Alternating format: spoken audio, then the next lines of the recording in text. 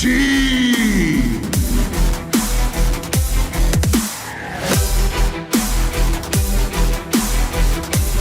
Inco Gaming.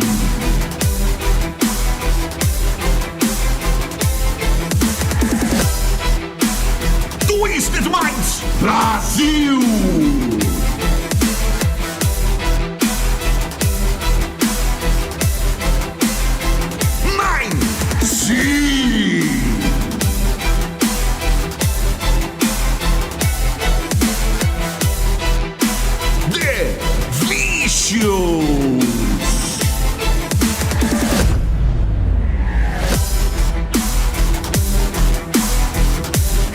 Furia!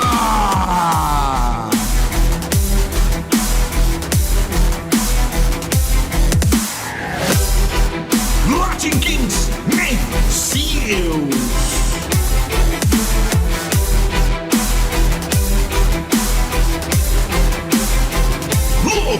Esports!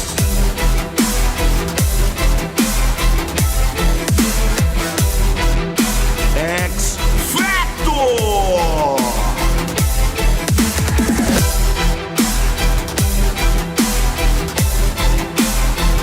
Influence ENG!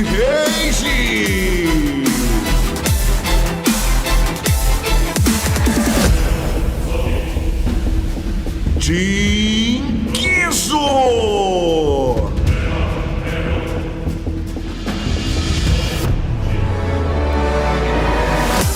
Intense Gaming!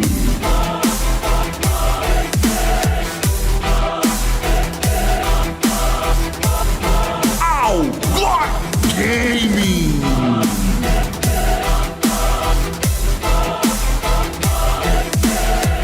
Furia Esports!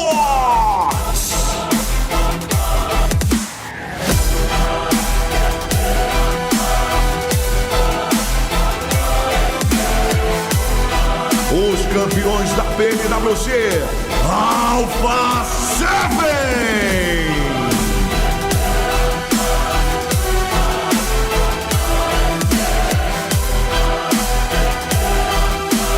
Os atuais campeões das Américas, Team Liquid!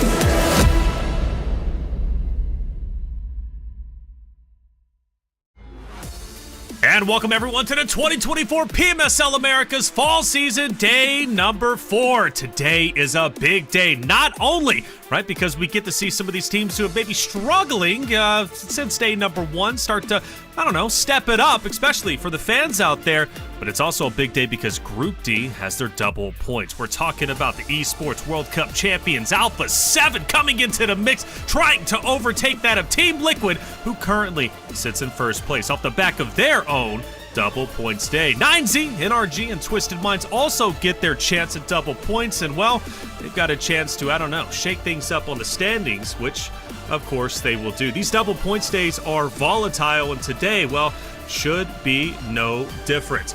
I'm your host, Taylor Reflections No, but I welcome you in, of course, to the fall season, this time with 7 and Enigma. 7, great to see you for the first time on the desk, brother, first time working with you. How's everything going? It's going great, man. Glad to be back here at PMSL Americas. I didn't get a chance to be here in spring, but we're back, and I can't wait to see. And you were mentioning too, double points. That's It's it. going to be interesting because we saw what the teams were able to do previously. It's diabolical, brother. You're going to love it for sure. And it puts the pressure on the 4 rosters competing for double points without question. Enigma, always looking great, brother. You've been here a couple of days already for the fall season. Now you return. How's everything going? It's going great, and for the most part, the double points have not been a disappointment so far. Obviously, we saw TL popping off with their games. I believe they actually won 2 matches, if I'm not mistaken. So I'm hoping the likes of our EWC champs, Alpha7, are hopefully able to replicate that sort of performance and give everyone what we want, a star stellar performance. Yeah, that was 2 maps on Miramar yesterday for Team Liquid, a total of 23 eliminations combined throughout those 2 maps. Absolutely incredible. They were on fire, and they earned their first place spot because of it. But we keep talking about double points. Let's get you caught up to speed on what it's all about. So double points is back, much like the spring season. For the fall season, it returns. We started with double points on Thursday, and today is Sunday, where Group D will be earning their own double points. Now, a caveat to this, Group B did not have a chance to play for their double points this week. Unfortunately, there was a power issue over at the venue, so they will actually be playing for the double points tomorrow. Make sure to join us at 5 Eastern Standard Time. But who is playing for double points? What is at stake? We take a look at our groups, and we've got the good old Alpha7, 9Z, NRG, and Twisted Minds joining into the mix. 7, there's been a lot of questions about Alpha7's performance throughout the previous 3 days. Now we enter into day 4. Double points, they're not going to waste it. It's early. It's very, very early for Alpha7. With Alpha7, I mean, we kind of seen this in the past, right? We even saw it last PMSL during spring. Sometimes they tend to start slow, but then when it's needed, they end up showing out. What's impressive so far about Alpha7 is we're talking about this team currently being in top 7 position. Guess what? Rebel's still popping out. Rebel's still being able to get a lot of eliminations, which that's scary for a lot of the other teams, because as soon as Mafioso, as soon as Carrillo and McGrellin start popping off, then it's going to be a completely different picture on that leaderboard. Yeah, Revo, he was the first one to break 100 eliminations during the spring season. I believe he finished at the top overall standings when it came to eliminations, and he's inching closer and closer to taking that title once again. However, there is one player from Twisted Minds who's definitely giving him a run for his money. More on that in just a little bit. But day number 3 yesterday was incredible. It was. And Enigma, you mentioned Team Liquid taking those 2 maps, a total of 23 eliminations. They overtake first place, and they did so in spectacular fashion. They are now the top dogs. 220 is where they stand. Yeah, I mean, Influence Rage is roughly, what is that, 40 points back from them. All these squads really just let Team Liquid kind of run away with it yesterday. And, you know, it's not like we're going to give our flowers only to them. Obviously, Team Queso has put up a massive performance since the start of the week. And another big name that I enjoy seeing as an NA English broadcast talent is X Factor. They're in that 4th place spot. Obviously, they're at 146, but if my math's right, they're 3rd place in terms of the most amount of bonus points in this lobby. So X Factor really being able to show up on their day at least. Hopefully, they're able to finish the week strong.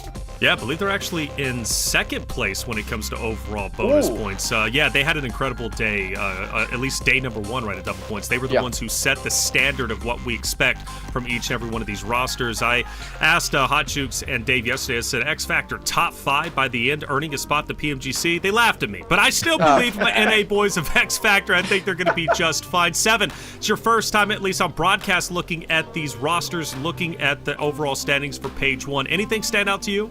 Oh, 100%. Twisted Minds is what definitely stands out for me. You can see them 0 bonus points for this team. Today is going to be the bonus points. I know everybody's currently hyped up for Alpha7, but for Twisted Minds to be able to put up the current limbs that they're putting up, they're 3rd place in regards to just based on amount of eliminations. On top of that, the placement points are there. I know we saw what Team Liquid was able to do yesterday with 68 bonus points.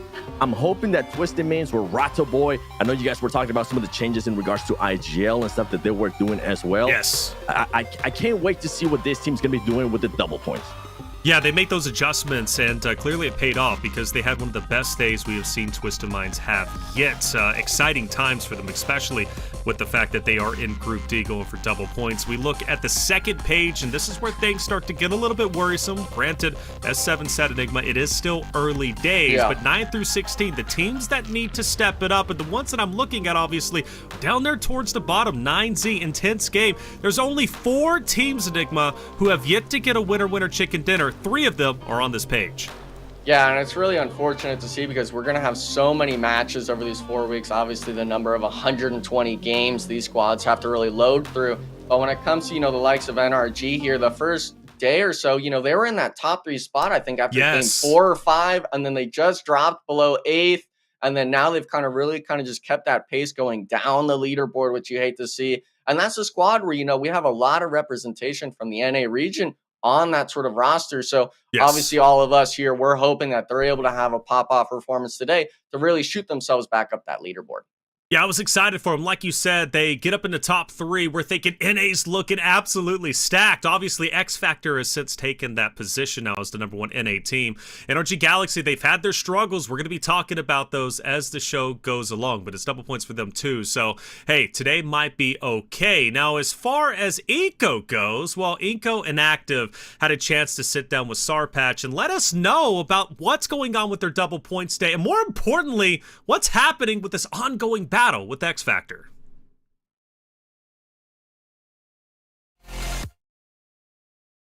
It was, especially that Sunhawk. That Sandhawk was just so bad luck. You didn't fire any weapons. I mean, it just didn't come out as we were expecting, I guess. Give me a bit of a roundup. Well, about the Sandhawk, it's just that they win the drop. I mean, they landed first, anyways, or we landed downstairs or we landed on top of them. And I mean, we had to go down because they already had gone, they already landed first. It would have been 3 kills, and it was anyway, so just luck. We hope next time to drop better and win the fight. It doesn't matter if it's double or not. We're just gonna keep dropping. You're not gonna change the drop spot. They already know. They already know they're changing, but you're not. I mean, they are changing whenever they have double points, but we don't care. We're just landing even if we have double or not. There's still 2 days to go. X Factor is still on top. Still 2 days to go. We can For now. catch, okay, but they had a better double points day than you guys. I'm just throwing that out there, okay? Don't, okay? I mean, it won't change anything at the end of the day. We will see how everything finish. That's what matters. Let's see first week, 1 week at a time, right? Yeah. At least you're still with us, man. That's the important thing. Hey, Thank you. let's go. Okay, Inactive getting real with us, letting us know double points or not, they're not changing up a single thing. Now, this big thing that we've been focused on, more specifically for Hot Jukes, he absolutely loses his mind every time this happens, this Ruins fight. Now, X Factor was the old Hyper roster. Of course, now they add in a new guy, which has been absolutely phenomenal in my opinion. But Inco yesterday got absolutely wiped and obliviated off the map. Now, one of the things that Inco is upset with, though, Seven, is Inco wants this Ruins fight, but when it was X Factor's double points day, X Factor didn't land there because they had lost it the day previously. They said, let's be smart about this. Let's make the adjustment. It's our double points day. Let's not risk it with a 50-50 fight off the rip with the team of Inco who just beat us a day prior. That ends up paying off. They get a lot of double points. In fact, they're the second most successful double points team, obviously X Factor. But Inco's upset with that. They don't want to change anything up. Seven, how you feeling about it? Just about the dumbest thing I've heard today, to be completely honest. And I hate that I have to do this on the first day, but come on, man, Inactive, how are you going to be doing that? How are you going to be saying that, brother? We even talk about this when we go to global events too. You want to stay away from those hot drops. You get 1 or 2, then after that, just readjust. Be able to adjust to what's going to be happening and how you're currently performing, because for a team that was able to get about 30 bonus points, that's not going to be enough, and you're currently lacking the fragging power, and that's the main issue that Inco's currently running into, the fragging power. I know they're currently combining the Brazil team between the NA team, and they might be getting a little bit more time to kind of adjust to their playing style and work out their chemistry, but you don't want to be able to do this on your bonus points. You want to be able to do what X Factor did, which was the smart thing. If it's bonus points, be able to adjust to it. Secure those extra points. Yeah, well, you know, we talk about constantly on a desk emotional teams, and emotional teams are great to watch because they're very polarizing. They can be on top of the world when everything's going great, but when things are going bad, things are really bad. Enigma, you as a previous competitor, you listen to Inactive say he doesn't want to change anything up. It's almost like running your head into a brick wall, constantly trying to break through, but nothing ever happens. They're not the Kool-Aid man after all. You as a competitor, what do you do if a teammate is being that stubborn? Do you try to change his mind, or do you just go with the plan? That's where you hope you have a sub on that lineup. You're going to be swapping them out and saying, hey, listen, you know, you got to cool off or something, because it's just like Seven World said, Inco's not having that cohesion yet when they're taking these fights. They're losing it off drop. I mean, that one, they got dropped on before, what was it, 2 or 3 seconds? X Factor landed before and was able to get every weapon on the map. So it really is just unfortunate to see Inco Gaming, a squad that we have a lot of notoriety with because of Vitali, because of Nenabete and Juancho, that they're even having someone say, yeah, you know, like we want to take this fight, but I got to give my props to X Factor, not letting their ego get the best of them. They come into their bonus points, which was at the start of the week, by the way, harder for some squads, in our opinion. We talked about it at the start of the week, trying to find their stride in bonus points. They're able to come in, play it safe, and ultimately end up with second most out of all the bonus point teams so far.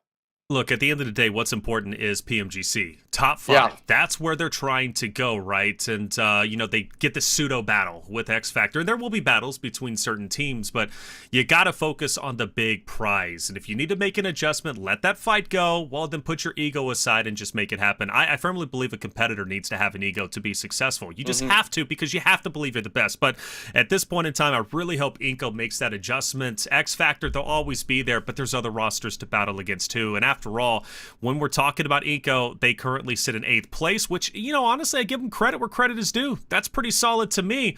But they're also 104 points away from first place, which is Team Liquid. All right, so they've got a lot of ground to cover, and they need to do it quickly. And speaking of ground to cover, let's move into our first partner team that is going to be playing for double points today, 7. That is Alpha7. Hey, they're looking for a big day.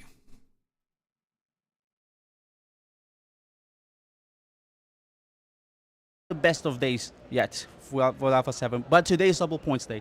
So today we have to do better now. What's the plan for today to change everything? Qual é o plano agora, né, para que dê tudo melhor?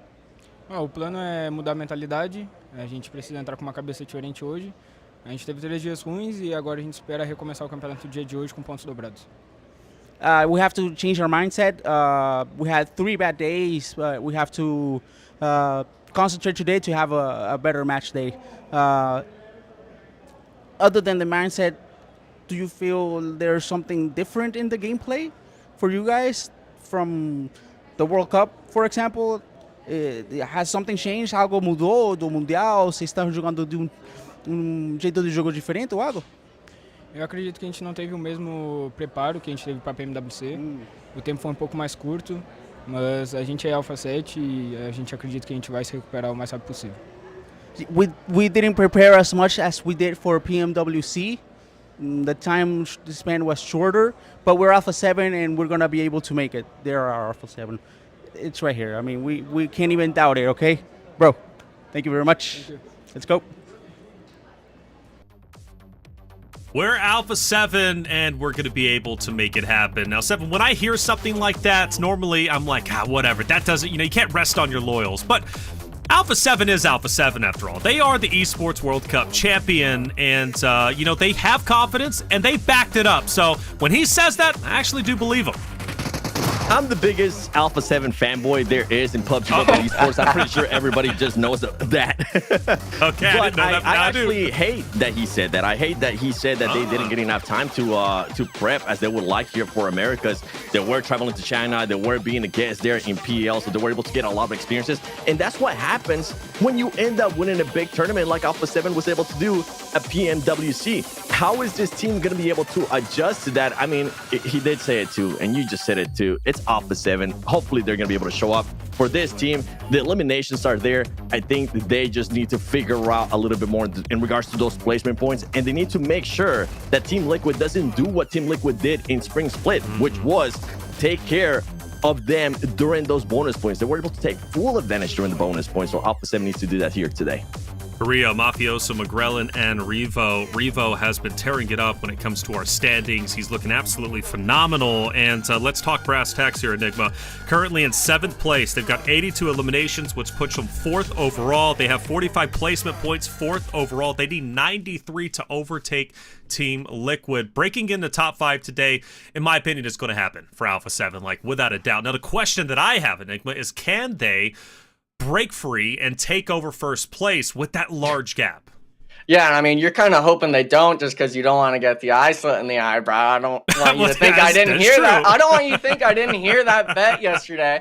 But for the most part, that squad, Alpha7, yeah, obviously we have high hopes for them. They are the reigning champs from EWC coming in. Obviously, there's Team Liquid, though. They're a counterpart, a lot of us like to think. But with this week, we're seeing a lot of teams like Influence Rage, Team Queso, and obviously even X Factor, they're above them on the list. New names kind of coming in here, maybe kind of throwing in that little bit of a curveball towards Sure. Alpha 7. But today's going to be the real tried and true test factor for the squad if they're able to adapt and overcome. And I really liked how Seven kind of put it that he didn't like hearing that squad didn't have that preparation coming into this tournament. But it's kind of that thing where, you're going to have to kind of choose your apples and oranges of what you're really wanting to do in your free time in between these tournaments. Because if you're winning a lot of them, you're usually having a little less downtime for you to actually be able to practice and overcome maybe issues you had in the past. Yeah, it's an interesting point because they even said they're not looking like themselves, or maybe they didn't say that, excuse me, but they said they haven't been able to practice as much. And, Seven, I hate that you're one of the biggest, Alpha 7 fans out there, because I'm just going to keep it real. They haven't looked like the Alpha 7 team that I've expected them to be. They were so incredible during the spring season. Like, they were tearing it up. Granted, they get second place, but they rectified that by getting first place at Esports World Cup. An accomplishment that is, I can't understate that. That is a huge and massive accomplishment, and I give them their flowers, but I expect them to come in now to the fall season and be just as dominant. They've been lackluster. I say that respectfully because they're currently in 7th place. So if you're lackluster, you're still in 7th place going into your double points day. Like, you're killing it. You're doing an incredible job. But there is hope at the end of the tunnel, and Seven, that is the fact that yesterday, game number 6 on Erangel, they get second place with 10 eliminations. Now you're thinking second place, what's impressive about that? But they look like themselves. They were making the pushes that they needed, or that I used to see from them. They were being aggressive, they were being confident, and Team 7 appeared to be scared of them for once. Yeah, the thing for Alpha 7, at least from what I've been able to see so far on these previous days, is I'm glad they're still being able to get eliminations whenever they do end up exiting very early on. They did have some 0 performance matches where they ended up with 0 eliminations. I think it's 3 during day number 2 that they ended up playing. But for this team, they need to just narrow down what they're going to be doing. I mentioned earlier, Revo's still popping off. Revo's still putting up numbers for this squad, which is great to see. We know that they can have those pop-up performances, that they're capable, as you were just mentioning, in Sandhawk, they were able to put up that second place, 10 eliminations. For this team, it comes down to those bonus points, because you can do all of that, right, and end up in 7th place. But if you don't end up taking advantage of those bonus points like it is for today, this team is going to be quite scary. And I mean scary in a bad way. That's right. They could be scary, but also it could answer a question of, are they truly the true form of Alpha 7 that we expect them to be? And we'll find that out today, of course, right? And Dave and as well as Hot Jukes were very clear on that. It was like, well, we're not too worried just yet, but if their double points day today doesn't go well, now you start raising the alarm bells. Is this roster going to be able to perform and potentially get first place? After all, top 5 again is where they need to be. That's the important thing for PMGC.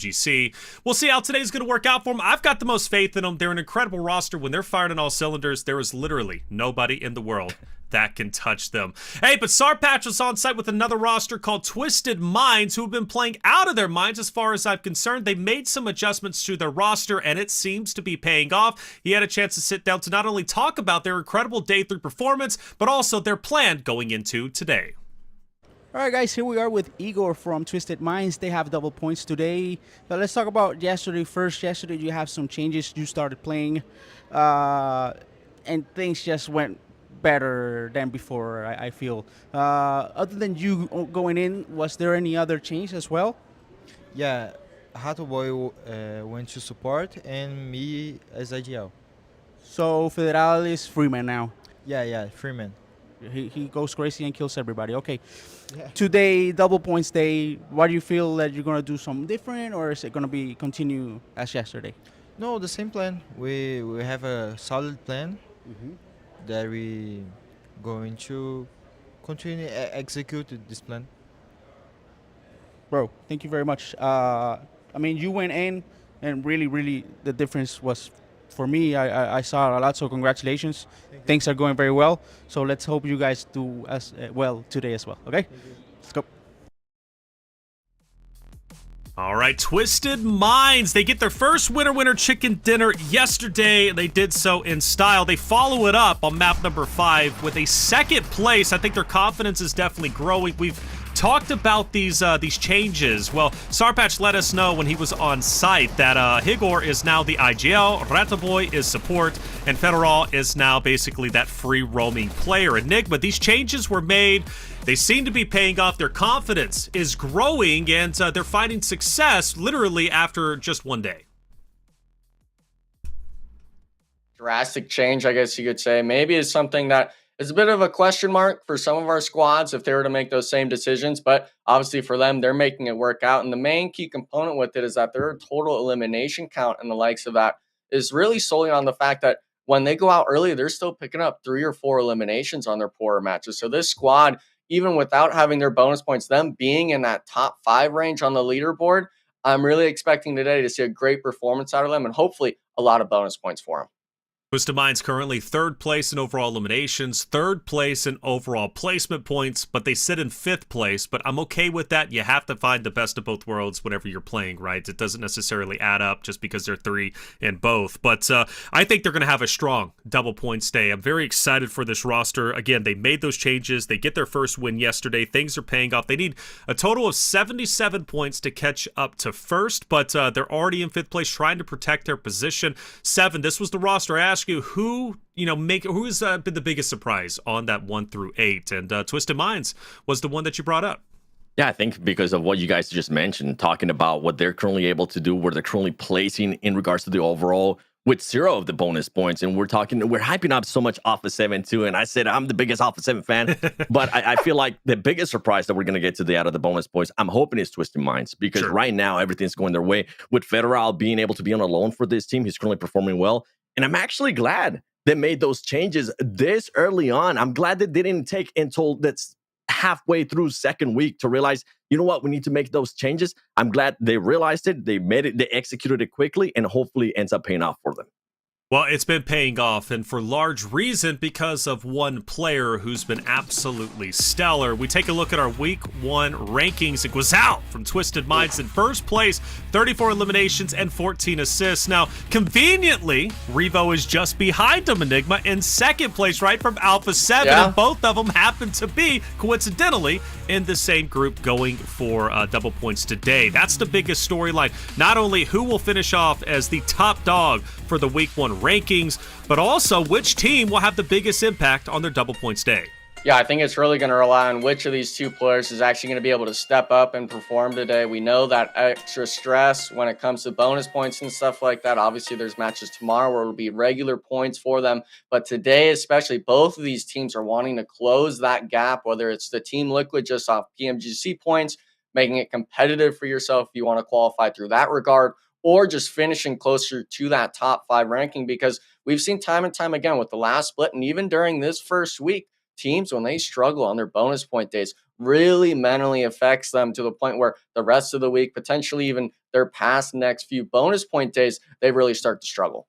Look, double points days have to go well. You only get 4 of them, right? So you cannot afford to be lackluster on the day that is most impactful for your fall season. All 4 of these rosters need to understand that, and no one understands that more at the moment than that of NRG Galaxy. In a roster that we hyped up in the beginning, we talked about it at the top of the show about how well they've been doing, 7. I mean, they were just phenomenal. Top 3. They were the top NA team at one point, and they were even gunning for 1st place. But ever since then, they have taken a big step back. They're currently in 13th place. They're in 9th place when it comes to overall eliminations. They're in 14th place out of 16 in overall placement points. They need 131 points to get into 1st, but more importantly, 7, I think their main goal is to break in the top 5 with only 54 points needed. Oh, man. I'm going to try to be nice here to NRG, all right? Because we have seen, we kind of highlighted already Team Liquid being able to take advantage of those bonus points. We also highlighted some of the other teams being able to take advantage. But then we also have the opposite of that, which is, for example, VIP Esports. They weren't able to take advantage of those bonus points. They're vicious too, and I really love what Enigma was able to kind of mention there in regards to, you gotta take advantage of this bonus points. You can maybe suck one day out of the week, but don't let that day be during the bonus points. And for this team, they have so much experience. They have 24K, Casper, Fate, and Spec. This is a team of high caliber that can definitely stay up there. It just comes down to narrow it down what's currently going one with this team. What's been going on with PUBG Mobile Esports, especially recently, not just here in Americas, but globally, is they're focusing a lot more on fragging power. They need to figure out who's going to be the fragger for the squad. They need to make sure they put him in a great position. And also not just for him to be able to frag out, for the rest of the team to start fragging out as well. Well, it's powerful you say that, and it makes sense because, again, when you look at their eliminations, they're in 9th place. Now, that's nothing to write home about, but it's a lot better than their placement points where they currently sit in 14th. Positioning has been the downfall of this roster, Enigma. It's something that I've noticed time in and time again. Not only if your positioning's bad, right? You're not able to get the slays that you're wanting to get, right? Yeah. So obviously that's going to affect your performance. But more importantly, you're not able to get to those final zones to get those valuable points in placements. And also those eliminations that just happen to come your way from third parties. Yeah, and I mean, you said it best yourself. 14th in terms of placements out of 16 in the lobby. That's not something we ever want to see. This is obviously our NA team coming back from last split. They were bottom 8. All of our NA teams were bottom 8 last split. And J7, in his interview day one, we all remember, was saying, yeah, we're aiming for that top 8. We're wanting to be one of the top teams on the leaderboard for NRG Galaxy, representing that org, representing that name, and really putting NA back on the map. But as of right now, after day 2, day 3, they've really fallen off the horse, I guess you could say, even when it comes to them taking those initial gunfights, losing them, maybe even 2 or 3 players, even if they were to win it. Not stuff you're seeing out of the likes of Team Liquid, even Alpha7 and those squads up above them. It's really a concerning sign, I guess you could say, with NRG not actually being able to really perform on this first week. Well, we had a lot of questions about 24K. This was his first LAN. How well would he do? Honestly, he's done a decent job. I've been very happy with him, especially off that day one. They've just got to find themselves again. I feel like there's a mental block. Something just isn't clicking right for that roster. Do they need to pull a Twisted Mind strat? Change up their roles? Maybe. You know, this is the time to do it, especially this early on. You find yourselves this early. Now you've got 16 more days to complete, and who knows, maybe you do finish up towards the top. Again, top 5 is the goal for today. First place, get it out of your mind. Get the 54 points on your bonus points day so you can get top 5. And now we start the conversation about who is the top NA team out there. The last team, though, going for bonus points is 9Z. And this team, much like NRG, they've had their struggles. They currently are down towards the bottom in 15th place. They're 15th when it comes to their eliminations. They are 15th when it comes to their placement points. So they're the only roster that truly represents where they're currently standings in their overall elimination and placement points in 15th. They're a roster that just, 7. I don't know really too much to say about them outside of they're just struggling. Oh man, seeing Choco there, send a text as well. This is also a veteran squad. This is people that have been playing PUBG Mobile Esports for quite a minute. One thing that I will give a little bit of credit for this team, if we're kind of comparing them in my mind a little bit to what NRG's been able to do, is that at least for 9C, this team has been able to already get a chicken dinner. So they know what it takes to get there. They need to be able to double down on, they need to go back to that game, see what they did, see if it was maybe the circle that blessed them, whatever the case was, and try to duplicate that again. Obviously, it's going to be very unlikely for them to get a chicken dinner here today with what we were talking about earlier with Twisted Minds, with Alpha7 also wanting to take advantage of this bonus points. But if they can at least secure some top 7 situations, start letting their teammates frag out, that's where you want to be. You don't want to end up with a 22 points on their bonus. No, you do not. And I think we've had teams go even lower than that, which is quite shocking. I'm glad that you brought up that winner chicken dinner, though, because it was yesterday. And now they're going into day fresh with that confidence. They win on Erangel with a total of 11 eliminations. That's a big game coming from them. It wasn't gifted by any means. They earned it. So it does show, Enigma, this 9Z roster, they can win, but they've just got to find a way to do it consistently. Yeah, for the most part, they got to replicate essentially X Factor's performance, getting those bonus points going, because we remember X Factor at the start of their day, they were bottom 8. They were able to shoot up the leaderboard into that top 8 position. I believe it was 5th or 4th. They ended after their bonus points day, and then were able to hold that afterwards. So this squad, of course, 9Z is really looking to replicate something, at least minimum, going into the top 8, or else you, coming out of today, if you're not in that top 8, you're going to be feeling horrible. Yeah, to even put it into perspective even more with X Factor, they were in 12th place going into their bonus points day, and they finished up top 4. So a miraculous comeback. It just comes to show once again, double points day, they matter. You got to be firing on all cylinders. Well, there it is. We've set up the storylines. Chat, get loud. Let us know who you think is going to have an impact today. It doesn't even have to be one of the teams from Group D, but if it is, please let us know who's going to have the biggest day for day number 4. We're going to take a quick break. When we come back, map number 1 Erangel coming your way. And that's how it's done. Inco Gaming getting a nice elimination there. This is their last chance to put some double points up. Where's the zone going to go, though? Will it center up? No, it goes south. Wow, good, solid circle for pretty much all these teams. Oh, wow. Furia over here. Going to be on the edge, no longer in the play zone. Inco to the south, AGG to the east, and Team Queso to the north. So they're going to have to come up with a move and make it quick, because there is not a lot of room to work with here on their approach with a trio up, 3 eliminations. Final game of the evening here. Final game, and this is a big one here, especially for Alpha7. 7 eliminations already. This is looking dangerous. Looking at the rest of the lobby, though, you got Ayala, the last player for Team Liquid, is alive. He's dead center of the zone, so he might be able to sneak away some good points. Wow, we'll see how long just straight before. up sending it towards the water. Able to avoid the shots, not from 1, but 2 different squads. And it really comes down to their timing right there, just timing that move so beautifully. They're going to be alive, and they're going to actually be able to claim a spot ahead of Inco, surprisingly enough, on the shorelines of that inlet.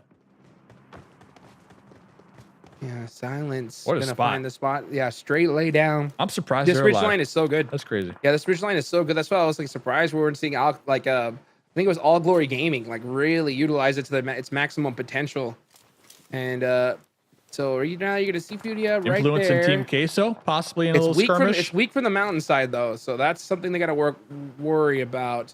Yeah, Inco is gonna be coming Inco? right behind them. A lot of fights right now about to happen. I mean, we are right on the cusp of multiple fights, Hachu. It's gonna pop off here, man. This is gonna be an exciting game. It is indeed. As team, I'm looking at Colgoat right now on the Up. edge, fighting it out with Influence Rage. Team that's in second place. Wow! Money. Team Queso, they're going to definitely fight this even harder, knowing that it's the team right above them on the leaderboards. Last chance to get some double points. Let's see. Can Colgoat finally start putting up some points at the last second? Going to go for that confirmation. Spots out Lil Boy. Uh-oh. That spray was a little bit off the mark there. Hopefully the nerves are not hitting him, as Milo needs to start pushing this on the Little Boy. Will that nade do it? Ooh, just off the mark. Wow. Colgo, surprise from the wraparound right there from Law. Wow, that's a misplay. Misplay from Team Kessel. You can see them kind of all over the place right now. Not really getting that synergy going. They do take out Influence Rage. That's 2 points on the board, but they need a whole lot more here. Yeah, and they did have one of the eliminations stolen from Twisted Minds as well. So points are just slipping through their fingers here on the final game of the evening. Hopping over to the Vicious. Just trying to survive a little longer. David on the rooftop. Saw moments ago with the M4 taking shots on Furia on the shoreline in the boulders. Looking at the circle. You called it Ayala, dead center, not moving a muscle. Looking for some placement points to end their double points day on a high note. Next circle goes up. Got 9Z NRG clashing at it. Alpha7 still up there in the north. Twisted Minds in a really good spot. But we got 3 teams in the south. And yes, Naya. Now need to make the move here, Hot Jukes. Yes, sir, and it's going to be a tough one for sure, especially for all those squads. Twisted Minds could have a good opportunity to get a good back-to-back performance here. Alpha7 are going to be able to play from the edge, and that's something that they are so good at. So the rest of this lobby needs to be mindful of their position, because I guarantee you, if they clear that top side out and have nothing to their backs, the whole lobby has to watch out. 9Z just backfilling right now. NRG, who were here moments ago. And Atexa trying to group up with their squad mates.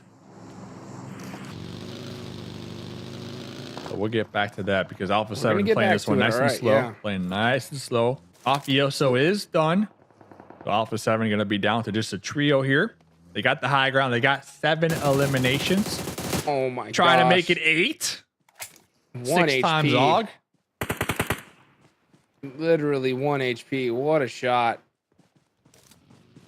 Does he spot that vehicle? He does. Oh my goodness. Gets the hit markers too. Crazy Are you aim. kidding me? That's on the old teammate too of Senadexa. That's 9Z. Done.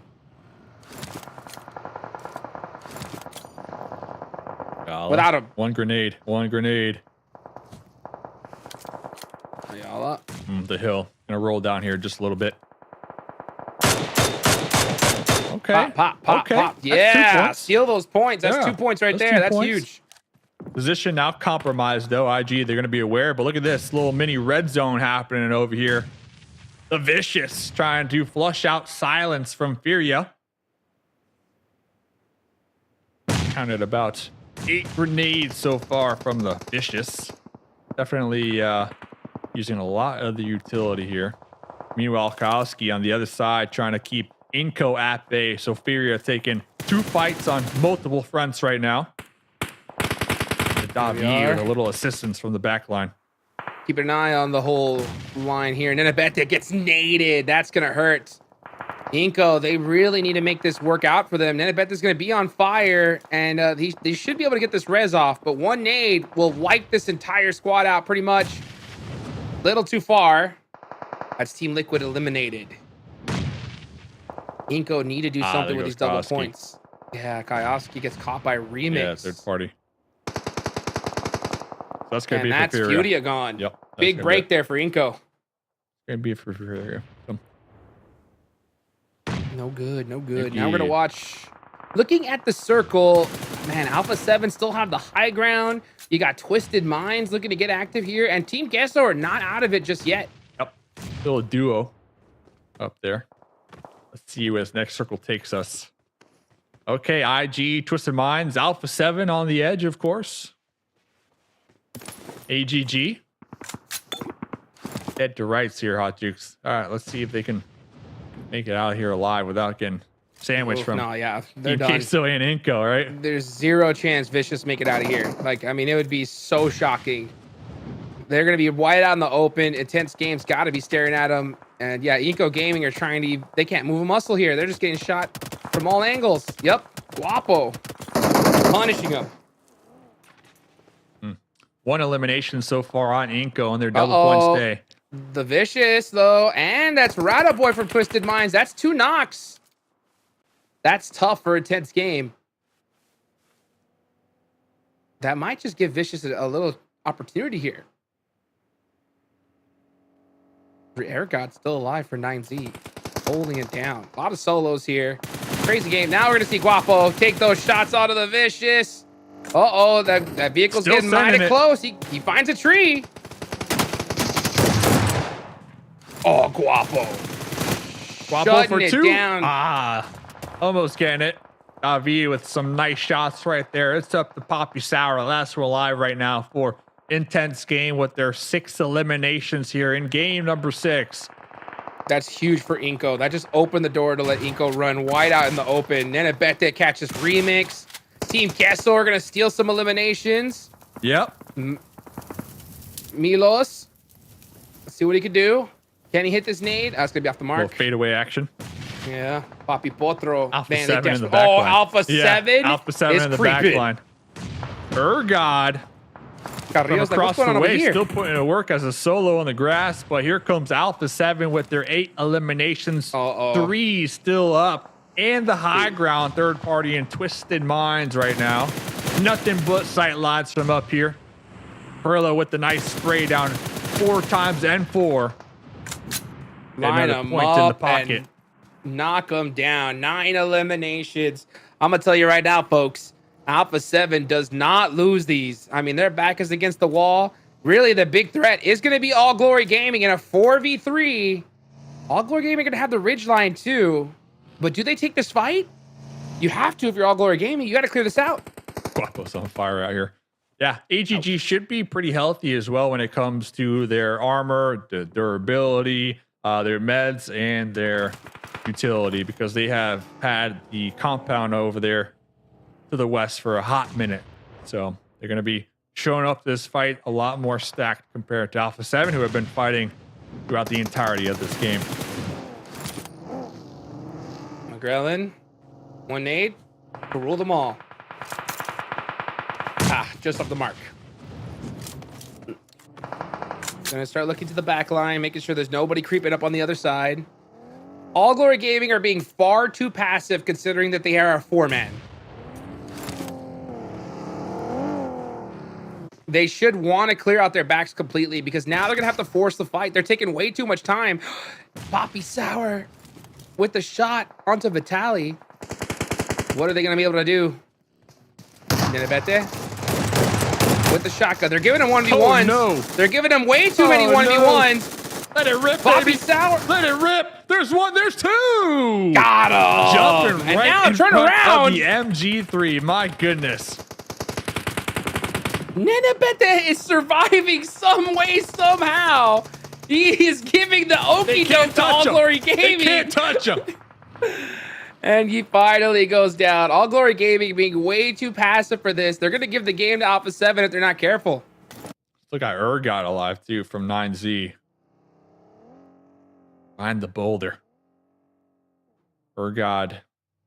Moments been ago. chilling. Yeah, moments ago, I believe he got one elimination. That's good. Yeah, that's good. You know, watch this unfold with the popcorn.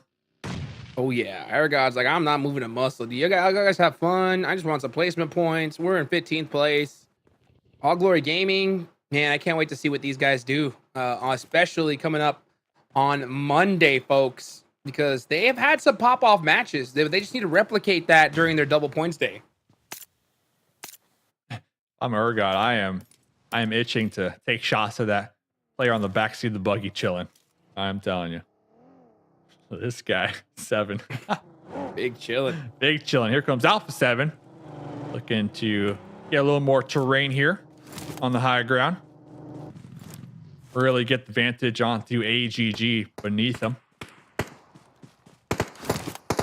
9 eliminations here this game. Their best game tonight. They're going to get more. They're going to get more. I mean, I seriously doubt they lose this. They have the high ground. They have the gun skill. All Glory Gaming is playing this very, very passively. I think they should have took it to Alpha7 on that hill.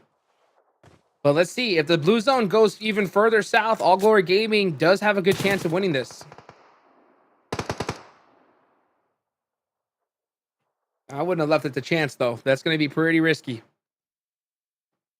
Uh-oh. Aragot has to move now. Yeah. That's not a good thing for him, but this could be a good shift for All Glory Gaming because Alpha7... Actually, no, Revo's still going to have that little plateau there to work with. Yeah, both teams have a care package that they... probably not Alpha7, but AGG might be able to scoop up that level 3 gear right in front of them. 3v4. 3v4.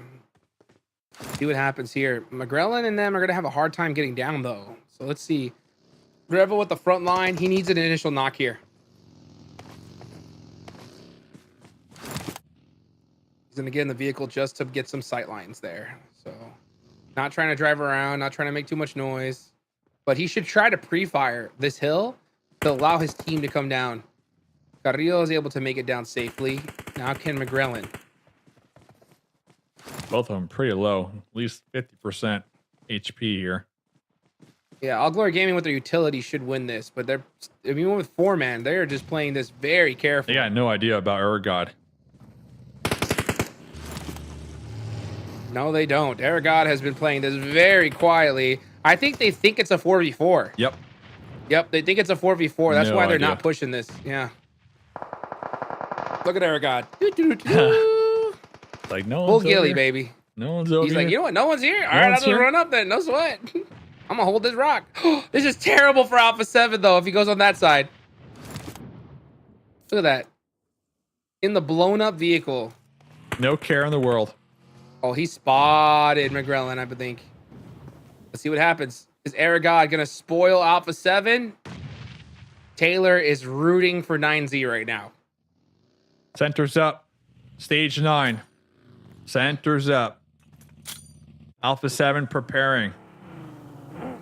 We hear the vehicles. We see the smokes. Doing their last minute preparations right now, Hot Jukes. Let's see. Nade goes on over in the direction of Aragod. Did he honk the horn? Did he? I don't know. No way. Let's see. I thought I heard a honk for a second. No way. Let's see what happens. Ooh, 7 with the level 3 gear. Fully kitted out. Level 3. Yeah, offensive smokes. Alpha 7 gonna have to make a desperation play. And they're doing the it. The nade ain't gonna do it. They got the center. They catch Aragod. They got That's the center too. There's no way. All Glory Gaming are not moving. This is bad. This is really bad. Alpha 7 is throwing all kinds of utility on them. When are they going to get active? They have they had the numbers. 7 now it's an even fight. With the DBS level 3 gear, now using the crate for cover. There goes another member of the squad from AGG. Goodness. 7 will be popping up with the DBS. 9, 7, 6 more slugs to go. Alpha 7 just not died, but AGG will be securing the final winner chicken dinner of day number 3, Hot Jukes. I know it was an awfully close battle when they had the numbers advantage and it was up against Alpha 7, but they got the job done with their 9-0.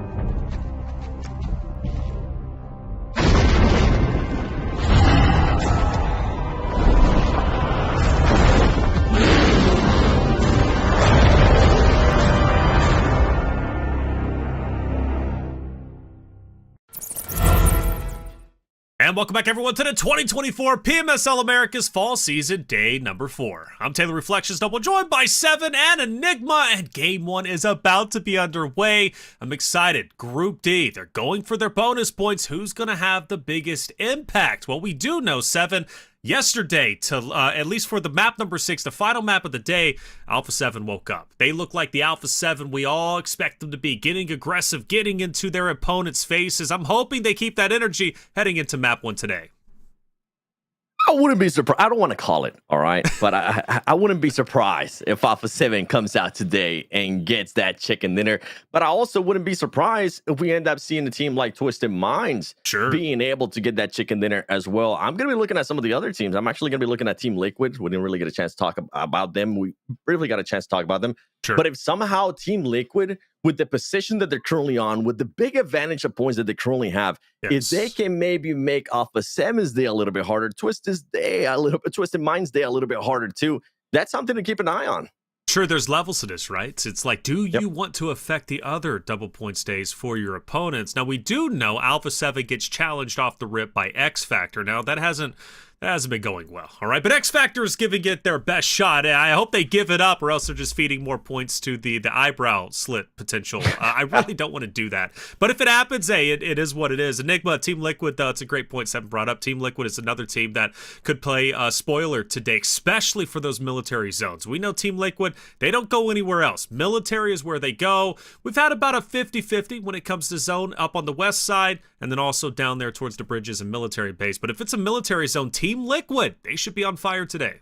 Well, I mean, we saw it in that second day of matches, I'm pretty sure, where Team Liquid, had that melee zone. It was right on that northern side of that South Island. They were able to really work into that zone. And yeah, it came down to like a 4v3, but they were ultimately able to secure that win for themselves. And for the likes of Team Liquid, I really like stressing this to Hot Chicks and stuff like that. I want to see these teams start, if they have good bonus points days, start looking at the other teams like Alpha7 and start griefing them. Make them have poor performances because those bonus points, they really do add up. All right, well, 9Z's another roster to look out for. They're on their bonus points day, and yesterday they got their first winner chicken dinner on Erangel, map number 3. They get 11 eliminations. They finished off the day, map 6 Erangel, with a third-place finish for eliminations. So you can say their stock is on the up and up. They're looking better and better, but will they look good today? The start of their Group D bonus points. We're about to find all that out and more. Map number 1 is underway. Chat, get loud. Let us know who you're supporting. 7 Enigma, take it away. And I'm ready to find out who's going to be getting this first chicken dinner. Is it going to be one of those double point teams? Is it maybe going to be one of those teams that are currently towards the bottom struggling? I'm looking at IG, 9C being one of those double team points. TK Navy, I mean, anything can happen here, Enigma. I'm not going to put you on the spot, but I kind of want to put you on the spot. Which one out of all the 4 teams that is currently having the double points, which one do you think is going to have the best day? Is it going to be Alpha7, Twisted Minds, NRG, or 9Z? Listen, I'm going to give the bias card in. Right now, I'm going to say NRG is going to start off strong. Hopefully, yes. I'm wanting to see them go up there. They're one of those squads that represents a very big name in the esports space, that being NRG, Galaxy, and the likes of them. And they have the talent, like you said, having Casper, 24K, Fate, Spec. They even have J7 in the coaching role now. So that squad, they have the pieces of the puzzle. They just haven't been able to put it all together just yet. And we saw a bit of greatness at the start of the week, but now is really the tried and true test of, can you perform today? Because you're not wanting to have those 20, 30 point bonus point days. You're wanting to be up in that X Factor Team Liquid range, 50s, 60s, maybe even having the most 70s if you're really to have a pop-off performance like that. But you have to go game by game still, 7, and it all starts here. Hey, with this first circle that we're getting, I mean, I'm going to be looking at NRG. They're going to be in Primors. This team, if they can loot up and if they can somehow manage themselves to get into the center of the circle, not only could they maybe end up securing some placement points, but they could also end up securing some solid eliminations. We were wondering if we were going to be getting this hot drop again between X Factor and Alpha7. It's going to happen again. It's been going to Alpha7's reflections right now, currently trembling his eyebrows. Oh man, they might be on the line, because if Alpha7 is able to secure this points, it is not going to be just any regular points. It's going to be double points. Yeah, I mean, 4 eliminations off the rip. Everyone's landing on this close side. They're not spreading out and handing it over to the likes of them. But Alpha7, they've kind of dropped a little bit better. Havlik not even able to actually loot inside the building. He has, what is that, a machete to his name, and the rest of the squad, they're struggling to take the fights, but Revo finding the first one, able to get a pump and vector off rip. And for the most part, we're seeing Alpha7, yeah, they're full sending it down or out, but wait, McGrellan's kind of lost. They're giving the freebie over. 1-for-1 trade here, 7. It's looking pretty close still. It is looking a bit close there, and I love that Havlik. You know what? He decided, I'm going to secure this point for us. I'm going to make sure that maybe in the future, Alpha7 starts rethinking this, even though it won't end up happening. But Baton currently being in a corner between Revo and Mafioso. Who's going to be taking up this fight? The shotguns are going to be coming out. Here it comes out. Mafioso gets knocked. Revo gets knocked. And guess what? We were wondering Alpha7 was going to be taking advantage of this double points. No. X Factor wants this, boys. X Factor wants to save Reflection's eyebrow. Yeah, I mean, for the most part, it's just solely Baton there. Getting 2 with 2 pump shots. Havlik now, he's trying to put the pressure on Creel. Actually looks like, oh, wait a second. Oh, no, 7. You cannot be having that in the building. Havlik getting knifed by Creel. You hate to see it. Now, still, though, you don't expect Alpha7 to be winning that engagement. Knife versus the UMP. But X Factor, to everyone's surprise right now, coming out on top on the squad wipe. X Factor, a team that's a bit of an outlier for me currently, where they're sitting in the leaderboard, being able to secure that, but they do end up losing 2 players. If I'm currently Team Liquid, if I'm currently one of the teams that is above Alpha7, I'm smiling, I'm chilling, I'm so calm because of what just happened. And if there's any way, you know what? Carrillo right now, he's going up to the admins. He's saying, does that elimination with the knife, can we count it for, like, instead of double points, can we count it for like times 7 points? Yeah. I mean, I'd be giving it to him at that point. Come on. I mean, when was the last time we really saw a melee elimination like that where the other player has a weapon. I'm pretty sure Kavlev, he had, what was it, like a P92, one of the 9mm pistols on him. So really tragic stuff to see, and that's mostly on that X Factor sort of fight. But we're gonna get the replay right here. 7, look, the first knock, Revo catching him on the cross, first elimination. But this is the part where it kind of went wrong for Alpha7. Havlik getting a freebie, and it really came down to 2 players in this building. 7, neither of them got a weapon, but this is where it all changed. Baton, 2-piece with 2 pump shots. Obviously, this is a bit of a meme situation. We can laugh it all the way to the bank. I'd be looking at him on the stage still. But X Factor winning the engagement off drop, and that's one of the hardest spots to fight in Lipovka, that southern edge, because it's so hard for you to move through those buildings. Really nice stuff to see out of that squad. What do you who do you think is currently winning the stare contest between X Factor and Alpha7? Do you think it's gonna be Carrillo just eyeing at the player that he ended up knifing, or do you think it's gonna be X Factor just eyeing at Alpha7 saying, hey, I bet this is not what you were expecting today on double points? I mean, I'd really be giving it to Alpha7 because you're still not wanting to stare down the EWC champs. They were second last, but you know that's not something you can really ride home and really discount if you're an X Factor fan. But you know, when you come to this lobby, we talked about that confidence going against these other teams. X Factor showing that even with it being one of the top squads in the lobby, they're not afraid to take those engagements, and ultimately it allows them to win that fight off the drop. And for X Factor, I mean, for the upcoming, we're currently seeing VIP Esports, but I kind of want to continue to talk a little bit more about that hot drop that we just saw, because you mentioned it. Big confidence is going to be a big thing. It wasn't just any team, it was Alpha7.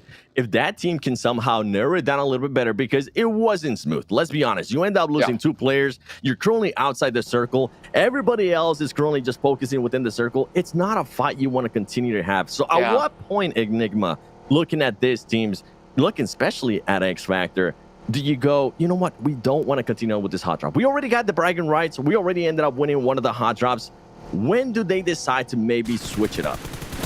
I mean, it's mostly just a matter of who's winning that drop. And if X Factor is winning it, even if it is 2 of them getting eliminated like we just saw, I think you still take that, because at the end of the day, Alpha7's walking away with 0 points on their bonus points day. And I'd really like to bring it back to that idea of, you know, they lost 2 players, but in my mind, it really was only 1. If they were to play that last sort of initial elimination correctly, they should have had 3 players still alive in that 3-stack building. But X Factor, hopefully they'll be able to kind of learn from that mistake going forward. But that squad, they've been a fan of going for some of these fights early, and they've been winning a lot of them. My question mark for that squad has always been the late game. They played too big of splits, or maybe they're just kind of disconnected on ideas they want to play. But that squad now, with these sort of fights they're taking, I'm enjoying what I'm saying, because it's not against the likes of 9Z or Intense Game that are near that bottom part of the leaderboard. It's against the people right next to them, and that allows you to still propel yourself, even if it's only 2 or 3 points, just a little bit higher in front of them. And I'm really happy that you bring up that late game in regards to X Factor, and we can actually expand on it a little bit more, because the biggest reason why I was personally saying I feel like they're a bit of an outlier, because if you take away those bonus points that they got, man, their placement points are absolutely horrible. They have a lot of teams below them that have a lot more placement points. Right now, X Factor sitting, before we started this match, they were sitting at 22 placement points, and that's not where you want to be. Yes, bonus points are amazing. Good job. You currently have one of the best bonus points day out of PMSL America's fall split, but you don't want to end up with those kind of numbers. It's going to get you absolutely nowhere, especially when everybody ends up getting their bonus points in. Yeah, and the placement points, it's really a tried and true test of who's getting the eliminations throughout the match. And usually, you know, when we think of teams getting placement points, they get more eliminations, but it's kind of 2 out of our NA squads that are competing here. I got to throw NRG in that mix as well, of these sort of placement points are not coming together at all. It's only these early engagements, and maybe it's the luck of the zones or whatever else they're able to get the positioning now. But these squads, at least for the NA side, they're good at these team fights, but lacking that late game. They are lacking the late game, and you know who's currently not lacking the aggression? Loops and Team Queso, because they're going to start getting into a fight. Great cover there by Mila, being able to secure that trade and going to be able to pick up his teammate, which is good for Team Queso, because they ended up losing a player very early on. And guess what? Loops, with this push, a little bit too late. You would have liked to see that back up a little bit earlier, and now you got to be careful, because you have Twisted Minds on the horizon too. Very close, looking at what you're going to end up doing. Yeah, I mean, this southern building is just an absolute disaster for Team Queso to give up. Twisted Minds looking to fight it, but wait a second, 7. There's Inco Gaming now coming in. Everyone's hearing shots, and everyone's wanting their piece of the pie with the points. Nenabete looks like he was able to find one player lacking on the edge. I think that was the Loop solo.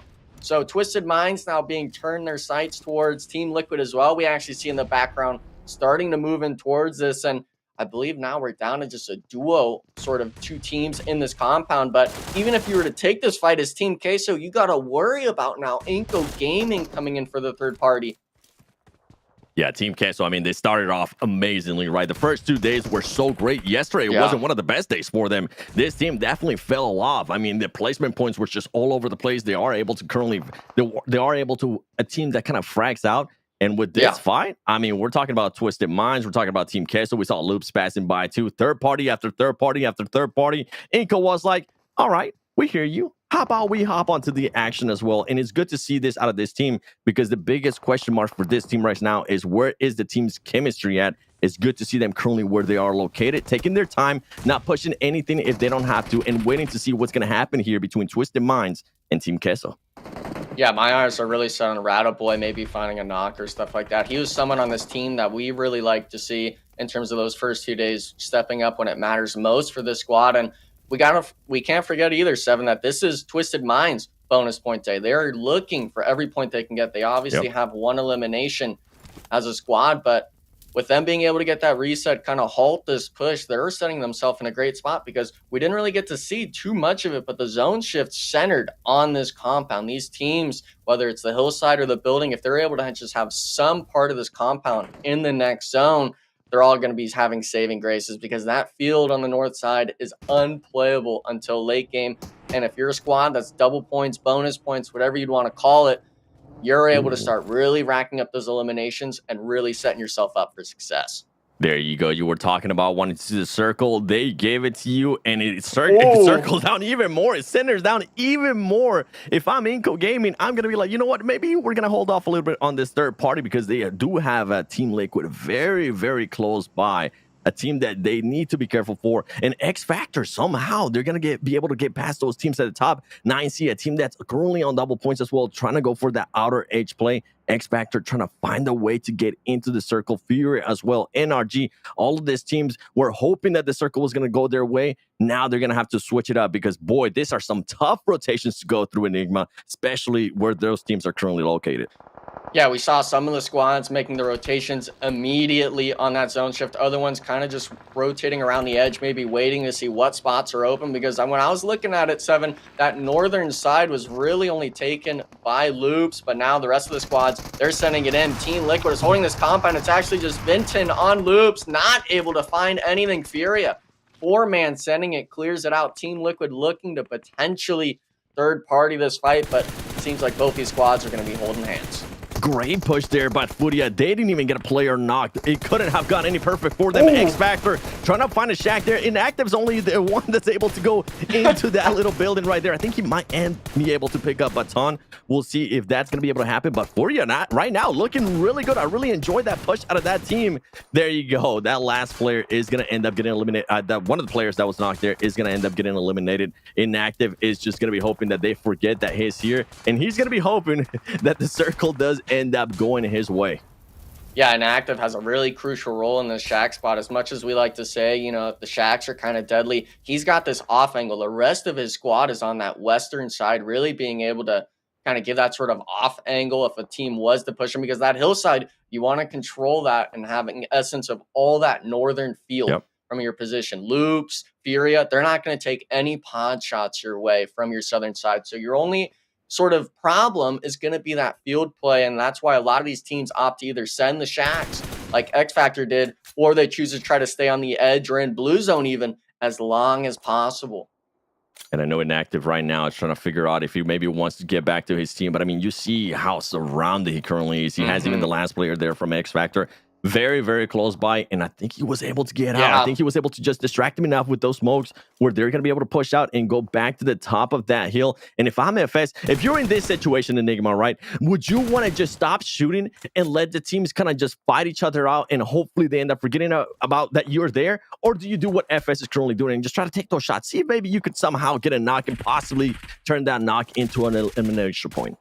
I think you got to play loud a bit, but definitely not Okay. be peeking like how he is. You got to be kind of just shooting your gun into the ground, you know, making people think that, you know, maybe there's more than one player in the shack with you. And look at that. He actually got the shift. It goes up to the right in the zone, northeast side. Inco Gaming, that was a squad that had the hillside. They actually have a pristine spot in the zone. If they're able to hold it, really potentially able to kind of accumulate a lot of these elimination points. But we've got the likes of NRG, we've got the likes of AGG. They're having to make their way in from this western side. And it's a matter if they're going to that compound we saw earlier, 7, or if they're going to go towards the bridge. Yeah, and I was thinking back. I was just so focused there on FS. I was like, okay, you know what? You were being aggressive there earlier. Stop doing that. Team Queso's going to get caught out in the open here. The tires are popping. He's going to be just in an awful spot, and somehow he still survived. Okay, there you go. I was about to say, man, is this dude Neo from the Matrix? Because there's just so many bullets going past him over and over again. Team Queso now down to just one player, and if I'm Papi Potro, I'm going to be looking to do what the X Factor player FS was doing, trying to find a spot and hope that the circle goes your way, as we have Latin Kings versus Navy Seals here, trying to see if maybe they could get some angles on any of the teams that are going to be rotating on those open fields.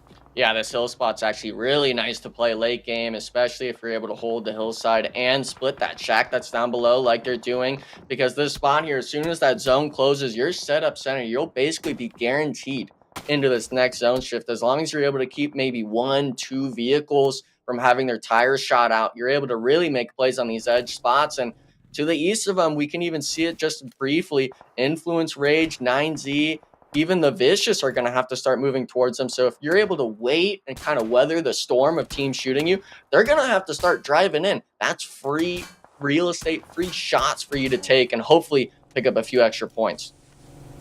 We'll have to see if maybe they'll be able to pick up those points, as one of the players does end up getting knocked. That smoke wasn't covering him enough.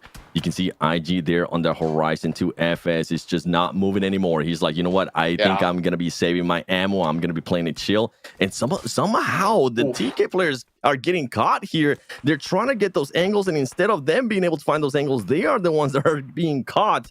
The Vicious, you were talking about them. They're very, very close by here. Hade, is he going to end up getting picked up? As Medion is currently getting shot. He's going to end up getting knocked too. And look at the push right there. And all of this sudden, a team that was in a great position gets absolutely outplaced. And Influence Rage says, you know what? We're going to be taking over this spot. But now Influence Rage is also getting one of their players knocked. Wow, that's just an insane timing from that squad. They probably would have sent that ridgeline with or without any of those knocks in the feed. And I really feel bad for, the Latin Kings, because the Vicious, if they were able to just hold it out maybe another 10, 15 seconds, they could have started shooting back those players in the field, because all of them were hugging hay bales. That's free eliminations on the next zone shift, but unfortunately not able to last long enough. And now NRG, they're in the same sort of distress spot, now having to find shots. But Furia actually looks like they're going to help out the NRG squad. Only one knocked. Fate trying to step up for his team and find this sort of retrade onto the AGG member. And it looks like actually another Furia knock in this fight. So NRG really getting blessed by the saving graces of this team. Now, they do have 2 players knocked, 7. They got to make it in. Actually, AGG is going to be wiped to play zone. So NRG, if they can get the reset, they could potentially have it back up. But with Twisted Mind, they were at that compound 7. They're making their move now.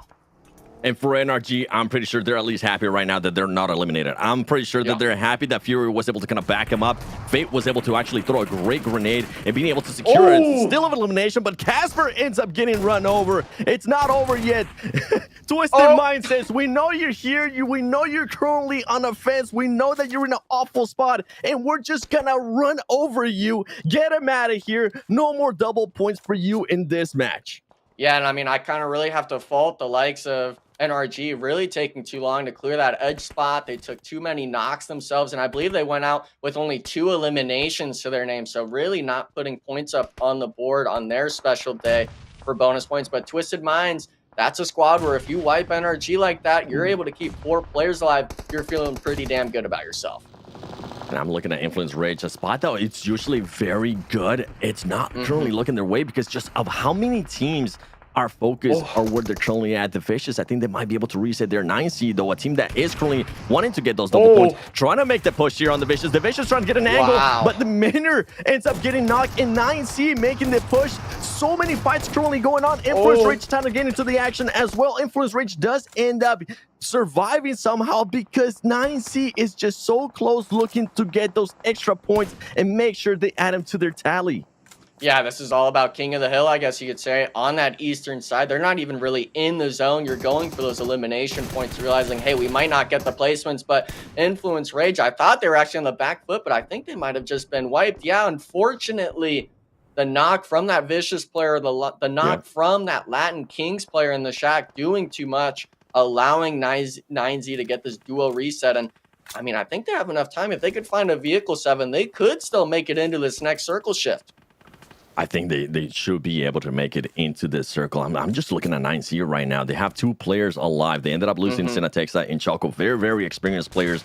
But right now for this team, they're going to have 5 eliminations to their name. They're going to try to figure out how can they possibly get out of this situation, because it is just such a tough spot to be right now. We've seen so many teams over and over again end up getting knocked, like it just happened there to Pedrinho. And it's just a tough position to be in. Somehow, is Aragod going to be able to squeeze in here? He should be able to maybe heal up a little bit more and then try to figure out that push into there.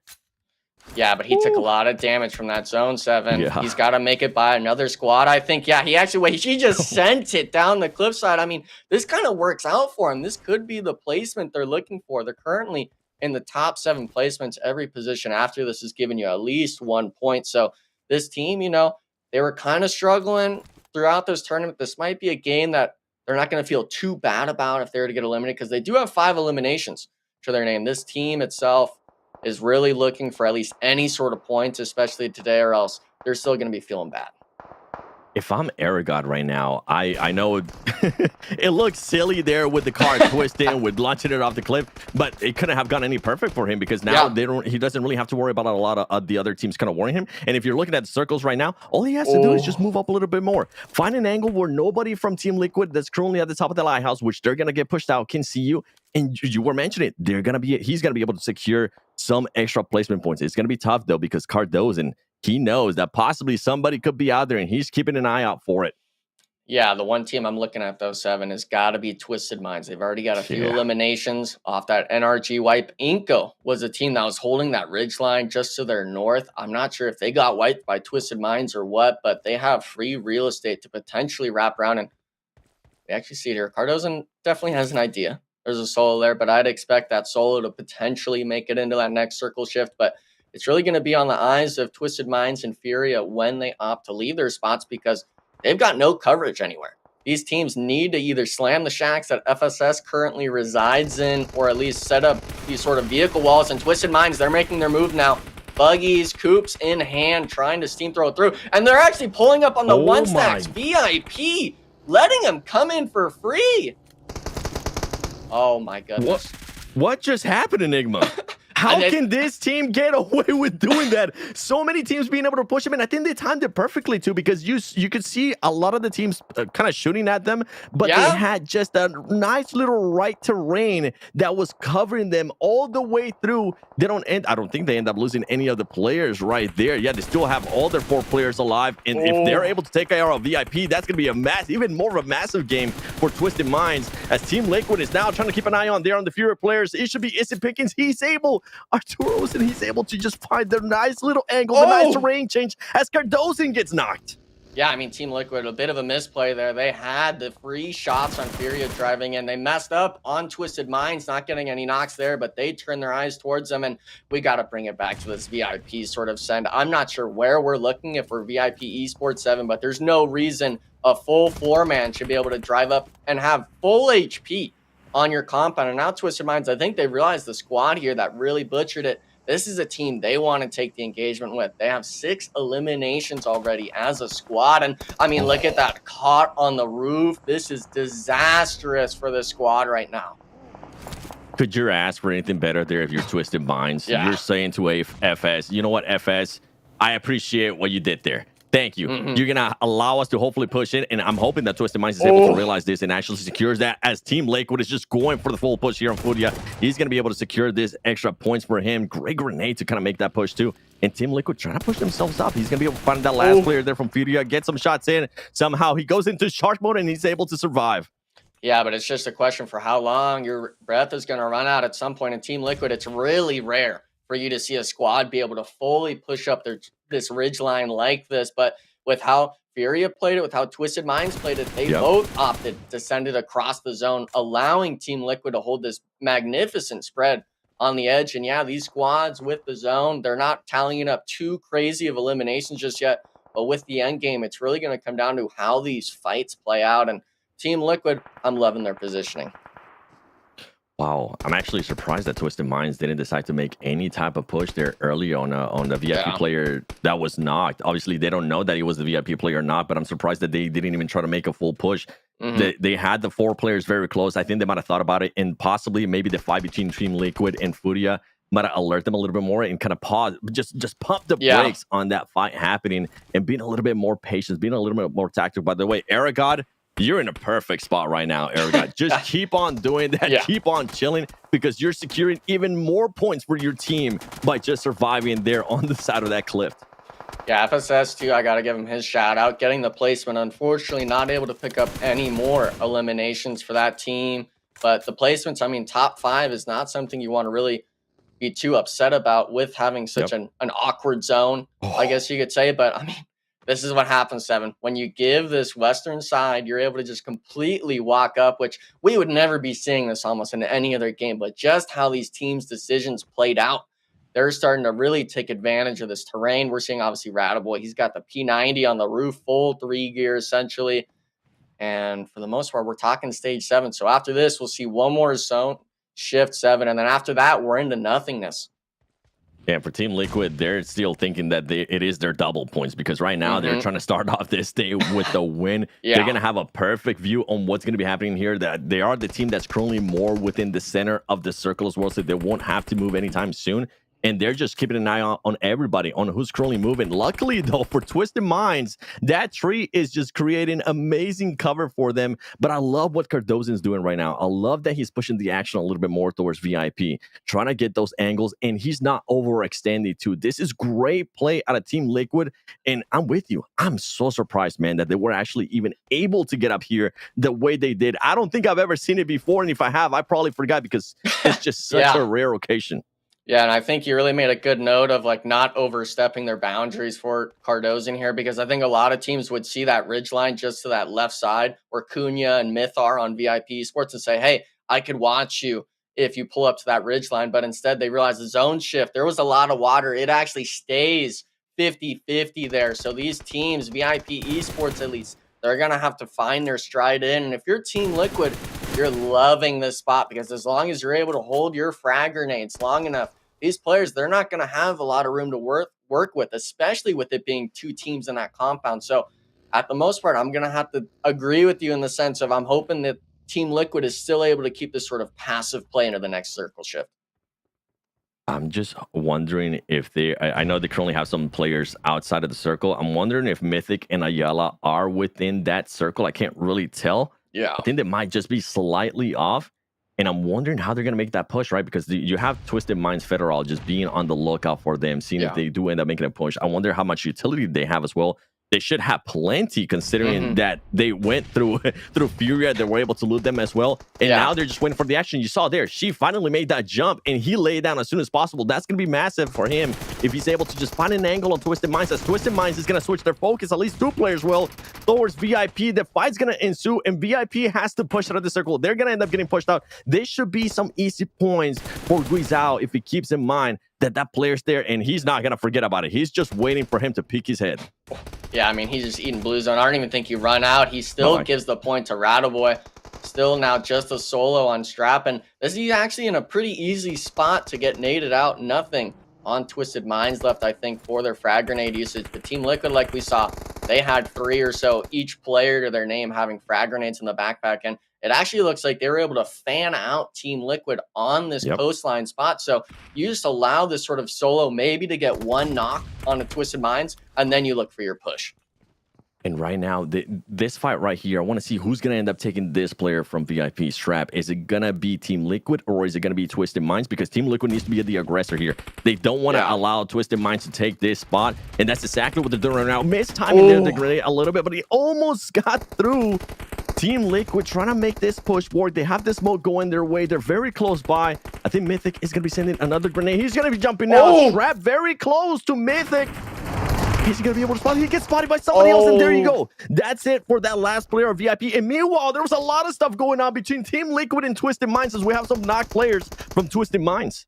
Yeah, because out he's trying to actually stick the reset going on for his teammate. Mythic, though, he gets knocked. Big nade damage, not getting it down. And I think we're actually down to just Ayala on Team Liquid. No, Cardozo off to the side, but he sees him through the smoke. One of them down on Twisted Minds, having to take the 1v1s essentially. And Rattleboy doesn't see him. It's down to a 1v2 now on the top side of the mountain here.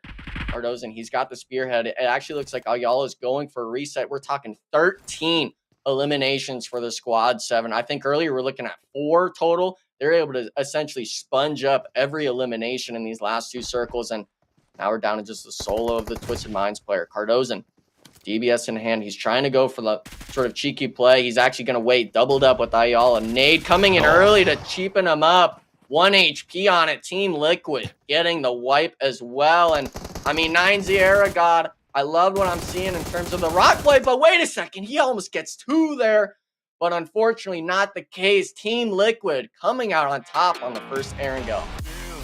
That's what you want to see. My goodness, what a fight, too. What a start to this. Team Liquid, everybody was talking about what is Alpha7 going to be doing here on the double points. Alpha7 ends up with just 1 point in regards to an elimination that they were able to get. This team, the way they pushed up, the way they were able to hold the angles, not overextend, just wait for the right timing. That was beautiful to watch.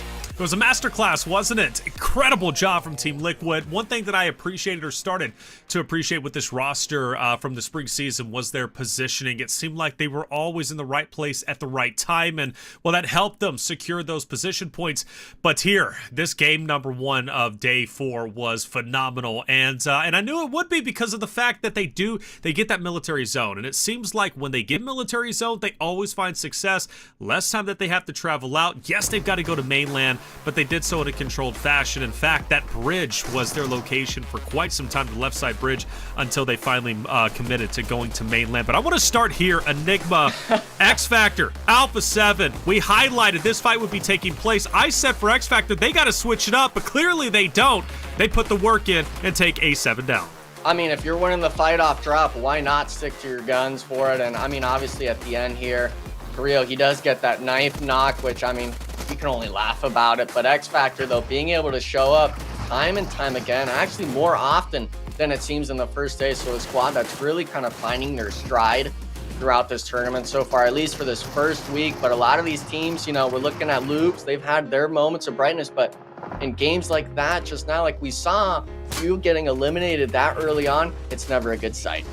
No, it's not, especially where Loops currently stands on the leaderboard. They've got to start stepping it up, hopefully lasting a little bit longer. Twisted Minds, though, car meta, it seemed to help them not only for securing kills, 7, but also for securing a top rotation in that final zone. One of the teams that fell victim to the car meta was NRG, a team that is on their double points today. They fall flat, much like Alpha7, with only 2 elims and 12th place. For Twisted Minds, they're not worrying about any of those teams. I'm currently looking at Team Liquid, but I gotta give props there to Twisted Minds' push up on this hill. I was absolutely shocked. If you could have seen my camera, I was full on emoji face because I was in disbelief of what was happening. Seeing that full roster just go across, somehow make their way up. VIP doesn't even try to knock anybody. They don't end up losing anybody during that push too. Sure. And for them to able to secure those extra points as well. Overall, though, Team Liquid's good. And 9Z, I mean, Air God, it ended up working out perfectly for them. he ended up securing a lot of placement points for this team. And boy, is it a team that needed those points, because they came into the day in 15th place. So they're going to be very happy about those 22 points going their way. Oh, yeah, they're happy, right? Team Liquid with 24, 9Z with 22, and then Twisted Minds with 26. That's probably one of the highest scoring games I've actually seen from our top 3, even going back to day number 1. Incredible job from Team Liquid, though. Their positioning was crispy all the way from start to finish, from military to mainland, and you got to give them credit where credit is due. They handled their business. I thought Twisted Minds actually was going to have a monster game. They do. I thought it was going to be even bigger, but unfortunately for them, they ran into Team Liquid. I remember watching 9Z for the longest time thinking, when is this last player going to drop Enigma? And he just never dropped until, obviously, Team Liquid had to push him. Yeah, and I mean, for those teams, for the most part, I mean, everyone else outside of those top 3, all single-digit points. And I don't think we've ever seen 3 teams being over 20-plus points in a match, so it's really nice to see. But this bottom half here, Taylor, it's really kind of a sight for Suarez, because NRG, we're looking at it, they had 2 elims, but the double bonus points really not capitalized still in this match 1. All right, well, let's see what the standings look like. Team Liquid will go from 220 now to 244. They extend their lead even over that of second place, which is Influence Rage. This is giving me spring season vibes, where Team Liquid Alpha7 were 1 and 2, but they had such a lead, nobody could touch them. While Team Liquid is now in a league of their own, as they secure a healthy lead over everybody else. Twisted Minds, though, 7, will jump up to third place with their massive game, already making Group D and their bonus points day look great. I'm hoping it continues for this team. They started the day there in 5th place, being able to jump up 2 spots right after the first game. It's going to be massive for this team. Can they continue on with that momentum? Because I know Alpha7, I mean, the bonus points were with play 1 match, 0 points there. And we'll have to wait and see there, because Alpha7 should have at least 1. But this team needs to react. I'm not in a way pressing a panic button, but I do want to see a little bit more out of this team. Not how you want to start. Obviously, a hot drop, anything can go between those hot drops. But for Twisted Minds to start off like this was one of my favorite teams to going into today, and I'm glad to see that they stepped up to the plate. Yeah, without a doubt, 9Z will also start to rise up, which is good on them. You think about where they started the day, right? 9Z was all the way towards the bottom of 15th place. They had a total of, I believe, 77 points, or at least that's what they needed. But regardless, or excuse me, 60 around there, they've now jumped up to 88. So good on them. You know, 9Z, a team that could very well, I don't think break into the top page, but at least get close and set themselves up nicely, Enigma, going into week 2. Yeah, I mean, it's all about starting yourself off strong in these bonus points. And I know, 7, I want to get your take on it for the most part. When we see a game like that, where, you know, it's a few eliminations, it's a few, you know, placement points coming out of this 9Z squad, are you expecting this team really to kind of have another performance like that? Or do you think it's still a little too shaky from the squad to perform well today? I'm expecting this team to try to mimic that game again. It doesn't happen if they don't get the eliminations. Whatever the case might be, if they can secure those placement points for this team where they were at the start of the day, they'll take any points that come their way. So if it's going to be placement, if it's going to be eliminations, whatever the case might be, they'll take them. I don't see, I'm with Reflections. I don't see this team being able to break between the top page. Anything can happen, though. I wasn't expecting Alpha7 to come here with a big old donut at the start of the day, only being able to secure 1 point. Yeah, it's tough for them, right? Alpha7, I know they're not happy with that, but just to cap off 9Z, we talked about their confidence building from yesterday. They finally get their first winner chicken dinner with 11 elims on Erangel. Now they return to Erangel. They start to look even stronger, right? Second place. You know, those placement points, especially on your double points day, they matter, and they can take you far, much in the case that it just did in this map number 1 for 9Z. Erangel seems to be solid. Miramar, Sandhawk, are they going to be able to clean up their act there? Well, that's a question only they can answer, but a great game 1 for a number of different rosters. And 5 more games to go, chat. Let us know what you thought about game 1, and were there any surprises that kind of shocked you? I know there were a couple, at least for me. We're going to head into break, but before we do, Sarpatch was on site with NRG's Casper before heading into map number 1 to get their lowdown on what's happening on their bonus points day. All right, guys, here we are with Casper from NRG. Casper, you got double points today. Doubly important. How do you think you're going to face this day? Well, we've done a lot of preparations in the past, like 2 or 3 days, and I think we learned enough from the past days, and we're more than ready for today. Any changes for today? What's the plan? Well, we just went over our strats, and I think we're well prepared for today. So we're just gonna keep doing what we've been doing.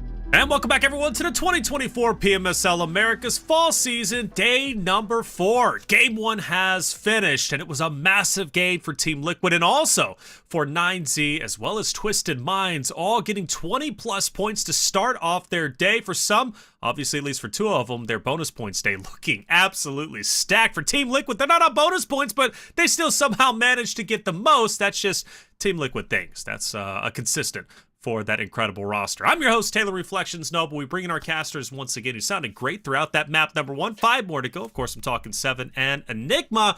Hey, big game number 1 for 3 rosters, but I want to break down that final zone once again because we see this massive convoy of cars, right? These vehicles just traveling at 100+ miles per hour straight into the middle of the zone.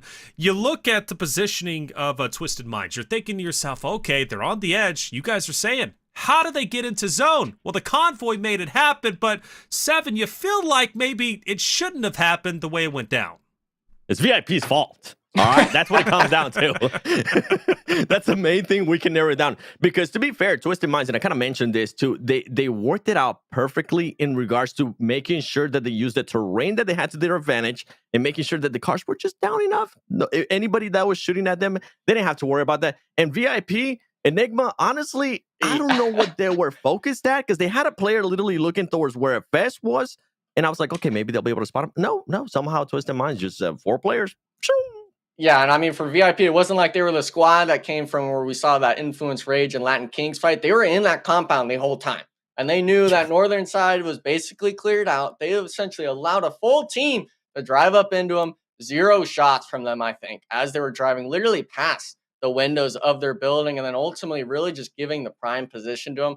So that squad, I mean, Twisted Minds, like you said, amazing rotation path coming through it. But you still got to throw the question mark, like, what the heck is VIP doing? Where are we looking in this circle? I think it happened just so fast. And I was going to say, not even like a head-on fight, right? It's for VIP to allow him to just go around you. And now you're in a position where you're like, okay, how did that even happen? The awareness was not there. And I feel like it kind of goes to show, right? There's obviously different levels to PUBG Mobile Esports, but that was a blatant show there of different levels of what was going on.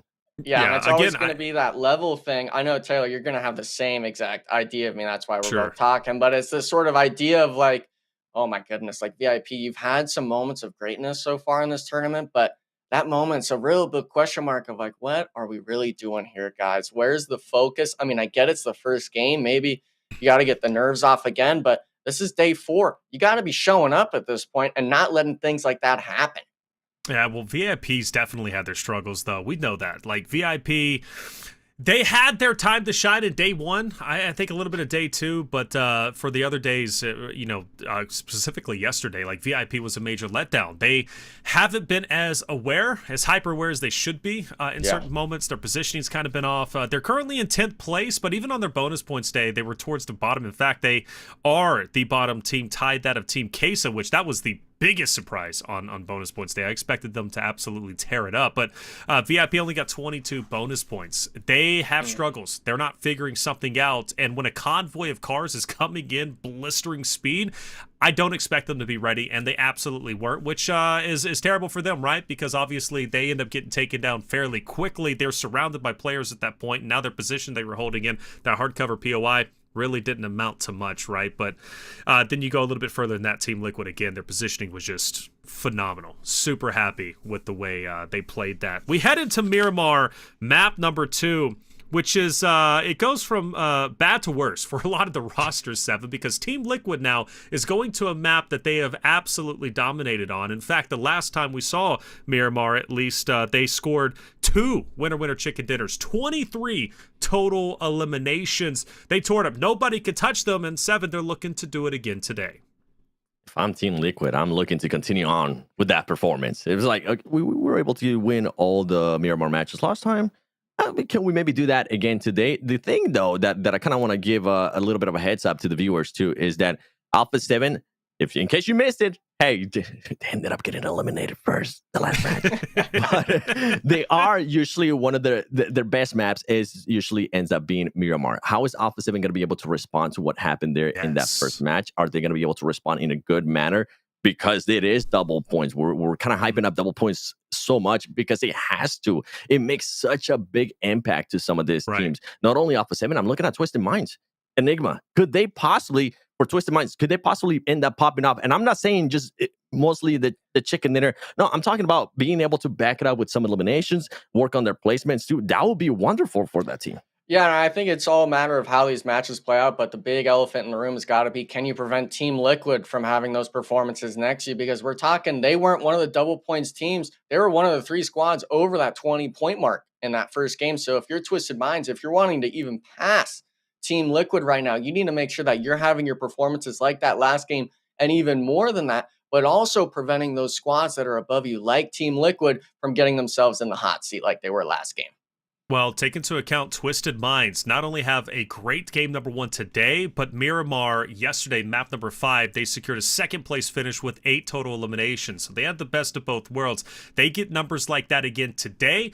they're looking at another 20-plus point game, continuing to skyrocket up the leaderboard. Currently in third, so they only have to overtake one more place. They're not catching Team Liquid, I don't believe, especially with their consistency. But I think Twisted Mind's going to do just fine. But Alpha7... Your eyebrow's safe. And dude, that's that. So far, it's safe. Alpha7, I'm not counting them out just yet. We've seen some major 40, 50-plus games. Reflections. Let's be honest here. Your eyebrows are safe, brother, all right? If I'm Enigma, I'm starting to look at all the hats that I have, or I'm starting to look up online and seeing, okay, which hat will look good on me? Because I'm going to have to start wearing hats from now on. That was the bet, right? Isn't that what they said? That is that's the bet. how it is. Yeah, well, I think he's just jealous of my hairline, to be honest. But I don't want to be going too deep into that just yet. Yeah, I just said we need to cover up that bedhead, man. That was my big thing, Enigma. All right? Hey, I'm going in on you because you always make fun of my age, which you haven't done for a little bit. I appreciate you on that. We'll bring it back around. Don't worry, Taylor. We'll bring it back around. Don't worry. Don't do it, man. I get sensitive. I don't think an eyebrow slit would look good on me, by the way. Seven, you kind of got I think it would look good. You think so? Let me see a side profile real quick. Oh, dude. Oh, dude. With those dreamy eyes? Yeah, I can definitely put it off. Come on now. Well, hell, I might get one. Even if I do win the bet, I might get one now. Get the gas He's from getting Seven. one. Shoot. I'm about. Well, what about the double eyebrow slit, though? No. You gotta win a tourney with that one. Hold on a second. Slow down there, cowboy. Let's start off with one and see if it looks good. Okay, we'll just do one. We'll just do one, man. But I like the hey, look, I'm a sucker for gas, bro. You give me the gas, I'll do whatever, man. That's just within reason, of course, within reason. Hey, game number 1 is done. It looks like they're taking a little bit to get into that game number 2, but it's going to be starting very shortly. It's Miramar. Get your predictions in. Who do you think is going to take Miramar? Team Liquid dominated yesterday, but Twisted Minds are also on a warpath because they understand it's their double points day, and they're looking to capitalize. We're going to take a quick break. When we come back, Miramar coming your way. I'm ready to find out who's going to be getting this first chicken dinner. Is it going to be one of those double point teams? Is it maybe going to be one of those teams that are currently towards the bottom struggling? I'm looking at IG, 9C being one of those double team points. TK Navy, I mean, anything can happen here, Enigma. I'm not going to put you on the spot, but I kind of want to put you on the spot.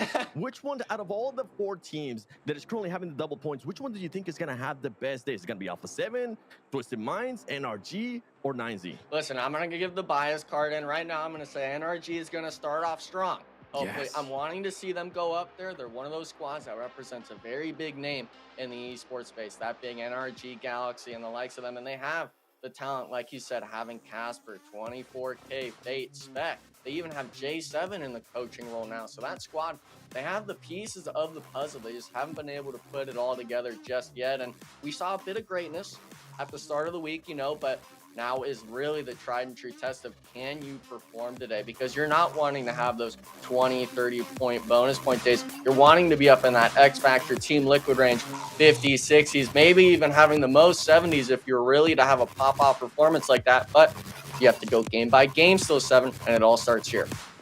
Hey, with this first circle that we're getting, I mean, I'm going to be looking at NRG. They're going to be in Primors. This team, if they can loot up and if they can somehow manage themselves to get into the center of the circle, not only could they maybe end up securing some placement points, but they could also end up securing some solid eliminations. We were wondering if we were going to be getting this hot drop again between X Factor and Alpha7. It's going to happen again. It's been going to Alpha7's reflections right now, currently trembling his eyebrows. Oh man, they might be on the line, because if Alpha7 is able to secure this points, it is not going to be just any regular points. It's going to be double points. Yeah, I mean, 4 eliminations off the rip. Everyone's landing on this close side. They're not spreading out and handing it over to the likes of them. But Alpha7, they've kind of dropped a little bit better. Havlik not even able to actually loot inside the building. He has, what is that, a machete to his name, and the rest of the squad, they're struggling to take the fights, but Revo finding the first one, able to get a pump and vector off rip, and for the most part, we're seeing Alpha7, yeah, they're full sending it down or up, but wait, McGrellin's kind of lost. They're giving the freebie over. 1-for-1 trade here, Seven. It's looking pretty close still. It is looking a bit close there, and I love that Havlik. You know what? He decided, I'm going to secure this point for us. I'm going to make sure that maybe in the future, Alpha7 starts rethinking this, even though it won't end up happening. But Baton currently being in a corner between Revo and Mafioso. Who's going to be taking up this fight? The shotguns are going to be coming out. Here it comes out. Mafioso gets knocked. Revo gets knocked. And guess what? We were wondering Alpha7 was going to be taking advantage of this double points. No. X Factor wants this, boys. X Factor wants to save Reflection's eyebrow. Yeah, and I mean, for the most part, it's just solely Baton there. Getting two with 2 pump shots. Havlik now, he's trying to put the pressure on Creel. Actually looks like, oh, wait a second. Oh, no, 7. You cannot be having that in the building. Havlik getting knifed by Creel. You hate to see it. Now, still, though, you don't expect Alpha7 to be winning that engagement. Knife versus the UMP. But X Factor, to everyone's surprise right now, coming out on top on the squad wipe. X Factor, a team that's a bit of an outlier for me currently, where they're sitting in the leaderboard, being able to secure that, but they do end up losing 2 players. If I'm currently Team Liquid, if I'm currently one of the teams that is above Alpha7, I'm smiling, I'm chilling, I'm so calm because of what just happened. And if there's any way, you know what? Carrillo right now, he's going up to the admins. He's saying, does that elimination with the knife, can we count it for, like, instead of double points, can we count it for like times 7 points? Yeah. I mean, I'd be giving it to him at that point. Come on. I mean, when was the last time we really saw a melee elimination like that where the other player has a weapon? I'm pretty sure Kavlev, he had, what was it, like a P92, one of the 9mm pistols on him. So really tragic stuff to see, and that's mostly on that X Factor sort of fight. But we're going to get the replay right here, 7. Look, the first knock, Revo catching him on the cross, first elimination. But this is the part where it kind of went wrong for Alpha7. Havlik getting a freebie, and it really came down to 2 players in this building, 7. Neither of them got a weapon, but this is where it all changed. Baton, 2-piece with 2 pump shots. Obviously, this is a bit of a meme situation. We can laugh it all the way to the bank. I'd be looking at him on the stage, though. But X Factor winning the engagement off drop, and that's one of the hardest spots to fight in Lipovka, that southern edge, because it's so hard for you to move through those buildings. Really nice stuff to see out of that squad. What do you who do you think is currently winning the stare contest between X Factor and Alpha7? Do you think it's going to be Carrillo just eyeing at the player that he ended up knifing? Or do you think it's going to be X Factor and just eyeing at Alpha7 saying, hey, I bet this is not what you were expecting today on double points? I mean, I'd really be giving it to Alpha7 because you're still not wanting to stare down the EWC champs. They were second last, but, you know, that's not something you can really ride home and really discount if you're an X Factor fan. But you know, when you come to this lobby, we talked about that confidence going against these other teams. X Factor showing that even with it being one of the top squads in the lobby, they're not afraid to take those engagements. And ultimately, it allows them to win that fight off the drop. And for X Factor, I mean, for the upcoming, we're currently seeing VIP Esports, but I kind of want to continue to talk a little bit more about that hot drop that we just saw, because you mentioned it. Big confidence is going to be a big thing. It wasn't just any team. It was Alpha7. If that team can somehow narrow it down a little bit better, because it wasn't smooth. Let's be honest. You end up losing 2 players. You're currently outside the circle. Everybody else is currently just focusing within the circle. It's not a fight you want to continue to have. So at what point, Enigma, looking at this team's, looking especially at X Factor, do you go, you know what? We don't want to continue with this hot drop. We already got the bragging rights. We already ended up winning one of the hot drops. When do they decide to maybe switch it up? I mean, it's mostly just a matter of who's winning that drop. And if X Factor is winning it, even if it is 2 of them getting eliminated like we just saw, I think you still take that, because at the end of the day, Alpha7 is walking away with 0 points on their bonus points day. And I'd really like to bring it back to that idea of, you know, they lost 2 players, but in my mind, it really was only 1. If they were to play that last sort of initial elimination correctly, they should have had 3 players still alive in that 3-stack building. But X Factor, hopefully they'll be able to kind of learn from that mistake going forward. But that squad, they've been a fan of going for some of these fights early, and they've been winning a lot of them. My question mark for that squad has always been the late game. They played too big of splits, or maybe they're just kind of disconnected on ideas they want to play. But that squad now, with these sort of fights they're taking, I'm enjoying what I'm saying, because it's not against the likes of 9Z or Intense Game that are near that bottom part of the leaderboard. It's against the people right next to them, and that allows you to still propel yourself, even if it's only 2 or 3 points, just a little bit higher in front of them. And I'm really happy that you bring up that late game in regards to X Factor, and we can actually expand on it a little bit more, because the biggest reason why I was personally saying I feel like they're a bit of an outlier, because if you take away those bonus points that they got, man, their placement points are absolutely horrible. They have a lot of teams below them that have a lot more placement points. Right now, X Factor is sitting, before we started this match, they were sitting at 22 placement points, and that's not where you want to be. Yes, bonus points are amazing. Good job. You currently have one of the best bonus points day out of PMSL America's fall split, but you don't want to end up with those kind of numbers. It's going to get you absolutely nowhere, especially when everybody ends up getting their bonus points in. Yeah, and the placement points, it's really a tried and true test of who's getting the eliminations throughout the match. And usually, when we think of teams getting placement points, they get more eliminations, but it's Yep. kind of 2 out of our NA squads that are competing here. I got to throw NRG in that mix as well of these sort of placement points are not coming together at all. It's only these early engagements, and maybe it's the luck of the zones or whatever else they're able to get the positioning now. But these squads, at least for the NA side, they're good at these team fights, but lacking that late game. They are lacking the late game, and you know who's currently not lacking the aggression? Loops and Team Queso, because they're going to start getting into a fight. Great cover there by Mila, being able to secure that trade and going to be able to pick up his teammate, which is good for Team Queso because they ended up losing a player very early on. And guess what? Loops, with this push, a little bit too late. You would have liked to see that back up a little bit earlier. And now you got to be careful because you have Twisted Minds on the horizon too. Very close. Looking at what you're going to end up doing. Yeah, I mean, this southern building is just an absolute disaster for Team Queso to give up. Twisted Minds looking to fight it, but wait a second, 7. There's Inco Gaming now coming in. Everyone's hearing shots, and everyone's wanting their piece of the pie with the points. And then Abete looks like he was able to find one player lacking on the edge. I think that was the Loop solo. So Twisted Minds now being turned their sights towards Team Liquid as well. We actually see in the background starting to move in towards this, and I believe now we're down to just a duo, sort of 2 teams in this compound. But even if you were to take this fight as Team Queso, you got to worry about now Inco Gaming coming in for the third party. Yeah, Team Queso, I mean, they started off amazingly, right? The first 2 days were so great. Yesterday wasn't one of the best days for them. This team definitely fell off. I mean, the placement points were just all over the place. They are able to a team that kind of frags out. And with this fight, I mean, we're talking about Twisted Minds. We're talking about Team Queso. We saw Loops passing by too. Third party after third party after third party. Inco was like, all right, we hear you. How about we hop onto the action as well? And it's good to see this out of this team because the biggest question mark for this team right now is where is the team's chemistry at? It's good to see them currently where they are located, taking their time, not pushing anything if they don't have to, and waiting to see what's going to happen here between Twisted Minds and Team Queso.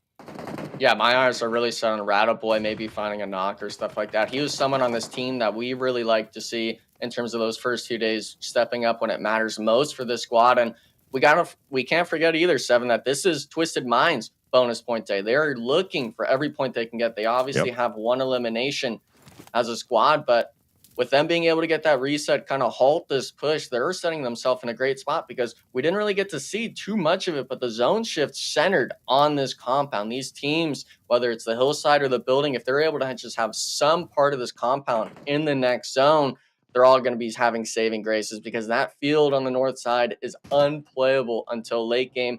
And if you're a squad that's double points, bonus points, whatever you'd want to call it, you're able to start really racking up those eliminations and really setting yourself up for success.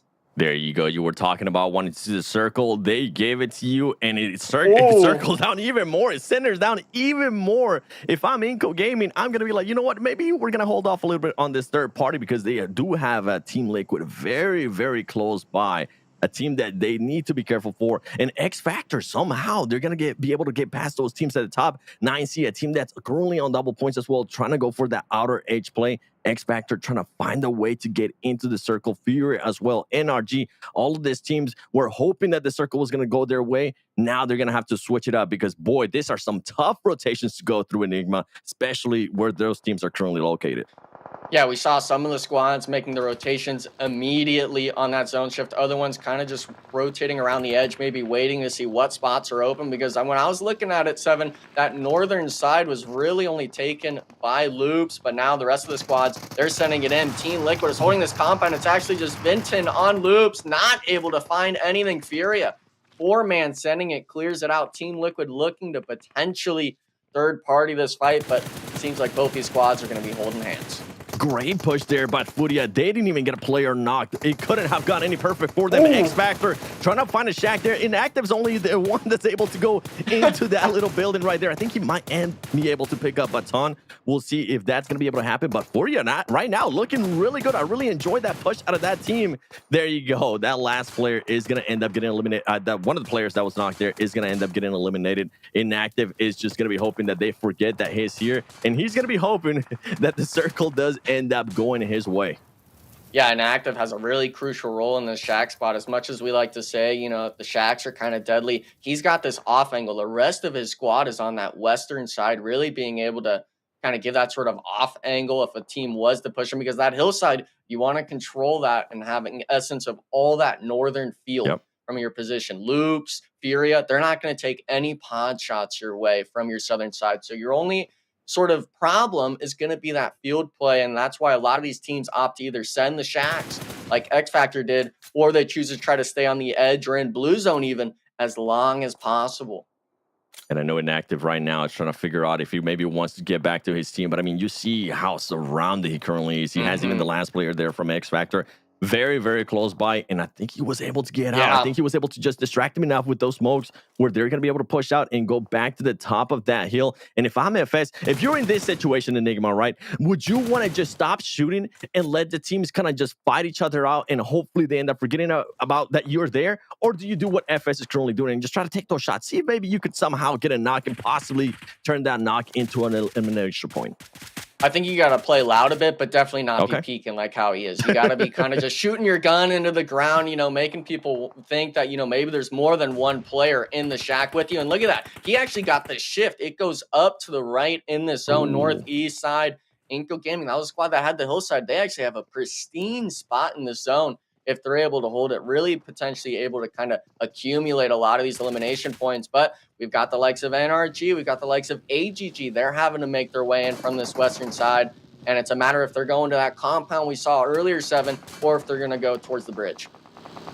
Yeah, and I was thinking back. I was just so focused there on FS. I was like, okay, you know what? You were being aggressive there earlier. Stop doing that. Team Queso is going to get caught out in the open here. The tires are popping. He's going to be just in an awful spot, and somehow he's still surviving. Okay, there you go. I was about to say, man, is this dude Neo from the Matrix? Because there's just so many bullets going past him over and over again. Team Queso now down to just one player, and if I'm Papi Potro, I'm going to be looking to do what the X Factor player FS was doing, trying to find a spot and hope that the circle goes your way, as we have Latin Kings versus Navy Seals here, trying to see if maybe they could get some angles on any of the teams that are going to be rotating on those open fields. Yeah, this hill spot's actually really nice to play late game, especially if you're able to hold the hillside and split that Shack that's down below like they're doing, because this spot here, as soon as that zone closes, you're set up center. You'll basically be guaranteed into this next zone shift. As long as you're able to keep maybe 1-2 vehicles from having their tires shot out, you're able to really make plays on these edge spots. And to the east of them, we can even see it just briefly. Influence, Rage, 9Z, even the Vicious are going to have to start moving towards them. So if you're able to wait and kind of weather the storm of teams shooting you, they're going to have to start driving in. That's free real estate, free shots for you to take and hopefully pick up a few extra points. We'll have to see if maybe they'll be able to pick up those points, as one of the players does end up getting knocked. That smoke wasn't covering him enough. You can see IG there on the horizon too. FS is just not moving anymore. He's like, welcome back, everyone, to the 2024 PMSL America's Fall Season, day number 4. Game number 1 is done. Game number 2 is, we're actually getting loaded in. It's about to start, which I'm excited for. It's Miramar. How's it going to turn out? I'm Taylor Reflections Noble, joined by the wonderful 7, as well as Enigma, who's been calling the action all day. Granted, one game. We do appreciate, by the way, your patience out there in chat. Hey, we're figuring out as we go along, but make no mistake, the games will continue today. 7, Miramar, right? Big opportunity for Team Liquid to continue their lead. They already lead by about 50 or so points. Maybe it gets even greater. 9Z, also a team that's coming off the back of huge momentum. They're looking great.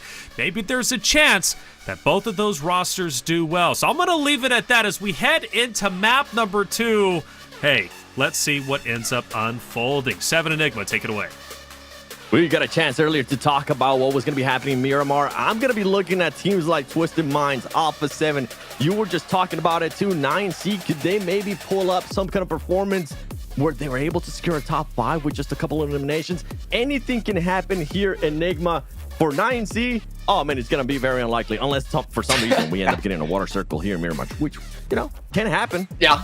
I mean, we almost saw it, I believe it was 2 days ago on that southern side by Prison. I think it was actually X Factor had ratted out an Alpha 7 player. So really kind of vivid memory in my mind early on in this tournament. But for 9Z, kind of like he said, you're kind of throwing in the doubt hat of, is this team really going to be able to have the same performance as last game? The water play obviously was their saving grace on the Erangel.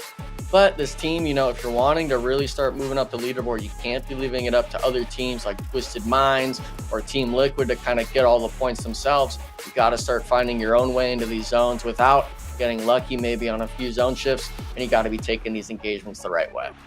So we're going to be looking at Team Liquid. They're landing in Hacienda. Alpha7, they usually don't end up getting challenged here in El Pozo where they end up going. We'll see what happens with this team here. I can't wait to see what the first circle is going to be like as well. But going by what just happened in the first game in Erangel with Team Liquid, man, if they can continue to perform like that, it's going to be just an absolute run-off too, because we know what they can do in the bonus points. As we do end up getting the first circle right there, X Factor is going to be right away in that first circle, which is going to be good for them. With Team Liquid, not only are we talking about the points here, right, we're talking about the PMGC points, because that's another way that that team can qualify. And if they're able to secure it even more, that means that it's going to end up moving down to another team within the overall, right? And if I'm one of those teams that looking to maybe not, you're not going to qualify in first place. You might not end up being there within the top 5. I'm like, okay, Team Liquid, keep doing what you're doing. It's working out great. Yeah, and I mean, for the most part, when it comes to Team Liquid, their competition currently for the PMGC points is going to be the likes of Alpha7. Now, I believe that point spread was just over 20, I believe 21 if I'm not mistaken. So this squad, with their performance already, they just got to make sure that they're above that mark on Alpha7. Then they're secured that PMGC slot. The next thing, if they are to finish first, obviously in this tournament like last split, that slot in terms of placement goes to the next team down. And a lot of these teams, we got to bring up the NA side of it with these squads. And X Factor, I believe, are 100 points or so back behind the likes of Inco Gaming, the previous Titan Gaming roster.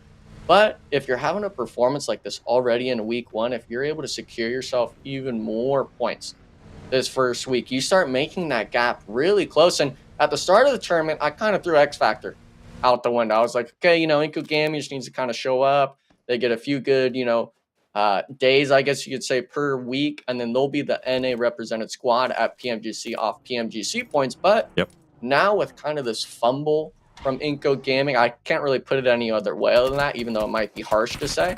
But they're needing to kind of show up and really show out on, hey, this is how we're going to get it done. Talking about NA there, look what NRG is currently doing, being able to secure an elimination point on one of the players there from IG, Respect, and his squad, trying to change what's happening between them right now, because it hasn't been working out, and it is a team that currently has the double points. IG is going to end up running away.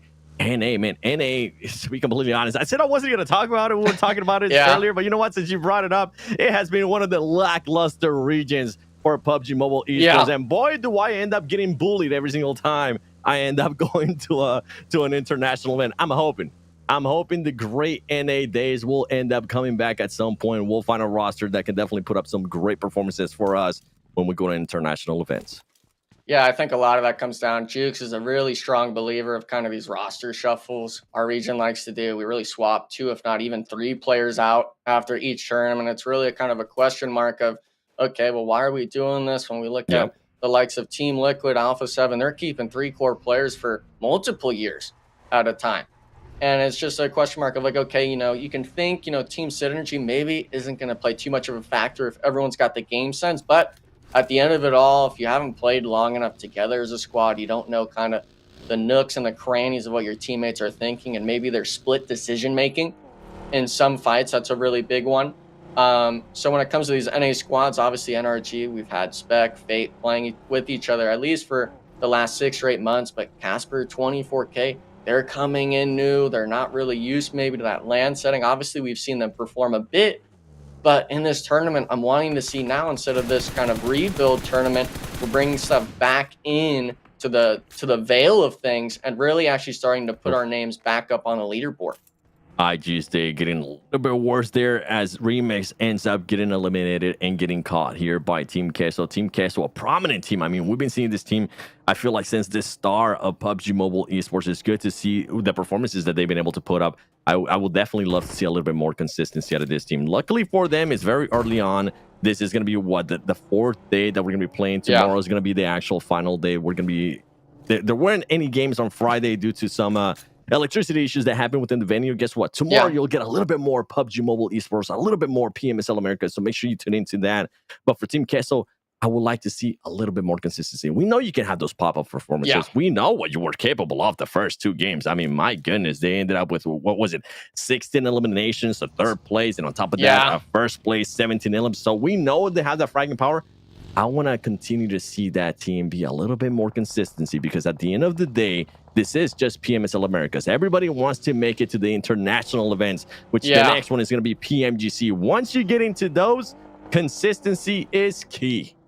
Yeah, it's always a must, and that's why we see the likes of Team Liquid, even Alpha7 making it there every single time, and then they themselves finishing in that top 8, because Brazil is a region, and even teams on this western side of the world, they really like to tailor their focus on team fighting, going for those elimination points. Back in the day, of course, it used to be tailored to those placement points. It was a lot more passive play. This time around, you got to have all 4 players be able to shoot their guns. You cannot be having someone as a weak link on the squad. And for these teams, you know, maybe in tense game, they have someone, maybe even 2 players that are like that. That's why they're near the bottom of the leaderboard. But Team Queso, I think, especially at the start of this tournament, they've shown that all 4 players are able to show up. We were talking about Big Milo. We were talking about Cold Goat the first 2 days. This squad, like you said, I'll agree with you on it. I want to see a bit more consistency out of them if they're wanting to finish the week off strong. But so far from what I've seen, I think there's a lot of promise. Oh, yeah, 100% a lot of promise. And I feel like the consistency, if they do want to be able to have pop-up performances like they did in the first day of week 1, they better have those pop-up performances on double points, because their double points were absolutely awful. I think you were especially talking about it, how this was one of the teams that we were expecting so much out of them in double points. And it was just absolutely lackluster. I don't even remember how many points they ended up getting in regards to bonus points. I have to go back and look it up. But it was not what we were expecting there at Team Queso. Yeah, and I mean, for the most part, this squad, and obviously other squads as well, it's like Taylor said earlier on, that, you know, you're not wanting your bad day to be on your doubles points day, because every single point matters. That's why we were able to see Team Liquid shoot up the leaderboard, and then even on their off days, they're able to match it. But a team that's desperately needing points is Inco Gaming. They're actually finding a little bit of a struggle driving. It looks like actually 2 of them getting knocks on the drive up. I'm not sure if this is a planned play from the Inco Gaming squad, but now Juancho choosing to drive up the hill and take this fight with Team Queso. The full send there from Inactive. I love to see it. 2 players currently down from Team Queso. We were trying to hype you up. We were trying to talk about that consistency. Boy, did he end up backfiring as Inactive team. I mean, Inco Gaming, they're looking to get those points. This is a team that definitely needs those points, and they're going to be able to secure that. Watch out, though, Inactive. You know, the floor is lava. Don't go into that room just yet. Wait it out a little bit longer. Yeah, the scary thing, though, is VIP Esports was right on their trail trying to get the shots down. It looks like they weren't able to finish Nenabete trying to crawl into the compound. They were able to steal away a Team Queso knock, but I think this was actually 2 days ago, if not 3 days ago. Team Queso lost 2 players early on to basically the same exact crash from Inco Gaming. So Inco Gaming kind of recognizing where Team Queso is at on these Miramar matches, saying, hey, they like playing these splits. Maybe they're rotating a little bit late as a squad, not as so tight-knit. That's why there was maybe only 2 players in the compound. But Inco Gaming really showing that they're doing their homework on these Miramar matches, but it's not stopping 7. Baton, he tries to go for the shots, but absolutely baited out. You're not wanting to get knocked on the flat. Might even be able to get thirsted out. Influence, Rage. It doesn't seem like anyone is around this compound other than these 2 squads. They're looking to take the action.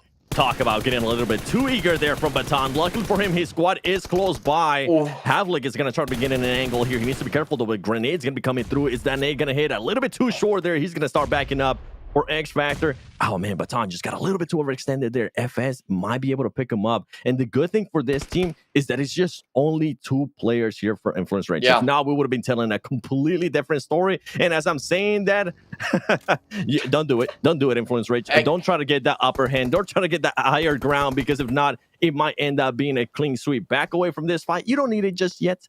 And you don't need it just yet because you just lost Little Boy to Twisted Minds. Hey, I mean, Caster Curse was about to be 2 for 2 there. But unfortunately for that squad, they still lose a player early on. And I was really thinking, you know, man, they got the knock on Baton. The whole team can just full send it up. Basically an Inco reenactment. coming into that sort of wall compound, but unfortunately just really playing it too slow. But Team Liquid pulling up next to Havlik, actually getting caught in the open on the other side of this compound. X Factor getting pressured from both sides. Now, this is one of those squad 7. It's Team Liquid. They were just in the hot seat yesterday. They won both Miramars. This is not the team you're wanting to give the first knock to, and those nades, I mean, they're starting to rain down. Put him on your back. Drag him back to the compound. You wanted to get the high ground. You thought it was going to be the smart idea. Team Liquid said, no. Hold on a second. We heard what happened here. I think Influence Rage was starting to get into a fight. We want to get into a fight too, but S Factor being able to back off. You know what? I actually enjoy what S Factor was able to do there. Something that I do have to point out, though, is Havlet hesitated a split second, and that's all it takes in those kind of situations. If you hesitate, if you take a little bit too long to be like, okay, do I want to take the shots or not take the shots? It ended up backfiring, because I feel like if you would have taken those shots a little bit earlier, it would have ended up at least one player for Team Liquid getting knocked, and S Factor might have just had the push there on Team Liquid, and would be telling a completely different story. But good regrouping here from X Factor.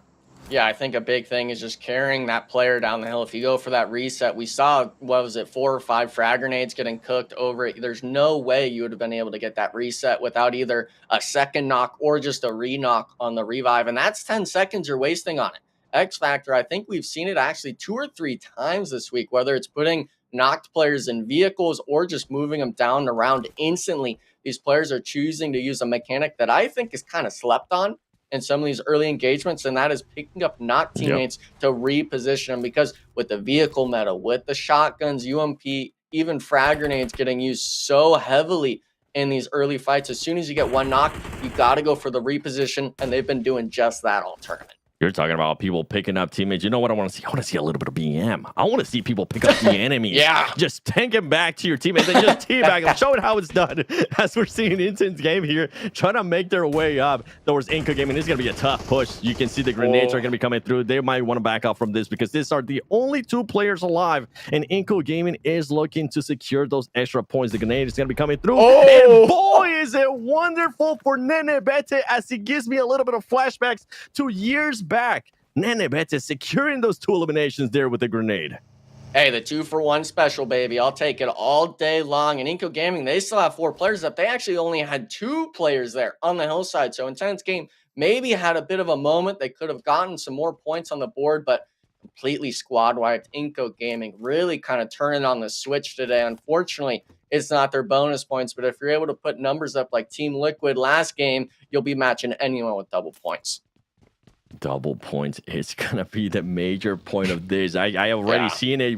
You guys saw it too from Split. It is just such a massive thing, and a team that's currently trying to get those double points. 9C. I mean, we saw what they were able to do last round. We're wondering. You heard reflections saying, "Can this team possibly do it again?" You were talking about it too, Enigma.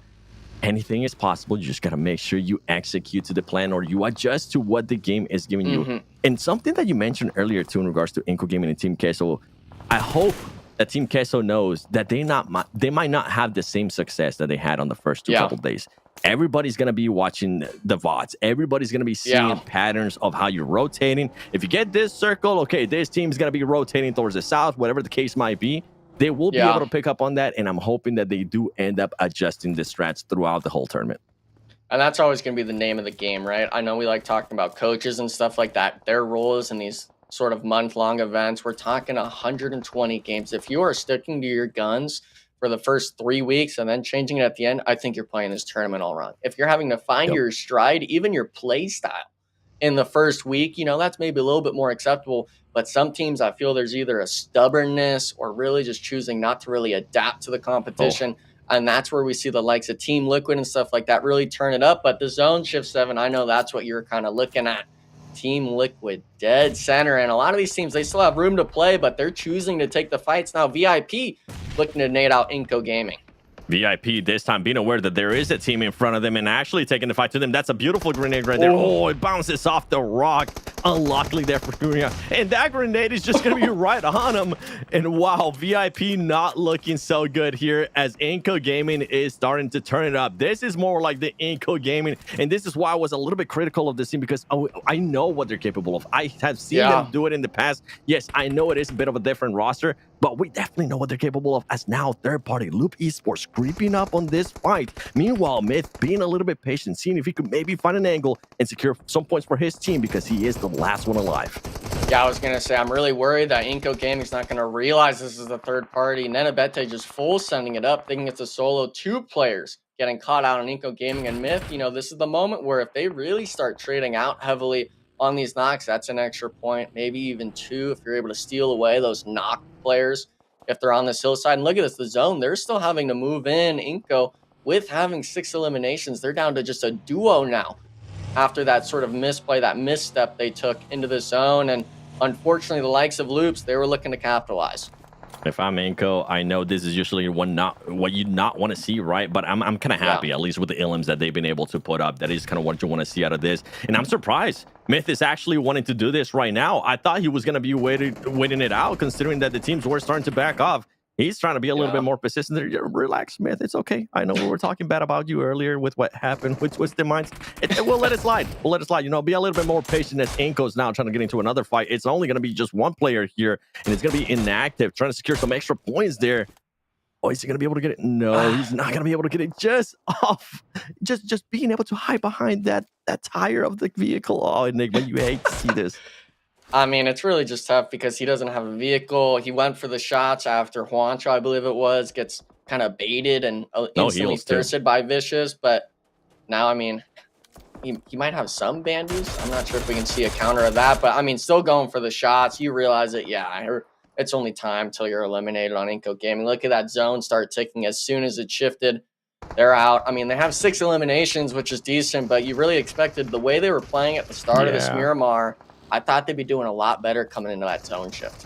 I feel like Loops definitely put a stop sign there to what they were able to do with that third party. Great recognition there by Loops. And guess what? NRG, a team that definitely needs those points, that could end up hitting. And boy, does it end up hitting as he's 1 HP. Somehow that player is still alive. And Fate was feeling a little bit ferocious there. He was trying to go for it towards that fight. Is he going to continue or is he going to back off? We'll have to wait and see what's going to happen between these two teams because I think they might just be committed to it as everybody's making a push for this. Grenades are flying out. Cars are flying off. Luckily for Loops, they decided to back off a little bit more and get just some terrain cover. Yeah, it looks like Casper was able to get the knock on the player that was 1 HP from that frag grenade throw. Really aggressing on this pressure, but NRG really needs to be careful. Their squad is split up currently. We can see on that map by 9Z trying to push this Loop squad. And yeah, I understand. Maybe you understand it's a duo on this Loops Gaming roster, but you could still take casualties, especially with a squad like 9Z, who's on bonus points with you today, potentially being able to third party. And with that zone shift, all these 3 of these squads on this north side are going to have to start moving in. It's a matter of who chooses to fight. And looks like NRG, they're trying to take the aggression of Loops here in that vehicle. It's only going to be one player with the gun out. They're going to have to start getting the knocks and knocks now. The zone's closing 7. And unfortunately, it looks like Loops isn't getting any major damage. And Casper gets the bait shots off, getting 1 knocked on Nino.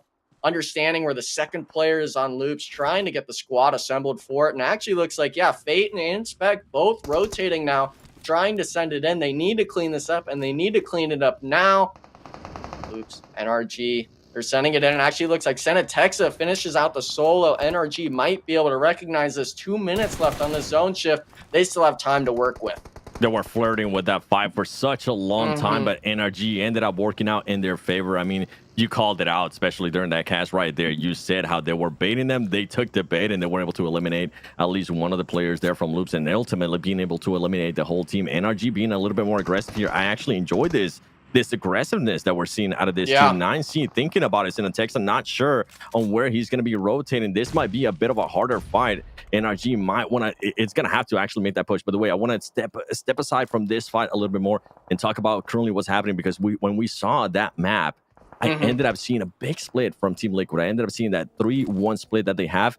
And boy, it couldn't be any more perfect for that team, because if it does end up going their way, which it has been every single time, it's going to be wonderful. Let's get Zhao, the player at the start of the day that was at the top of the leaderboard in regards to eliminations. He gets stopped with a grenade. Yeah, I mean, it's down to Rattaboy. He's got to save his squad, at least maybe try to go for a reset or 2. Actually looks like it's going to be the Latin Kings that they were fighting. X Factor looking to third party as well. And Rattaboy, if he can get the heals off, maybe even get this solo, try to save Federal, or at least get the placement points of the elimination, maybe even in this divot, but these players are trading each other out, 7, and it looks like X Factor is not going to waste any time coming in for the third party. This is a team today that seems like they have found their moments in some of these matches for these third parties. Might be a big nade, though, from Rattaboy.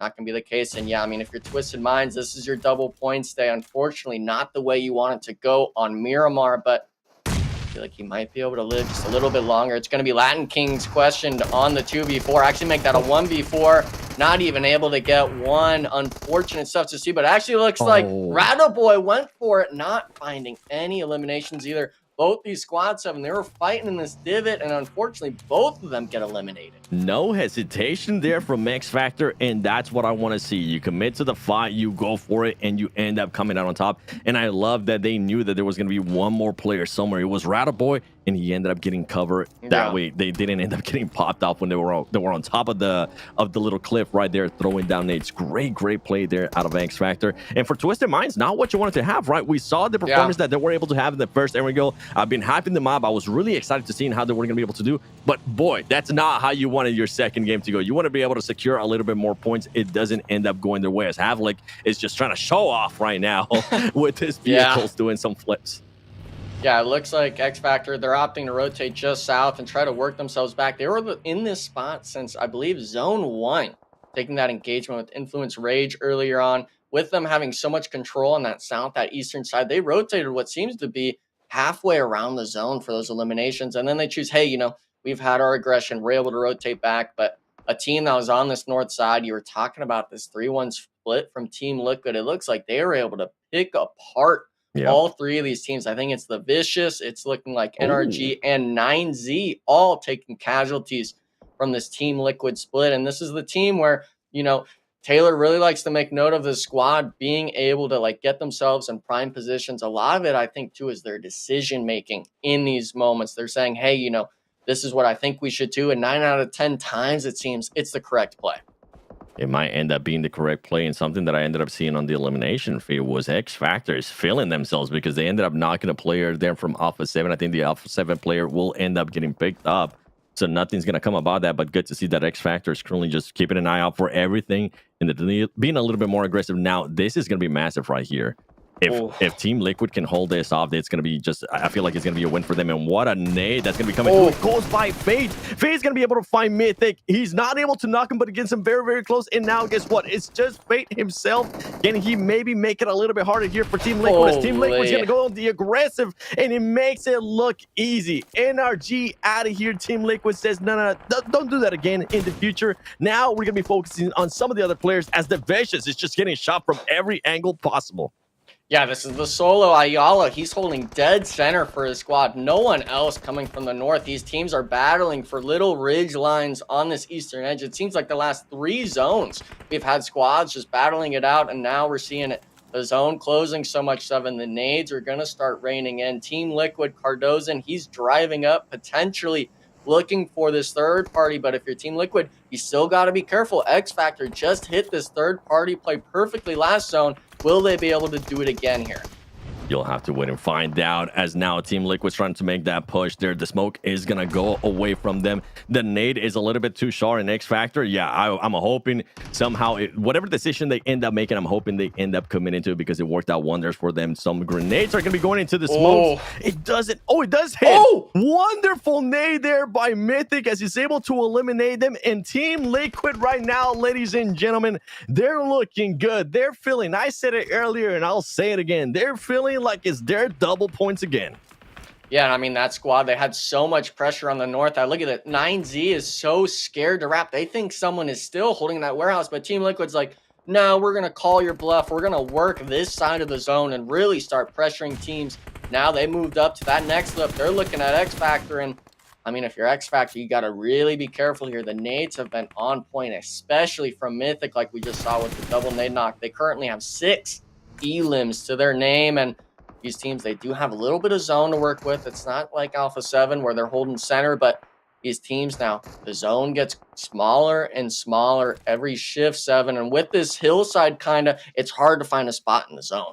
The difference in play as well right now between Team Liquid and Alpha7 is absolutely massive. I mean, we highlighted earlier that 3-1 split that Liquid was having. Alpha7 now being able to take a little bit more control, but they're going to be outside of the circle. It's going to get a little bit tougher for this team. Actually, they are inside the circle now.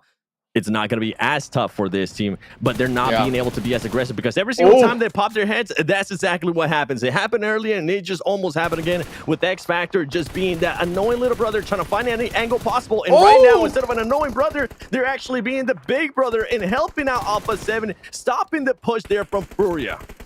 Yeah, and X Factor, they're able to confirm both of those knocks on the Furia players driving up Alpha7, not able to find any freebie points on the shack. It actually looks like it's going to be a solo. Never mind, Kaiowski found out Alpha7, you know, they were happy to have that saving grace, but you really need to be finding at least 1 or 2 eliminations from that squad wipe. That's not the case. And look at this. I mean, we're down to the top 4 teams, but Alpha7, even with 4 players up, they're looking like they're in the back seat this game.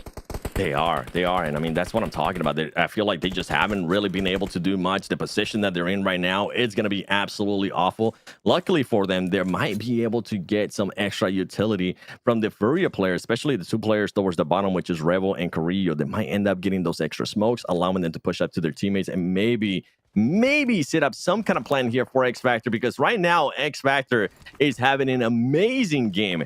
8 eliminations going their way. Everybody's starting to pop off. We saw a little bit of hesitation earlier. That's out of the way now. But with the way Team Liquid is right now, boy, it's going to be a tough ask. Yeah, and I mean, X Factor, I think you really got to take the fight to Team Liquid. Alpha7 just has too prime of a position, even though they're kind of the ones that haven't been popping off this game. You got to give the respect to the positioning, but looks like these teams, we're actually maybe going to see a vehicle play come out from the squad Alpha7, though. I mean, we could see it in the bottom left, just completely pinned down, completely focused by all 3 squads. Mythic, though, he does give an opening. No one maybe in a spot to capitalize off of it, but these teams, though, you got to make the most out of those knocks. You cannot be giving it to waste. And for the most part, with 10 seconds left on the zone, you still got to move in. Even if it's just 10 meters, it might be a tall order to ask.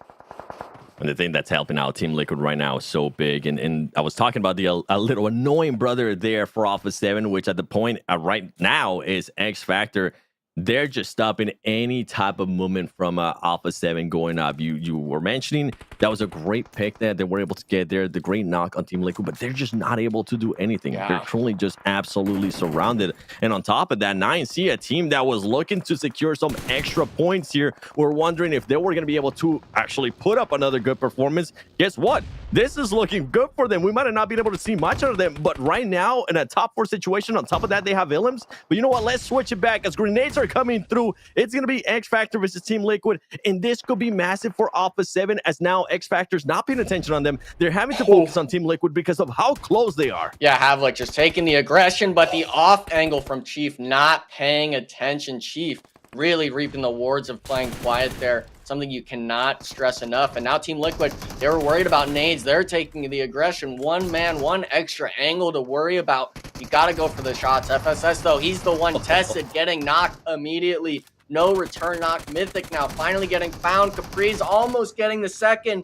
Has to start moving in forward. We're talking 1v3 now on the hillside. That's not going to be enough. But during that happen, Alpha7's looking for the third party. Are they able to capitalize on it?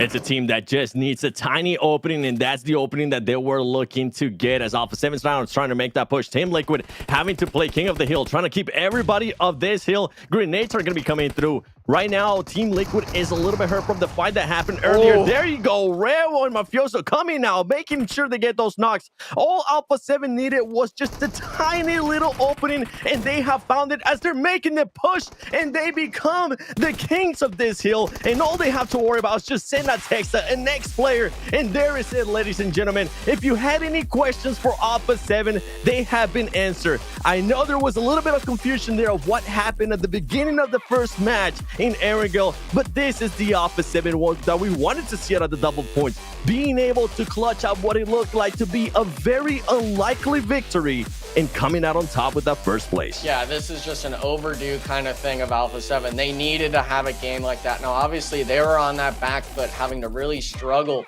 coming out of that shack and rotate around. But Taylor, you know, at least in this game, they're able to recognize, hey, this is our chance to go, and they did not waste it.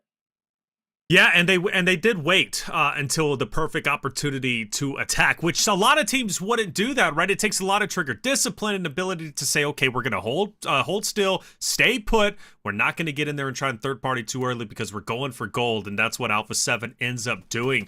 Great on them, man. That is a massive game. 8 eliminations, winner chicken dinner, and let's not forget, right, they are Group D, so they're getting those bonus points. So a lot going well for them.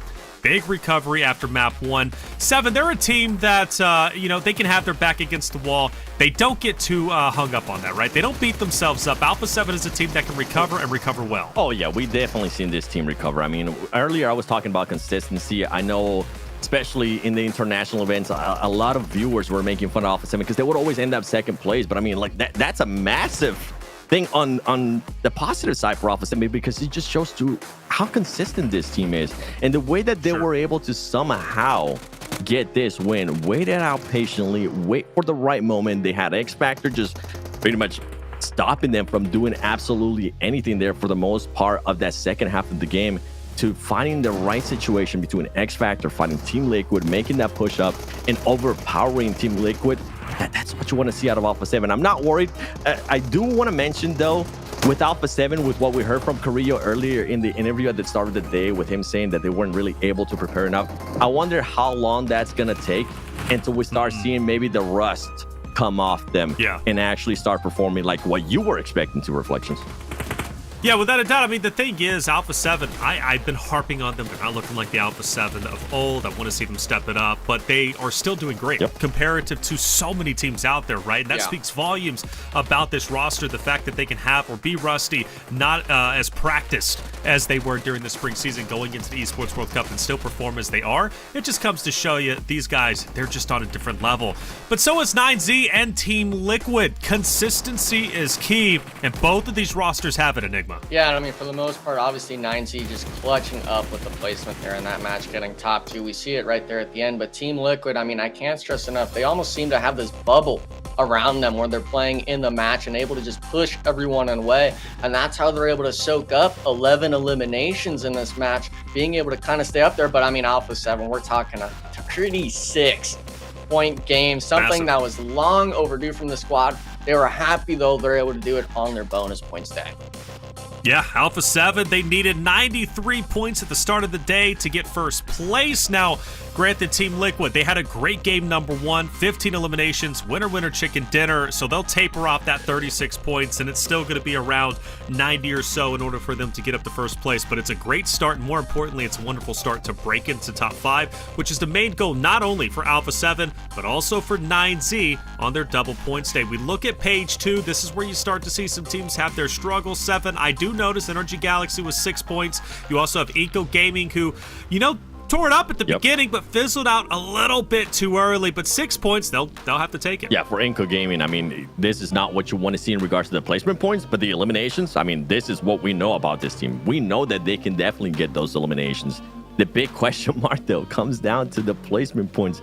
This team needs to figure it out, and I think it might take a little bit longer for this team with the kind of marriage that they're currently trying to build, of the chemistry between the Brazilian players and also the NA players coming in, working out that roster. For them, I actually like what I saw in that last game. I liked how they were committing to fights. I liked what the fights that they were able to take as well. And a team that I do have to highlight here on the overall rankings, even though they do end up losing a placement point or a place to Alpha7, has to be X Factor. This team was able to put up a great amount of eliminations. They were aggressive when they needed to, and a couple times I thought they were actually going to end up getting eliminated and overpowered, but they were able to regroup in such a great way. Yeah, and that's the special thing about X Factor is they consistently get into tough situations and they find a way to regroup and get out of it. Face adversity head on, and then ultimately end up in a better position than they were even before. They do fall down a place, like you said. No surprise, though, with Alpha7 having such a massive game, plus on double points, they'll flip spots, and Alpha7 will now be top 5, which is the first time in a long time they break into the top 5, so good on them. A long jump up to first, but honestly, at the end of the day, top 2 Enigma, 100% possible for Alpha7. Yeah, and I mean, top 2, obviously you don't want them being top 1 like we talked on earlier today, but my big question mark has got to be Twisted Minds that last game. You know, they had a few eliminations, but with it being their bonus points day, you got to get the placements going at some point. That adds up tremendously on your double points day. And some other squads, obviously, unlike what I'm seeing here, 9Z, we put them on blast at the start of the day in terms of this is your chance. The bonus points is where you move up into that top 8. They're still making their stride for that case. I'm super happy with this 7. 9Z has gone from 15th place all the way up to 10. We said it. First place, top 5, you know, maybe out of the question. Honestly, even first page, but no, first page is well within reach now with 9Z's consistency. 4 more games. They're making great strides to get onto that top page and maybe even top 5. Do it, 9C. Do it. Shut me up. Do it. I love it when teams shut me up. I'll point it out. I said I don't think this team's going to be able to make it to that first page, but I didn't know they were going to be coming out like this. 25 bonus points already after 2 matches. Yes. That average is absolutely insane. We'll see if they can keep it up, though. But right now, they're looking really, really good.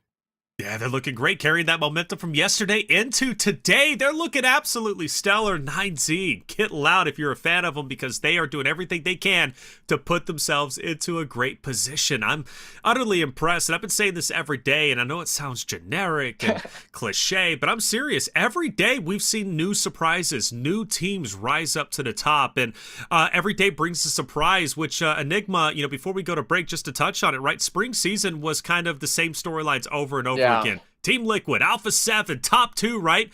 Now, 4 days into the fall season, I mean, every day there's a shakeup of some kind on the standings. Yeah, I mean, obviously, I wish NA was more in that mix. Obviously, we have X Factor kind of showing their cards right now, which is great to see. But I got to give a shout out to Latam and stuff like that. Well, that region is really able to start performing in some of these matches. And I think that's why we're seeing such a big change, I guess you could say, even with this Alpha7 squad outside of this last game. More teams are showing up to play, and they're looking to take all the points.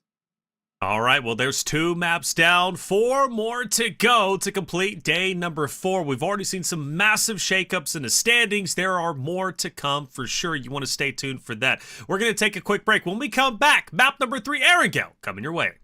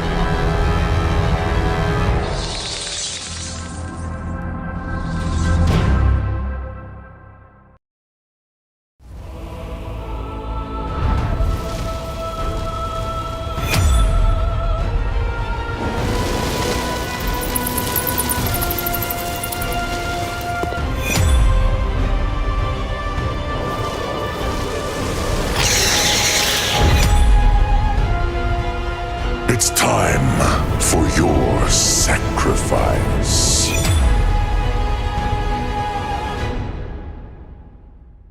A 1,000 years ago, vampires, werewolves, and humans coexisted under the Dracula's tyranny. An alliance rose against him.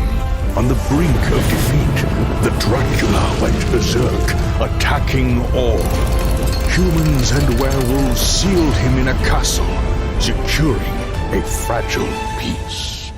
Now, this peace is about to shatter.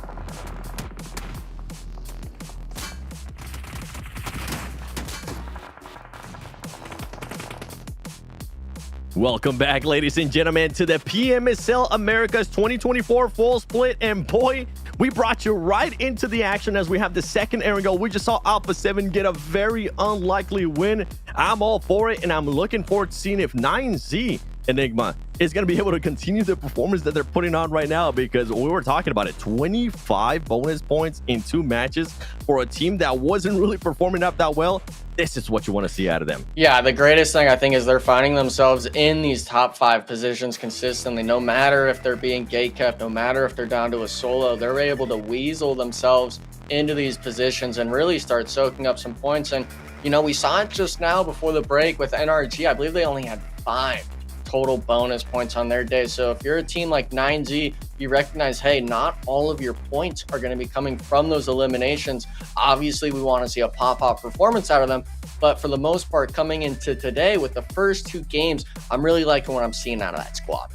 Yeah, I'm hoping it continues. I mean, we were kind of talking about it during the break too. I was just so surprised when the spectators went. Oh, by the way, shout out to all the spectators. When they went over and they showed me 9Z, I was like, wait, they're still in? So much has been happening with X Factor, Team Liquid, Alpha7. I was like, all right, they were actually able to kind of shut me up in a way, because they're just so close right now to getting into that second page. I mean, this team currently has 116 points. If they continue on to perform like this, not even just a consistent top 2 situation, but a top 5, and back it up with eliminations, which is what they were able to do in that last match. Actually back it up with some solid eliminations. That's what you want to see out of them. 8 eliminations in the last match. I was not expecting it, if I'm being completely honest. Yeah. And I think a lot of it was just there was so much action that we didn't really get to catch some of it. And obviously we've been getting some highlights from the spectators and the likes of it. But that squad, you know, you really come into today and you're looking at yourself, man, I'm in 12, 13, 14, whatever place they were at the start of the day. And after you have those first 2 games, I think that's a real stress relief. That weight on your shoulders kind of just gets removed and you realize, hey, you know, like we weren't in so bad of a position. We can do this sort of ordeal. We can deal with this point gap as long as we take it one game at a time. And I know a lot of these teams like to take it one game, one day at a time. They don't like looking at the overall leaderboard until the end of the week, because with bonus points, you know, things can change up so quickly, like we had seen last split and like we have seen today, even with 9C, the bonus points really can make or break your tournament run. And if you're going for that top 5, you're a team like 9Z, the goal is PMGC after this. You're not wanting to just play Americas. Obviously, the 220,000 prize pool is there for this tournament, but you're also wanting to go to bigger and better things and really get your name and your region on the map. And I'm glad you mentioned that, because right now I do feel like I'm seeing some little mistakes here and there that some teams make.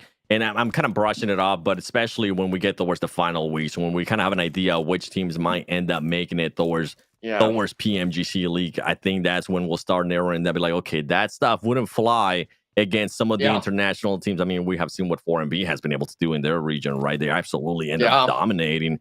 But something that actually is surprising me in this first match, in this second Erangel, is that we're not seeing any action right off the bat, Enigma. I think Alpha7 ended up considering, I had to go back and look at the playing path, and that playing path was perfectly set up for Lipovka. We could have ended up there with a hot drop between X Factor and Alpha7, but Alpha7 decided to go through their usual drop, which is North George, and X Factor still in Lipovka. Yeah, and it kind of just brings me back to that interview with Inco saying, yeah, no, like we're going to take that drop fight. And then we look at Alpha7, it's like, yeah, no, we're fine giving that up. We'll play our game. We're not going to throw our double points, especially with it being Erangel. You know, we play this 3 times today. You're not wanting to throw it away like Sanhawk, of course, but I think it's just a mature kind of read from that squad. They're veterans. They're enough. Hey, you know, it doesn't matter if we're losing this fight off drop. Maybe we're just not feeling it today. But for the most part, we're looking to really play the game how we want to. And if you're getting eliminated off drop, you really hate sitting there in that, you know, stadium area for 30 minutes just thinking, man, we should have just dropped somewhere else. Well, even the composure too, right? Like teams, especially after they come off with a win, they're feeling hype. They're feeling like they're like gods. They're like, nobody can beat us right now. And you mentioned it perfectly too. Mature. This is a very, very mature decision, because the playing path, I mean, it would have been perfect. There was it's not like we can be like, okay, well, the playing path wasn't really over Lipovka. It was over Lipovka. They could have definitely hot drop there, but for them to decide not to do that, continue on the momentum, focus a little bit more towards the later game. We'll see what's going to be happening with them, because right now they are outside of the circle. They're going to have to do an interesting rotation in. But right now, I mean, I'm really impressed with what I've seen, and I like that Reflections kind of mentioned this too. I like that so far we are getting some teams that are kind of surprising us here every single day. Right now, it being 9C, we'll see how 9C is going to be able to kind of react to the previous performances, because performances like that give a massive confidence to a lot of these players. Yeah, and I think obviously we had, you know, Team Queso as the pop-off team the first 2 days. Then we shifted to this Team Liquid dynamic in the next 2 days. Obviously, one of those days was TL's bonus points, making it just that much more influential. And then we're sitting here saying, hey, you know, when is Alpha7 going to wake up? Hopefully today, after that win, they're able to really kind of find their stride with it. And when we start having, you know, these different names come into play, like you just said, it really leaves that leaderboard up in the air of, okay, you know, who's really going to be performing consistently on their bonus point days. We've seen teams falter. Obviously today with NRG, they're only at 5 total, so they're needing to really turn it up. But the rest of these squads, I mean, if they're able to continue shaking it up, not leaving it up to just Team Liquid or Alpha7 getting all the points, that condensed system at that top 8 really sets it up for that last week on who's going to perform the best. And for 9C, I mean, if they can continue to put up performances like they back-to-back second place finishes, I know the first one was a little bit unconventional with how they ended up just sending it over that cliff. But even this last one in Miramar, waited for the right time, let them fight because they really couldn't get involved within that fight, trying to position themselves in a way that maybe they could get an extra point with eliminations or whatever the case it might have been. But back-to-back second place finishes out of that team, that's definitely what you want to see. You know what? We're talking about teams that we want to... There's currently not any fight currently going on, right? It's going to take a little bit longer since there's not any hot drops. So let's talk about teams that maybe we want to see out there being able to put up good performances.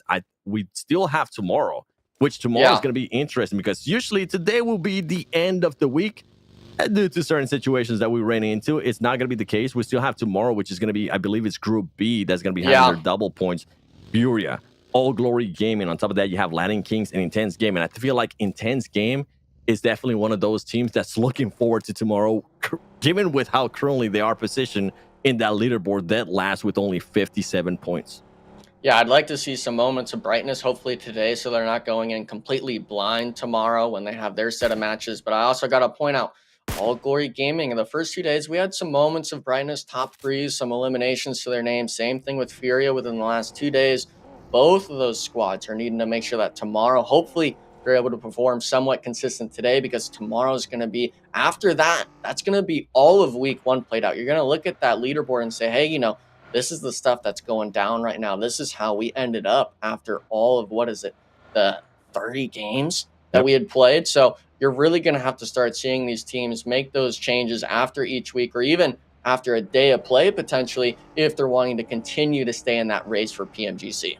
This zone, oh my goodness, it's just so compact. It's absolutely crazy. No. Furia is going to be getting in. I wonder if they're going to be going to school as well. Now we're starting to get some action. We got All Glory Gaming. We were just talking about you. And on top of that, we have Inco as well. Inco losing a player there in inactive. Not what we wanted to see out of Inco, considering I was kind of hyping them up. I was talking about their eliminations. They just need to narrow down some more placement points. Boy, that's not what you want to have. You don't want to go into a later game with one player down.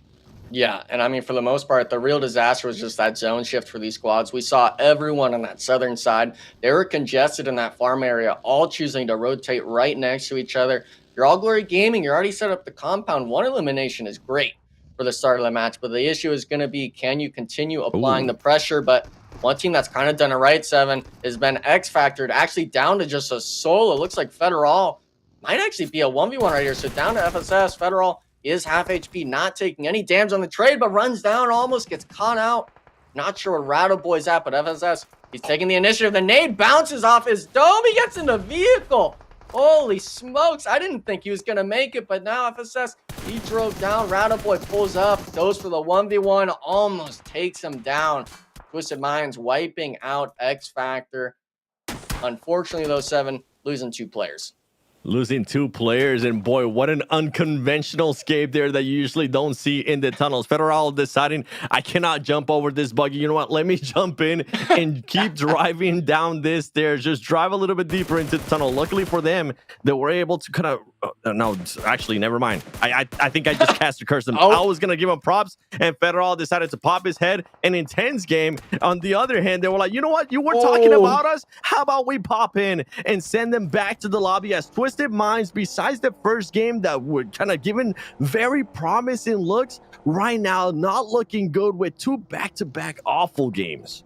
Yeah, and I mean, I enjoy that Federal and Rataboy were able to clutch that fight against X-Factor, but you lost too many players. You're not worrying about other teams coming in, and Intense Game recognized that, hey, we're just going to pull up for free onto you, ultimately picking up 2 eliminations for a squad that desperately is needing points. But with Intense Game, you know, the question mark is still going to be, we're only in stage 2-7. Can you continue this sort of effort into these matches, or are you going to maybe falter like you've done the last few days? But with the zone shift, of course, these teams have kind of gotten a feeler already for where they want to play in these zones, but the zone shift goes east. Influence Rage holding a beautiful split right now, having the pickings, and a lot of these teams are going to look to find their spot in this zone.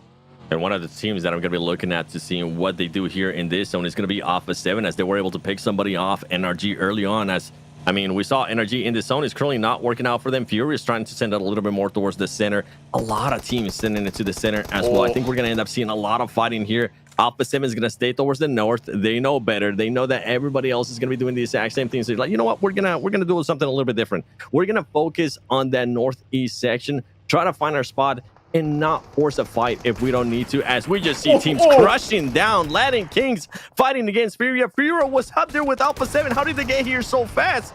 It's crazy. It's absolutely crazy, Enigma. As unluckily, somehow, NRG finds a spot to explode a vehicle, and that is it for Latin Kings. Yeah, I mean, it's just one of those car compounds where everyone's able to see you. You're not in the building. Furia was there before you. And ultimately, as soon as you come through the door, there's going to be a shotgun pointed at you in every angle. So Furia able to come out on top, but it looks like, if we see on the battle tracker, they lost.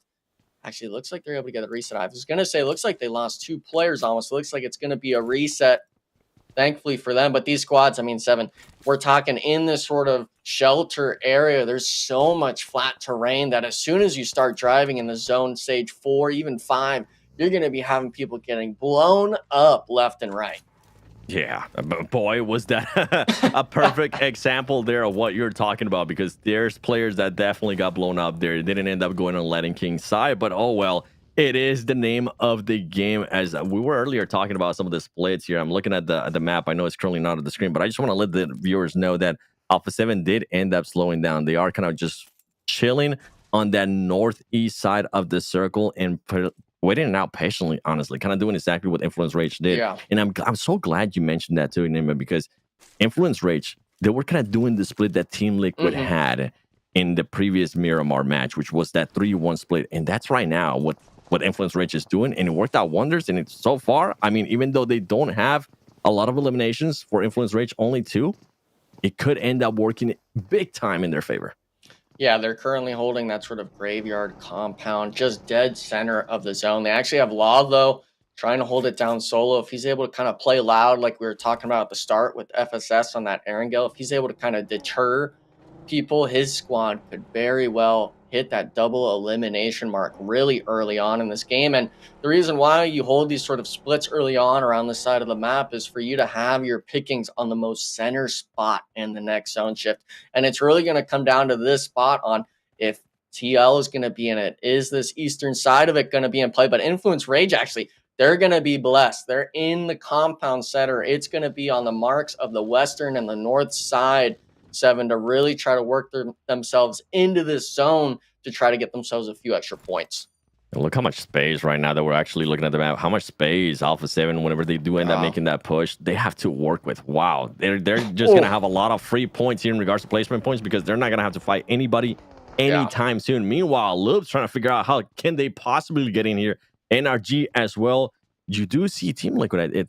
I believe that is Team Liquid. Yeah, they're currently holding out Crater, which is a very, very strong spot to hold, as long as nobody ends up pushing them or start nading them, which I don't think it's going to be very unlikely with the ways that some of these teams are currently set up. And Team Liquid, safe. They still have all their 4 players. Influence Rage, though, deciding to push that player back that was alone, and now having the actual team regrouping and being all together instead of having that 3-1 split.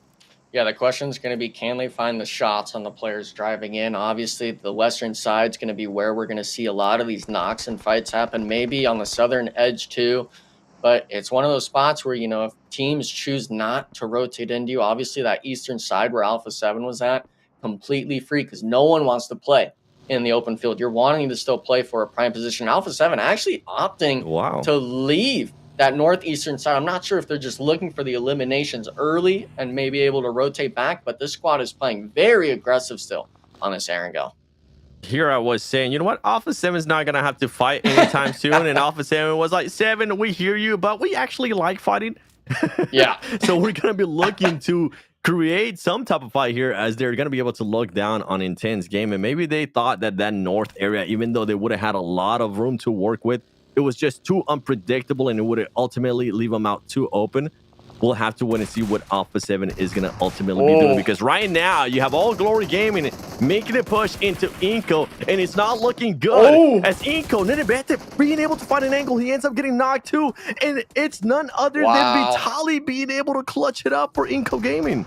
Yeah, that's a big move, but it's not for naught, because Furia now, they saw the elimination feed. They're coming in for the free squad wipe. Really unfortunate for the Inco Gaming squad, but Furia being able to collect themselves 5 total eliminations now in the match. And look at this, 4 players up. They're keeping track of NRG as well. They're not stopping on their pressure, because they realize We have to clear this solo out. We got to play this game loud and heavy, or else we're going to be the ones getting pulled up on. And now it's a matter of time before the nades connect. It's just raining down hellfire on the NRG squad. And this is the team, 7, where we were wanting them to perform well for double points. It's not looking like it. Yeah, it's not looking good. It's not looking like it's going to be going their way. And I'm actually surprised that Spec was able to live there for that long, considering how many grenades were being thrown. I was mentioning if anybody was going to end up crushing down on Team Liquid, there was a fight there between Team Liquid and the Vicious. Team Liquid being able to take full care of that team and not really losing any players. 2 players did end up getting knocked. And here we go. This is what I wanted to see Alpha7, for them to just commit to an actual angle and see what they could work with. And honestly, I'm not mad at this angle that they're going to be able to hold. We'll have to wait and see what the next circle is going to be like, because if for some reason, it did end up going their way. It did end up circling down, centering down a little bit more, even though it is a bit towards the south. Team Liquid, if you're Team Liquid right now, Enigma, what are you planning on doing? Because with the way that Alpha7 is currently set up, with the way that Influence Rage is currently set up, if that next circle doesn't end up going their way, it is going to be a tough push out of there. I think you look for the eliminations on that north side. This ridge play with Furia is completely in the open. You either try to prevent them from leaving their own crater that's just to the north, or you look to maybe even just send a player, kind of suicide wipe a team, having 3 up. But NRG, they're the ones getting sent. Loops recognizing, I mean, it was a close 1v1, but you knew that 24K wasn't going to be winning that. 3 eliminations, unfortunately, for NRG Galaxy. And Loops, look at the timing they chose to do that, 7. With them taking the initiative so early, they still have time to work into the zone. A freebie, not wasting any moment trying to work in the zone. And this is kind of the hard part now. You have to find your way in. There's a bit of room to work with, but TL, I think they're going to be smart enough to see this. Maybe you get the 1 here on Cardozo, but that's not even going to be it. Loops struggling to find their foothold in it. And I mean, there might be a shack or 2 in play, but you still got to get into it here. And I mean, they're actually rotating straight towards Team Liquid. Team Liquid might be getting naded out here, 7, on the roadside. Oh, they're going to continue on. They're going to continue on with this push. And I'm actually surprised there that V10 decided to make those shots. Maybe kind of letting them know, making it seem like there's more players than they actually have. Wow. They might be able to make it into this shack. And no, they don't, as Team Queso is able to just secure the eliminations right before they cross that edge of the door. What an absolutely nasty angle, an absolutely nasty stop there that Team Queso was able to do on Loops. And if I'm Team Liquid, I'm telling Team Queso, thank you. You just saved us. You just saved us a little bit longer, because we already were going to have to worry about so many more teams. Furia versus Alpha7. They're starting to fight. Furia getting some angles there on Alpha7. One player is going to get knocked. Mafioso is going to get eliminated. Meanwhile, Silence trying to make sure he doesn't end up getting knocked. This is going to be interesting how this fight is going to continue on and ensue, because whoever ends up winning this is definitely going to end up securing even more placement points, as there's only 8 teams left. Yeah, the scary thing is when you're playing this sort of shelter position, if you get forced into the bunker, it's so hard to push up the stairs. And look at it, Alpha7, they're forced to go down. They have to play the bunker trolls now. And I'm kind of worried about this, because Team Queso was playing this earlier. They had players down below. Seems like that's not going to be the case anymore. But Alpha7, I mean, if you have to fight for this openness on the bunker, you cannot let Furia take full control. And oh no, this not like this. He didn't even hear the nade, 7. Oh, I don't think they know he's. Oh my God, he whiffed it. He whiffed it. And here we go. McGrellin is going to recognize that he's there. Alpha7 is going to turn on that boost, and they know that VIP was very close by. And if I'm VIP, I'm getting flashbacks right now of what happened earlier in the first match of Erangel, because that should have been at least an easy 2 knocks for VIP. Yeah. I mean, I'm not sure why we're even trying to nade there. We should have just been maybe even another set of boxes forward and just been ready to TPP peek around. But choosing to go for the nades really just kind of maybe brain farting, I guess you could say, in that position. But Alpha7 able to recognize that the nade, hey, this guy is in the room with us, winning the trade out. And VIP, they're actually looking to block him in. They're trying to blow up the vehicle. Oh, almost getting knocked there himself by it. But VIP, you know, they're trying to make the best out of the worst situation that could have happened with their 4th teammate. Try to, I guess, force him down into the bottom. And with the zone shift we see, they're still in play here for the most part, but you got to keep working out of this. You cannot stay below. it's only a matter of time before this fight untails. I like Harijo being able to recognize there. The name came down. He knows that there's going to be nobody on that corner and just pushes up a little bit more. He needs to be careful because there's going to be even more nades raining down on them from VIP. Just be patient and wait to see what's going to happen. They know which team they're going to be going up against. This 9C, a team that we were currently looking for. Guess what? Team Liquid finds an opening. They get out of that crater. And who other than 9C as they get eliminated in 8th place in 0 eliminations. Not what you wanted to see there out of that team. That is a crazy send from Team Liquid. I mean, they drove completely around. I don't even think that squad that they fought were even looking at them. They just full sent it up, clean wipe for Team Liquid. And yeah, they had one player knocked, but they took that fight so early, 7, that they're able to work into the zone, now applying pressure to the teams playing on top of the bunker. And we're seeing it now. Intense game. Team Queso, VIP even possibly here right now. They're going to start taking casualties. And if you're TL, all you have to do is wait at this point. You find your right moment, and they've been doing just that all day long. And the nade doesn't find him. I think there's a vehicle he's next to in there potentially, but it's starting to start raining down. Alpha7 from the bottom, intense game from the top. Nigma, remember the vehicle that they were trying to secure or trying to lock in Alpha7 that ended up backfiring, as they do have one. I think that they had one vehicle that was unexploded. And here we go. Alpha7 with the nade, trying to take advantage of the fight that's currently going on between VIP and Intense Game. Alpha7 right now being able to manage to survive even longer, securing at least some extra placement points. A team that's currently, if you're just tuning in, a team that's currently on their double day point. Nades are coming in. If I'm Alpha7, this is wonderful for you, because right now VIP, if I'm not mistaken, I think they only have one player standing, and they're trying to find a way to get out of here, but they might be trapped. They might actually be stuck here as Intense Game takes care of VIP. But guess what? You mentioned it. Team Liquid was trying to find the perfect spot, and they were able to find it as Team Liquid is now pushed up and is taking the fight to Intense Game. Yeah, and I mean, it's also Furia from the side coming in. Team Liquid did lose 1, but look at the elimination counter. 11 to them. Cardozo, yeah, he only has 2 to his name, but it is completely worth it. They have the prime real estate in this spot and zone, and these squads, I mean, Intense Game, you even look at those names, it's just, you know, I like your position, but maybe not focusing towards the center was the play. You got to worry about these edge teams, or else they're going to wrap behind you and do exactly what Team Liquid did. And, I mean, look at the zone. The north side 7 is completely free, but it doesn't matter anymore. The shift goes to this road side, and the likes of Alpha7, they're down, trapped in the bottom. We've got Furia on the other bunker they could potentially come out of. It's always a cat and mouse game in this bunker, and you got to come out at some point.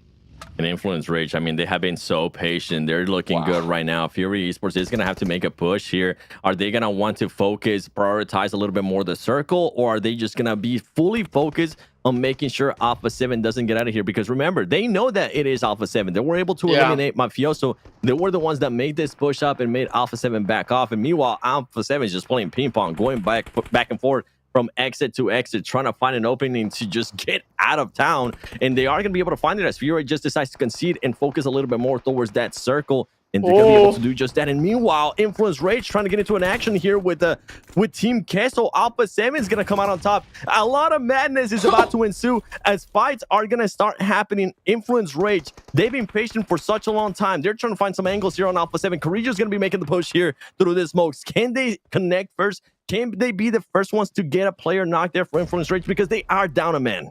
Yeah, they're looking to run and gun and Influence Rage. You got to recognize, you got to have all 4 players looking to the side. But Furia, they gave up the bunker. They allowed Alpha7 to weasel their way out of the bottom, and now they're shooting them in the back. But while that send was happening, 7, Team Liquid got wiped by the Furia pull-up. So that's one squad gone already. And these teams, I mean, they made all these amazing plays, but they're still taking casualties. And Influence Rage looks like they're one of the only teams left in the lobby with 4, but Team Queso not recognizing it, almost getting knocked. But Revo now, he's got to make something happen. The MVP of this squad, 7, needs to come up huge for him. It's only a duo left for Alpha7. They have 5 elims, but got to make it happen, trying to play it slow.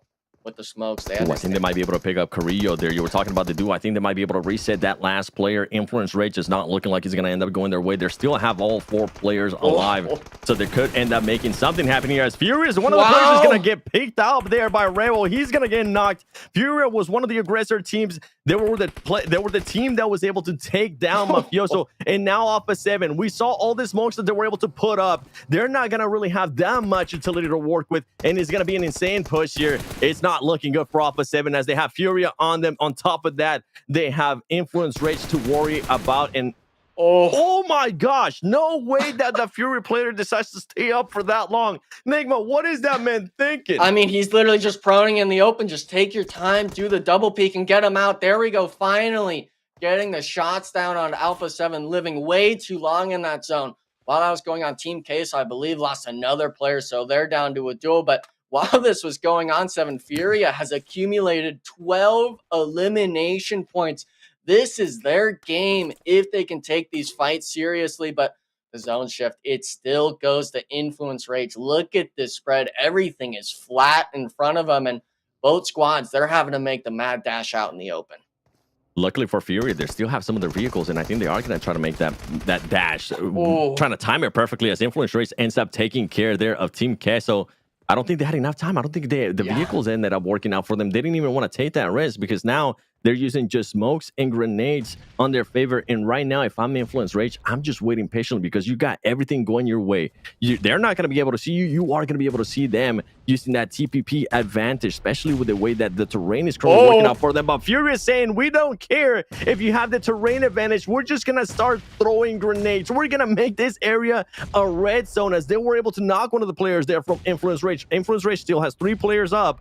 And Furia, if they can somehow make it out of this, they already have 12 eliminations under their name. If they can even make it more, it's going to be absolutely insane. Yeah, but they didn't find the flush. They didn't even get a re-knock with any of those frags. They couldn't even get a smoke tunnel down to try to run up and through. So just a full reset. And this is the moment. Wait a second. A big nade getting 2 from Furia. The long arm of the century. And look at this. They're both 1 HP, but they could get the heal off. And this is, you got to go for it. The 2v3 on the ridge. Can Furia stumble upon them? No. 1 down, make it 2. We're down to a 1v2 spot, but almost finding an Larazan. Artuzan, he's going to have to find the shots. But look at this. Influence Rage. Calm, cool, and collected. Getting the reset off. And they understand we have the positioning. We have the numbers. And ultimately, we have the eliminations on you. Influence rates showing up on that ridgeline, making it look easy, Seth.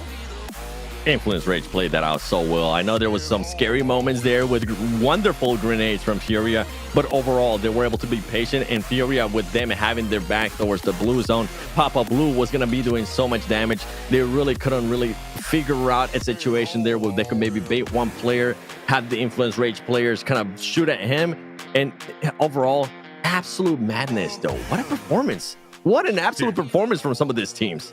Yes, what a game, first and foremost. Did not disappoint. And it started in stage 4 when Furia started to heat up. They come in for the third parties that ultimately net them 5 eliminations, and that doesn't stop them. They continued to go forward. Unfortunately for Inco and NRG, they were the victims of that first concise Furia push. So from start to finish, man, Furia was absolutely on fire. We did have some early exits, like X Factor, right? They're coming off a hot game. Unfortunately, they fall short. Twisted Minds as well. They finally slowed down despite their early aggressions in games 1 and 2.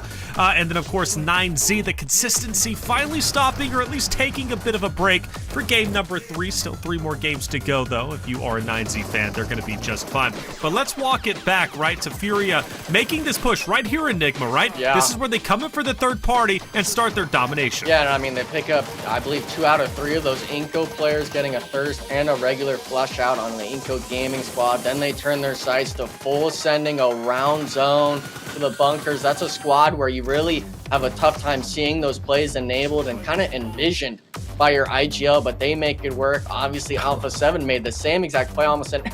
I mean, I feel bad because Cold Goat, he picked up both of them. I think he just beamed the absolute hell out of them from across the map. So that team, I mean, play, though.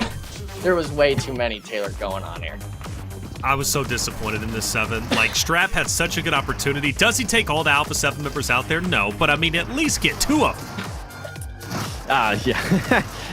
You know what? I'm gonna move on. 9Z didn't end up getting any eliminations there, because if I go on and say what I actually want to say about that play right there, I might not end up coming back. Okay, fair enough. But for Furia, I mean, Furia, what a performance out of this team. They were able to push off Alpha 7. They were able to kind of make Alpha 7 not play the way they wanted to play. And on top of that, for them to survive this long, for all the fights, they were a team that was pretty much fighting the whole map. Given, you know what, at the beginning, everybody takes their time to loot and all that fun stuff, but whenever the fights did start, that team was definitely fighting. The grenades coming in right here, oh man, I'm sure Silence was hoping that one more play ended up getting knocked. And I'm actually surprised that that Furia player, that one right there, this one, Arturosin, he didn't try to get that angle because he knew that those players were going to end up peeking. And I'm pretty sure he kind of he was keeping in mind how many players were knocked overall there. What a performance. 19 points and 22 points for Influence Rage. Yeah, not bad at all. That's one of their best games we have seen in quite some time, right? 22 points. They'll take that to the bank as long as they possibly can. Furia with 19. Got to be happy with that. You said it best, 7. They were fighting tooth and nail right from the very start. This was not an easy game for them.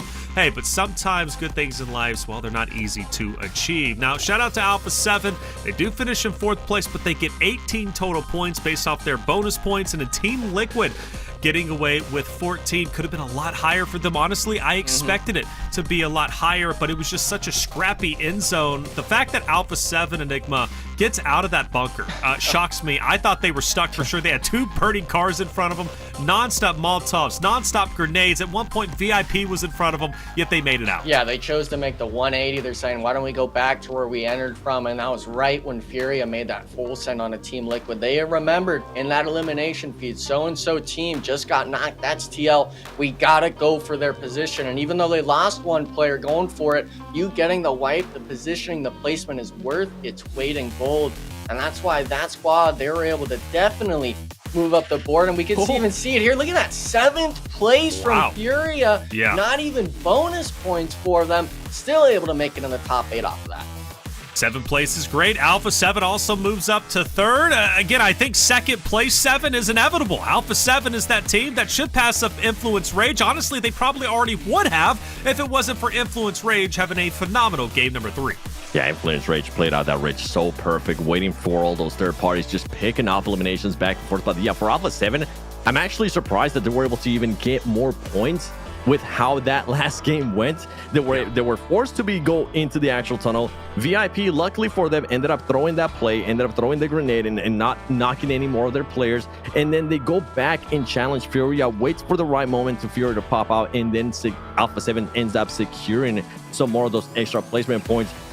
Great stuff for Alpha 7. One team, though, that I really need to see some stuff, some kind of live here in the next match, as we're going to be going to Sandhawk, if I'm not mistaken. It's going to be Twisted Minds. I want to see a little bit more of Twisted Minds. They were so promising at the start of the day, but the last 2 games have been very lackluster for my liking. Yeah, you're correct on that, huh? Twisted Minds, they started off hot, but unfortunately have kind of cooled off a bit. They've got 3 more games to go. As you mentioned, Sandhawk coming up next. We'll see how well they perform there. 9Z, despite not the best of games in game number 3, still moves up a spot over that of VIP Esports, who has continued to have their struggles today without question. We'll see if they can maybe do a little bit better in the back half of the maps, but good on 9Z. They can still break into the top page, but more work needing to be done. NRG also on their double points. Even though they haven't had the best of games, they still will jump up a spot as well, just showcasing the double points. It doesn't take much, right, to kind of jump up those standings, even if it's just a little bit and temporary until the next bonus points comes around for the team that you just passed up. Overall, 3 games down, 3 more to go. Loving what I'm seeing so far. And for Alpha 7, shout out to you, man. That was one heck of an exit. I cannot believe you guys were able to get out of that bunker. Sandhawk will be coming up next. And I know 7 mentioned Twisted Minds. Where's that consistency? We started off great. Well, they're going into a map that they've done historically very well on, and that's Sandhawk. The last time we watched Sandhawk yesterday, they got the winner chicken dinner with 13 eliminations. That would be a massive game, much needed to continue to rise up the ranks. We'll see if they can obviously achieve that when we come back from the break. So we're going to go on break. When we come back, obviously game 4 coming your way, but hey, Alpha7 McGrellin had a chance to talk to Sarpatch on site after their big Game 2 win. Let's see what McGrellin had to say. It had to happen, and it happened now on the second match. Magrelin from Alpha7. Congratulations on the match. The first match, let's not even talk about it. It was a weird match. The circumstances were weird all around. But now it was a convincing victory against Team Liquid also. So congratulations, how are you feeling? Mano, foi uma vitória convincente. Não só foi contra o Team Liquid também na final, então foi mais importante ainda, né? Como estão sentindo agora com essa partida? Foi um alívio, vai tá trabalhando muito todos os dias e vai vir forte pro dia de hoje, que é dropar, né? We're trying to improve every day. We're looking strong now, and we want to go back up on the leaderboard. Do you guys changed anything for today? Do you feel that you have anything different to playing now, or not? Vocês mudaram alguma coisa para o jogo de hoje? Não, todo dia tá sendo aprendizado, né? Tá estudando mais, mas esse dia de hoje vai terminar bem, então se Deus quiser. No, we didn't change anything. We're just trying to play our best. Everything will be best for us today, hopefully. Sir, thank you very much. Great victory. Let's go.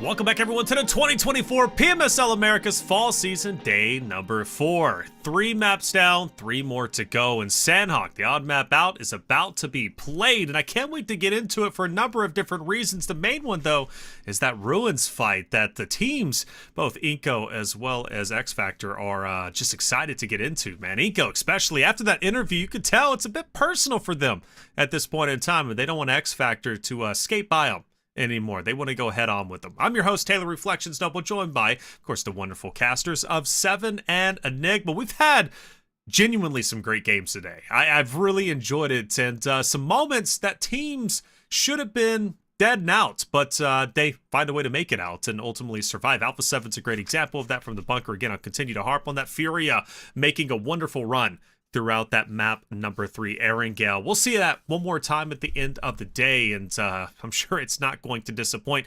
7, Team Liquid, though, has been highly consistent despite it not being their double points. You said it at the beginning of the day, something along the lines of, it's not their double points, but they're making it look like their double points day.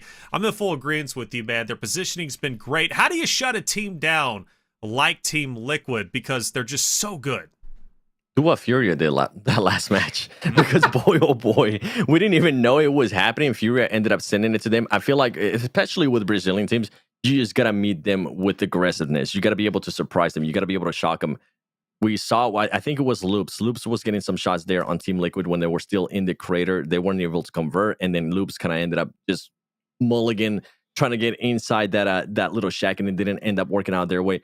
But you got to meet them with aggression. We saw not only Furia now being able to do it, but also Alpha7 being able to do it, even going back to Miramar. Alpha7 was very unlikely to be able to win that match. They waited for the right moment, kind of like what we just saw here in Erangel as well, to get some extra points. They ended up just meeting Team Liquid with aggression. They ended up finding the right positioning, the right timing as well.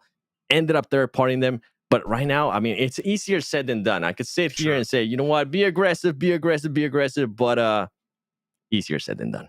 It is easier said than done. Enigma, I got to ask you, though. Questions, predictions, man. If you had to put all your money on one team in ruins, is it Inco or is it X Factor? Because right now they're 50-50, right? Yeah. Remember, Inco won day number 1. Then the next day, well, as bonus points, they avoided each other. Well, X Factor avoided Inco.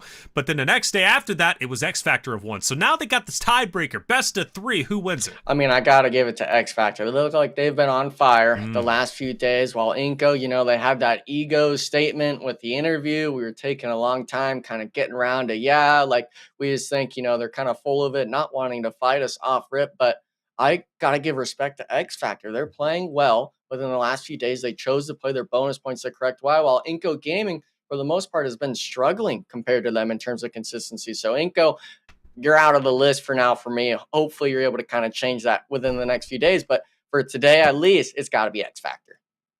All right, X Factor, we'll see how far they can go. Winning that first fight has to feel good, and after all, they are winning their initials. You go back to map number 17, right, where they took down Alpha7 in tremendous fashion. I don't think we get that rematch in map number 3. Maybe we'll get it for the final map of the day, but they're holding their own. X Factor, even though they've had their moments where they've been shining, but then they kind of fizzle out, I gotta say, they're a roster that is truly impressive. Top 5 for PMGC. I still think it's possible, but they've got to become a little bit more consistent.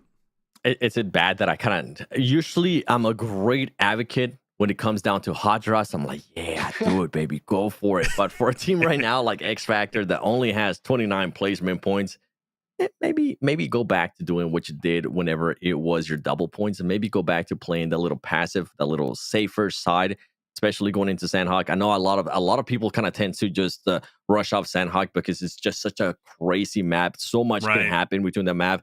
It's so easier to third party as well. But if it's possible, X Factor, and I'm talking to you guys now, just try not to do the hot drop. Stay away from it.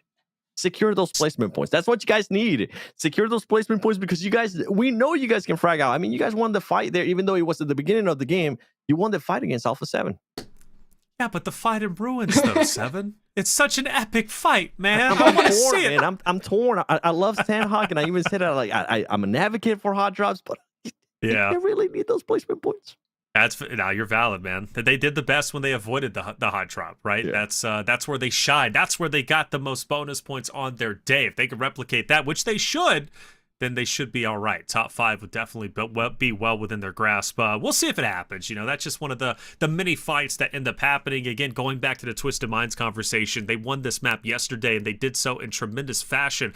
They need a big game, Enigma, once again to jump up the leaderboards, right? Twisted Minds was much hyped up, much like Alpha7. When you think of Group D, I think of the top 2 teams who could very well change the standings dramatically. That's Twisted Minds, Alpha7. This is the map out of all maps they need to capitalize on once again. Yeah, but the problem is for Twisted Minds is NRG is looking to do the same. If I'm looking at it right now, Twisted Minds is currently 17 total bonus points, while NRG, they're still in the single digit of 8 coming into this game. So Sandhawk, we want to give it to a team that, especially on bonus points, is going to have that turnaround and that pop off like we've seen in the first two sort of days. But for these squads, I'm really kind of torn on which team I'd want to give the benefit of the doubt to, of this is your game to turn around and stuff like that, because Twisted Minds, they need the bonus points, but also does NRG need them? NRG's been on the struggle bus, man. They've been on the struggle bus for a good while now, which is, again, disappointing with how they started. Seven, you've been watching NRG today. You've seen them in some crazy moments. The last one, right, was last map where Furia was just pushing onto them relentlessly. Loops also joined into the mix. It felt like NRG was just getting absolutely bullied. You got any tips for those guys? Like, what have you noticed that NRG is doing that they shouldn't be doing? Hear me out, NRG. I don't have any tips for you, but I'm just going to say, whatever you're currently doing, it's not working out. We've seen some teams already towards the top being able to adjust, make some changes to the roster in regards to switching IGLs, whatever the case might be.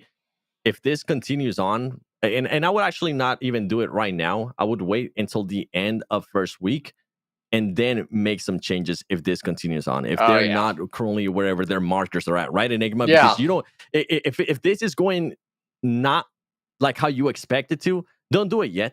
Wait until the end of the week. Wait until tomorrow. Wait until everything's said and done. You actually know what the leaderboard's at. You can actually start planning on setting some markers. Okay, maybe after week 2, we want to be in this position, and then start slowly climbing up. You don't want to set some skyscrapers goals. Yeah, I mean, they were wanting to be in that top 8, which in ours isn't too drastic of a change, but I think last split, they're having the same issues as this split of they're able to kind of win these engagements early on, but the mid game, late game, they're losing a player. We saw in the highlights of that last game, one of the players, I believe it was Fate, getting caught out by an Alpha7 player across the zone, instantly thirsted. You're not wanting to lose a player on, especially if you're one of those edge style teams. And NRG, I'm seeing the cogs kind of turning a bit on kind of their mindset and ideas, but they're not getting any of it really put together. And obviously the question this time around, last split, it was Telly as the coach. Can J7 himself step up as the new coach for the squad? Either say, hey, this is the mindset change we got to do, or are we going to do kind of like what you guys had recommended, saying, are we going to make that IGL swap? Are we going to change the roles in the squad to make sure that this performance doesn't happen again next week? Well, one team that's been on the struggle bus is Team Queso, and it's sad to say that given how they started the first couple of days. They were on fire. In fact, they still statistically have the most eliminations up there with the likes of Team Liquid. But when I think about Team Queso, why are they struggling? And that's what I want to know. And Sarpatch is on site to talk to Team Queso's Milovan to see what's going on. All right, guys, here we are with Big Milos from Team Queso. It was a good match, 3rd place. Congratulations on that, some good points. How are you feeling about the match? ¿Cómo te sientes la partida? Tercer lugar, buenos puntos que se pudieron sacar ahí. Nos sentimos bien, ahí logramos hacer un poco de puntos y ahí el final de la partida un poco complicado porque no conseguimos salir del túnel. We feel good. We were able to get some points. At the end, it got a bit complicated because we weren't able to get out of the tunnels. Let's talk about yesterday. I don't want to talk about it too much. I'm a bit sad about it still. How was the mental for you guys? How are you guys on that part? ¿Cómo está el mental con respecto a ayer? El mental sí, igual que el inicio, sabemos que el torneo está recién iniciando. We're still good. We know the tournament still is just starting, so we're fine. Thank you, sir. Best of luck. Let's go. Oh, we got a chance to hear there from Team Queso as we're currently dropping into Sandhawk halfway through our day here, Enigma. And could we possibly, by the way, it's not a prediction, okay? I don't want you to tell me a prediction, but could we maybe end up seeing a Team Queso top 5 finish with a solid 5 eliminations? I mean, of course we can. We've seen him perform time and time again before. I'm not going to discredit him just yet, just because the game maybe hasn't been going their way. But for the most part, these teams, we were talking about it before the break, they're taking the engagement already at the start. And it looks like one player actually not even finding a weapon, getting ran up on by the X Factor squad. And if you're Inco Gaming, you're talking so much trash. Thankfully for them, it's going to a 1v1 situation. And it's all a matter of who gets the shots down first. Barely any helmets or vests to work with for both these squads, Seven. And I mean, you're going to be running around really just playing that sort of maze gameplay. Who's going to find the shots first for the Nox?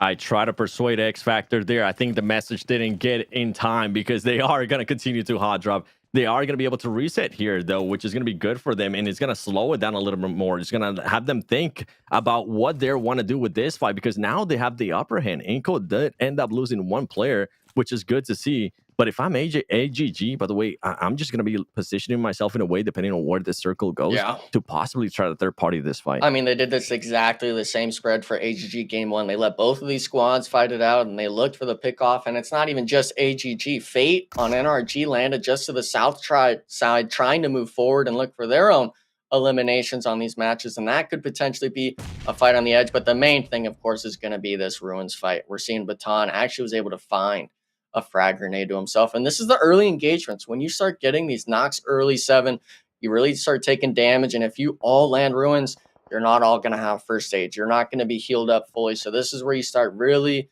needing to use this utility to its fullest. And Baton, we saw it, that mirror marking in that Erangel game, he was able to kind of clutch it up a bit on some of the engagements, but this is the time now.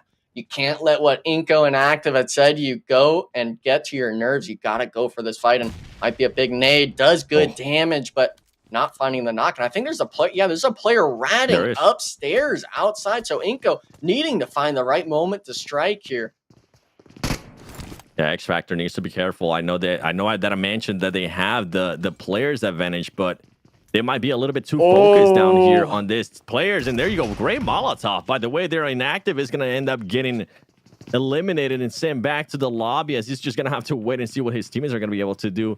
And Vitaly, I think Vitaly was the player that was up there. He's going to be coming down and seeing if he can provide some backup here to his player, to the Juancho, the other player that's alive from Inco Gaming. None of these teams currently have any heals. Some of them don't even have a vest. It's going to come down, Enigma, to who gets the first shot and who can continue and follow it up. Yeah, I think X Factor is playing this tremendously. Just wait the smoke out and go for the angle plays, because you already have 2 of the players eliminated. Take your time and take these shots down, because it's like you said, if you have a 249 or something, no vest, that weapon is knocking in, 4 or 5 bullets, but there being 70 rounds, and this is the push. Double barrel.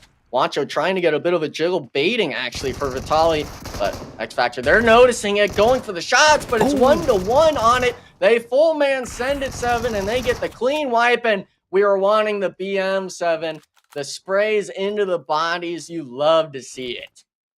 That's what I wanted to see. A little bit of BM there out of X Factor. Inco they almost got away with it. They were trying to bait it out. If that player would have been knocked, I think they would have gotten even more players knocked there from X Factor. But X Factor waiting it out, only sending one player, recognizing that there was a trap, there was some bait. Overall, it worked out wonders for them. And what's the, I don't even know what's the tally anymore. I think it's like 2-1. Who knows if we'll continue to see this tomorrow, and who knows if we'll continue to see this in the upcoming weeks. All you need to know is that you need to make sure you tune in, because Sandhawk is absolute madness. And I'm actually glad. You know what? I was saying earlier, Enigma, that I didn't want the hot drop. I was lying to myself. I wanted the hot drop. Everyone wants the hot drop. You come around to it eventually, especially if it's somewhere like Ruins, where there's 2 levels, everyone's scrambling for a gun. But I really just can't call out, obviously, Inco Gaming. You have that interview of, hey, we want to fight X Factor, and then you get 4-0'd by it. But this is what happens. You take the fight, you win the initial part, but everyone's set up for you, 7. You're going to be trapped here forever. Baton getting caught out. FSS now getting thirsted. And, you win the initial fight. Yeah, you got the 4 points, but now you have to deal with the repercussions of this early game engagement. And, yeah, I mean, Capri's, he's running away. The rest of the squad, I mean, you can't say we didn't tell him, because we told him every single day, I think, this week, but they still don't listen. I mean, I thought it was going to be AGG at first with the way that one of the players was kind of positioned. They decided to just get out of here and not even be a lot closer to the way that Furia was able to be. But Furia being able to set themselves out. They're in the maybe easiest 2 eliminations that they're going to be getting throughout the day. And for X Factor, I feel like this is a bit of a red flag, right, for the future. Jokes aside of me wanting the hot drop, whatever the case might be, this is what's going to continue to happen. If you do this kind of fights, people are going to recognize it. People are going to know what you're going to end up doing, how you're going to end up rotating out of this hot drop, and you're just setting up yourself for failure. This is not working. Yeah, you do get 4 points. You do get 4 eliminations under your name, But now you're going to have to play the rest of the match with just 2 players. You're going to be hindered. You're not really going to know what's going to be happening. A lot less eyes, a lot more room to cover. I mean, it's just an absolute nightmare for this team. And I'm hoping that the hot drops do end up stopping. Yeah, I was also kind of worried as well for the likes of Furia because, you know, you were asking where AGG went. They were just their east towards that sort of crosswater compound where the 2 rivers kind of meet forward. And they started driving back. They heard Furia's shots and were looking for a potential pickoff maybe on the likes of the players up on that roadside we had seen at that shack. But that didn't happen, unfortunately. NRG as well, they opted to kind of move away from Ruins. Fate and I believe Spec were looking in. They went south side, but you know, I got to just keep agreeing with you. This X Factor squad, you know, obviously you're wanting to close the point gap and make that sort of PMGC point spread, make it in your favor since you're playing a lot better than obviously the Inco Gaming squad, which, by the way, those PMGC points, it's all a matter of roughly 100 or so points that the likes of X Factor or NRG has to make up to try to pass this squad of Inco Gaming. But you still got to do more than just the 4 points off drop. You got to be looking at them in all the other matches. And Sandhawk is definitely not one of those maps you want to throw away because you play it, 20 times this tournament. Yeah, it's a lot less than others, but those points are still points you could be getting. There are points, and on top of that, you got momentum, whatever the case might be. This is kind of like the halfway point of the day, so you don't know what's been going on. And if the day's not going your way, and on top of that, you go into a hot drop, and you end up losing a hot drop, or maybe you end up winning the hot drop, but then getting eliminated right away, that's not a momentum that you're going to be able to do anything with. And instead of taking that hot drop, they could have just prioritized a little bit more on what was going to happen with the circle, position themselves in that aspect. But you know what? A team that I do want to see a little bit more out of is VIP, because we have seen some mulligans out of this team. They're going to be going up against Loops. Loops is trying to start the fight here near Zelda. Is he going to be able to hold him off? The shotguns are going to be coming out, and his teammate is nowhere near for Loops to be able to back him up. They do have one player nearby, and I don't know what Within was doing right there, as the rest of his squad just doesn't really have the right angles to be able to back him up. Yeah, and I mean, Loops, they had that sort of initial knock from the hillside, but getting absolutely swarmed in this edge building, not making the most of it. And we almost had a repeat of that game 1 where, hey, VIP, this team just ran down the hillside into your compound. Where are we looking at? Luckily, this time around, they're able to kind of piece together some eliminations. And Loops, I mean, it's like you said, where is the rest of this team? They get the opening. It's a solo left though in front. And then your teammate, he finally makes it across and gives the knock. Not something you want to see in Loops. This is one of those teams where we saw greatness, you know, in the first 2 or 3 days, I guess you could say, but they've really been struggling alongside the likes of VIP Esports and finding these consistent fights. But oh my goodness, I don't know what the heck is happening, but Alpha7, they're set up for the Team Queso pull up. The spread, though, for Alpha7 might be eliminating Carrillo here because there's no one else with them. Team Queso, even though he got the knock on one, there might be a full reset coming through for the squad. And Team Queso is one of those teams where if they're able to keep 4 players up, they are a force to be reckoned with. And look at that. Bull Goat, he's trying to find the initial knock. One of them does get thirsted, but doesn't seem like Team Queso is going to find their solid ground. They're getting naded out from across the map and stuff. And I mean, I like the pull-up play, but Alpha7 is just feeling themselves today. And Alpha7 there, Carrillo, I think he thought maybe his back was going to be a little bit safer with his teammates being able to be behind him. But to his surprise, I think it was Intense Game that just currently has him pinned down. It's going to be a tough way for him to get out of here. Rebel's not going to get any angles on where IG is at. And now they're just going to be fully committed between the fight here between them and Team Queso. I mean, Team Queso, they did end up getting one of the players fully eliminated. Alpha7 doesn't end up getting that point.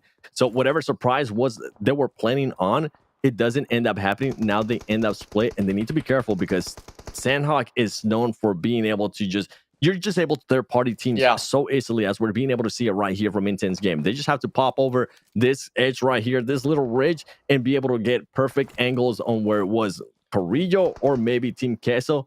They need to be careful at covering that back angle and those angles for Alpha7 as they're trying to figure out how the fight is going to be going here with Team Queso. Team Queso now is starting to make the push. Alpha7 surrounding one player there of Team Queso. Carrillo's going to end up getting knocked. 2 players end up getting knocked, and they actually end up getting eliminated. There you go. Revel being able to back up. He doesn't want Carrillo to end up getting eliminated. It's 1 player left here of Team Queso. What's going to be happening as he's not able to clutch up? Revel ends up getting knocked, and there you go. Whatever Alpha7 was planning goes out of the window as they end up backfiring. 3 players eliminated for Alpha7, Enigma. I mean, if you're Mafioso, you got to make the cross at some point. You just watched all of your teammates get traded out. And now, I mean, intense game, they make their stride down the hillside, seeing the elimination feed. Any team in this sort of tournament can make this sort of play an intense game, even though they're taking a bit of time to wipe out Alpha7. This is a disastrous result for your team. And yeah, you get the 1, but no thirst. And I mean, I like the idea that Alpha7 had. You got to bail out Carrillo and go for that sort of fight in the building if you want to stay a 4-man, but ultimately giving too much damage, too many knocks to Team Queso, and without all 4 of them crossing the road, leaving it up to a 1v1, that's not something you want on Sandhawk. And ultimately, intense game. Maybe this might be their stride to find themselves a few points in this match, and I guess in this tournament, per se, but really unfortunate stuff for the bonus point team. And for Team Queso, Reflections was looking for them to wake up a little bit more. I mean, they only end up with just 1 player, but hey, I was wondering, could we possibly get a 5-5, a top 5 situation with 5 eliminations? Well, guess what, Team Queso, you're looking a lot closer in regards to the elims. I can see you possibly getting those 5 eliminations, but the top 5 just became so much harder with the position that some of these teams are. You're gonna have loops surrounding you. On top of that, intense game was just waiting for the right moment to third party this, and I think that's why Mafioso couldn't even make that push towards the other compound because of how intense game was positioned. A team that has been able to do really well today, Team Liquid, they're looking to continue on that performance as AGG Rivas is going to end up getting knocked, and Team Liquid loves to put pressure on these situations. They're going to be looking to secure even more eliminations going their way. Yeah, I got a question. Who is driving on AGG there? Because I'm pretty sure he just slammed into the tree, resulting in possibly both of those players being eliminated, at least one of them going down. And the rest of the squad, they made it around. They're down in the compound just below sort of Cave and Team Liquid side of the mountain. But, you know, Team Liquid, they're the team where if they see someone slamming into a tree like that, they will be able to hit the shots. And they actually have 2 eliminations as a team. And, you know, I really like to stress the idea of, you know, this team, they play a lot of these spots to perfection, but it's also their decision making when they see teams make either mistakes or at least plays themselves like they just saw. They're so good at capitalizing from the moment they see it. It's not a delay. There's no hesitation. It's a split-second decision that shows why they're above the rest on the points leaderboard. When it goes to show, too, why they were just the champion of the Spring Split or PMSL America's X Factor. I thought they were going to be able to maybe get out of here unscratched, but no. Havlik ends up getting knocked, and somehow Capri, oh my goodness, he actually ended up surviving. He got out of there as Capri with 10 HP, finding himself inside that little quarry looking area in Sandhawk. I'm loving this, man. I have missed me some PUBG Mobile Esports action because the matches that we've been getting so far is just action after action after action. And I can't wait to see how this match is going to end up finishing up, because look at the current zone that we're working with. Team Liquid is nowhere near it. Latin Kings, Navy SEALs is currently set up too. I mean, they're needing the points. They're the ones in zone, but these squads, I mean, they all are having the same idea when they hear the shots, and that's why we're seeing sides of the map like the south and that western edge having so many squads condensed down. And we're seeing it now. Team Liquid, yeah, they were on the edge, but AGG's next to you. We've got the squad below you looking at you. NRG even has to make their way inside zone. So you're having these weird kind of condensed areas where one side, like Latin Kings, is at, it's completely free. And you wish teams would kind of rotate around and fill in, but they're so hungry for these elimination points, 7, that they start moving around and going to shots. And this is how it ultimately happens, where people start having to run and gun or send the full drive in on like a moped or something. And to be honest, I'm really surprised that Capri's on X Factor was able to drive in there into the swamp. But I don't think he's really going to be staying alive too long, 7, because so many teams are on that side that might opt to just take his spot. I think they probably are going to be looking to do that. One team that I would have been surprised if they don't end up doing that is going to be Team Liquid, because of the positioning that they currently have and the rotation that they're going to have to work with, right? And as I'm seeing a little bit of the circle here, as we're seeing NRG, this is not what you want to see out of NRG. No. They're just not going to be able to position themselves in a way that they can maybe secure some extra points. Heal off strat, that's long gone, boys. Yeah. That's not going to happen. Just hop into that car, hope that you can somehow pull an X factor and hope that you can somehow get into a shack and secure some extra placement points whenever we do end up getting closer to those placement points. But right now, it's not going to be looking like it is going to be going their way. A team that I'm looking at the current map is Team Liquid. Yeah. Team Liquid somehow able to go across.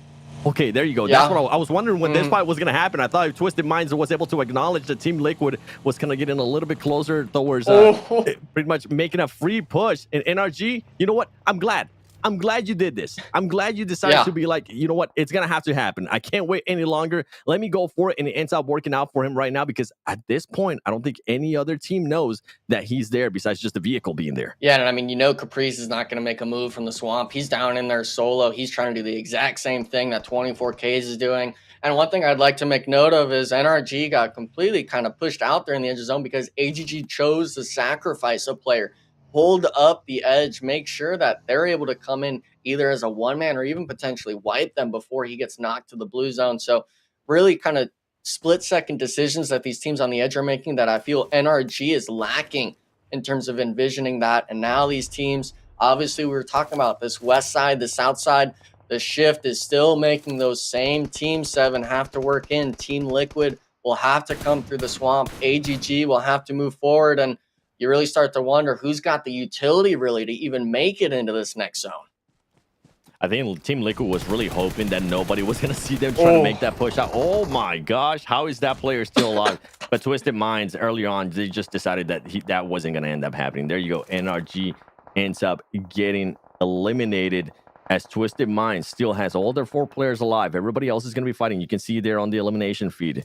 Influence Rage, Team Loops. I mean, everybody just getting into fights over and over again. Meanwhile, Twisted Minds, all they have to do is just keep an eye out on this windows and see if you can pick up any easy eliminations because right now they have 5 and they want to make it more considering that it is their double points day. Yeah, but a lot of these teams, they've already made it in around them with the vehicles. AGG had 1 player make it through. 9Z, I believe, actually picking up that knock. Actually, excuse me, looks like Vicious is going to be it.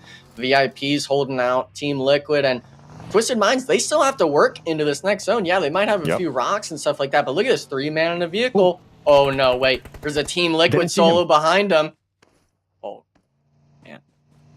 Don't do it, please. Better all, please. Just hear him. And yeah, someone's going to hear him. He's going to get shot, but wait, that's not even one of the Twisted Minds players. He's in this zone, 7. Oh, goodness. This is too much.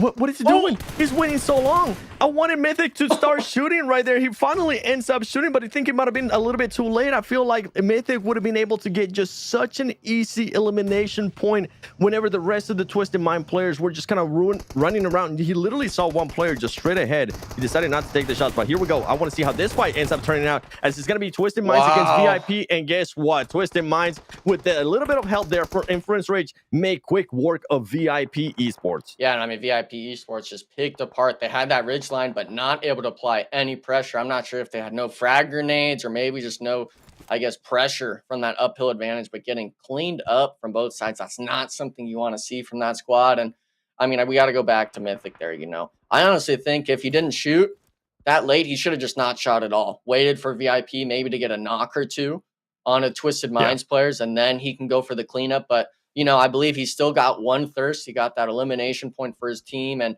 ultimately was able to secure kind of that top 8 positioning for the squad. And oh man, yep, the Snakes, 7, they're starting to get found out too. The zone starts closing and ultimately you're going to start getting exposed on the edge.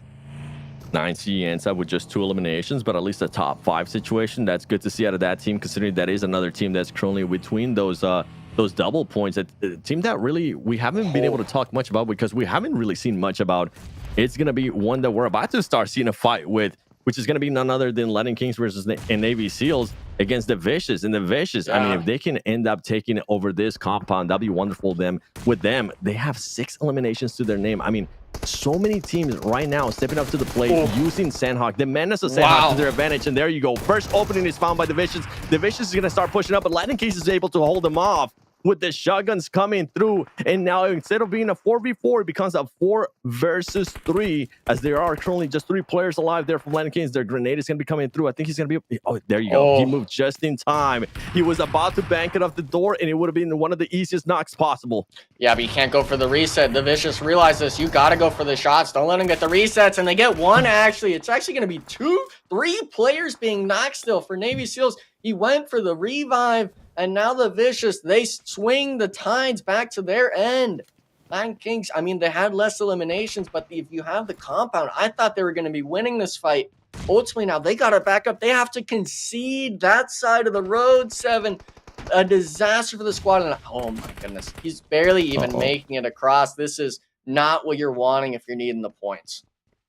For a team that had the advantage there, I think the execution, whatever they might have been planning, it just ended up fully backfiring, as now the Vicious, it was a 3v2 at one point. They had 2 players. Now, guess what? They were able to fully regroup. Now they're starting to set up the grenades, and they're going to be looking to make a push into this compound. As soon as we get that first knock, I wouldn't be surprised if all those 4 players do send it in.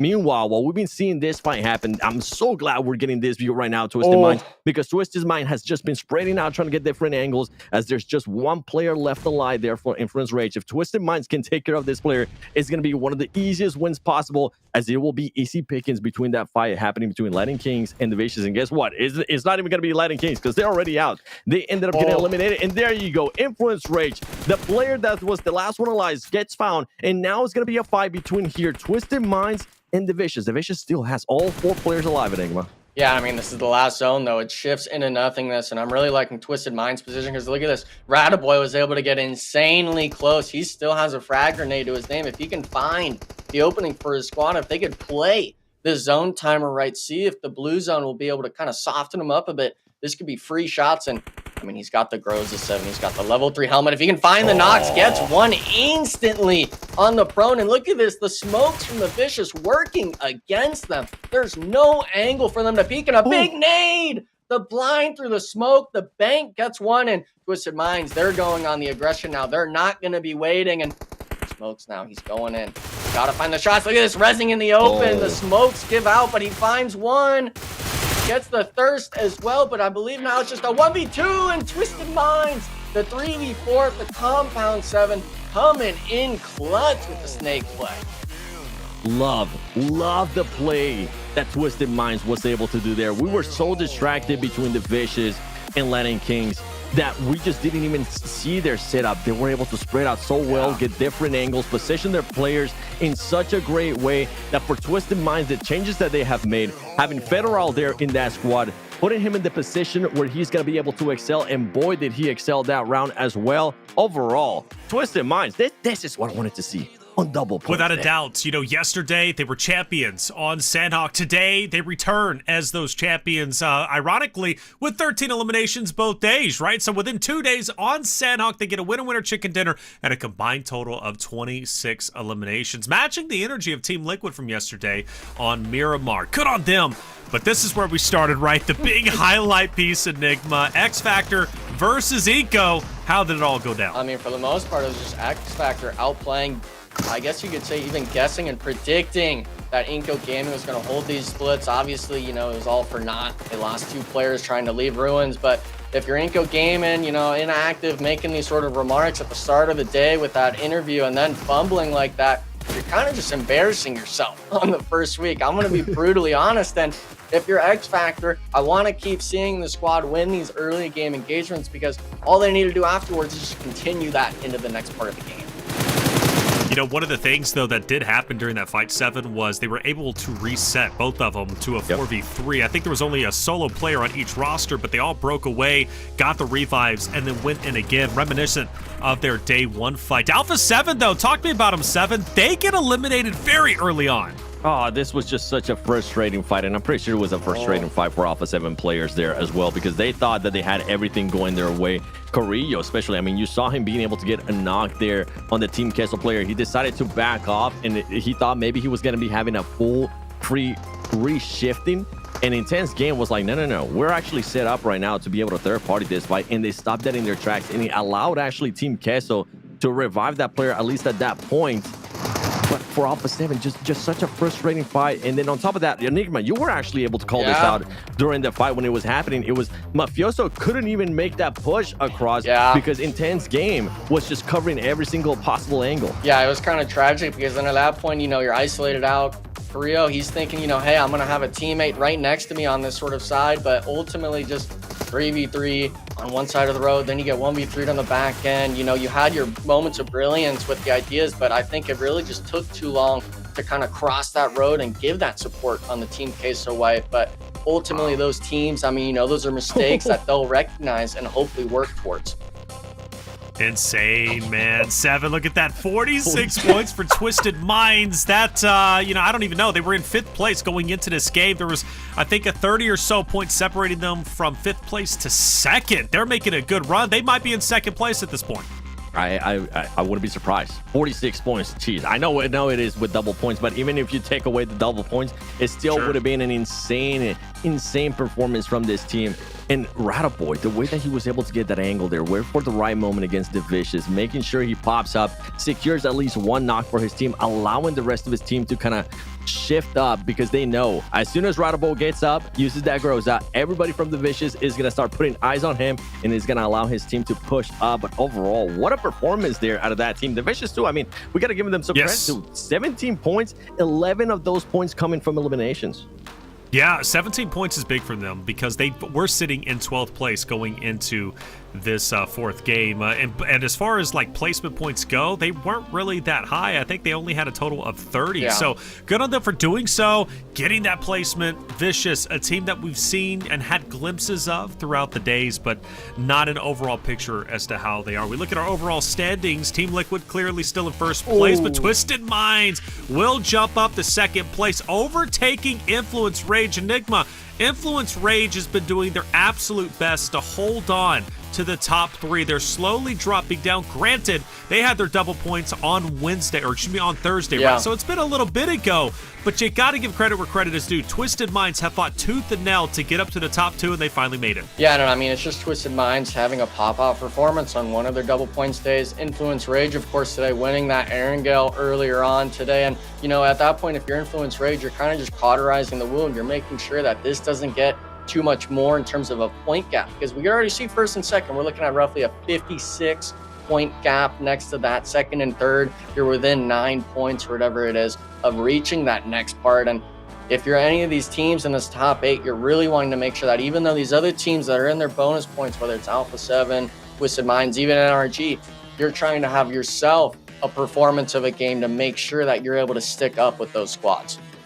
Scary thing, if they keep at that pace, they might pass Team Liquid in just 2 more games. There is always a possibility for Twisted Minds, but Team Liquid would absolutely have to drop the ball, and they've been highly consistent. AGG will jump up to 13th. The Vicious, the biggest surprise, overtaking Inco Gaming 7, right? I mean, just in 9th place at 131 points. The Vicious have had to fight really hard to get to this spot. Who knows? Maybe breaking into the top page after Game 6.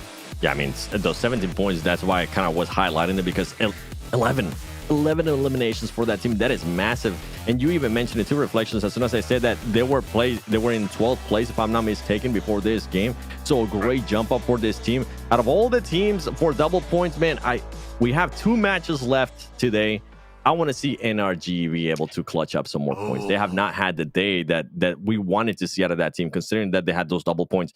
We even saw 9C. 9C has been able now to have, they had 2 great matches, first matches, and then the last 2 haven't been so great. Yes, they were able to clutch up a top 5 in the last one, but not with the eliminations that we want to see. This is double points. This is when you're supposed to be a little bit, I want to see a little bit more proactiveness to get those points, because it's double points.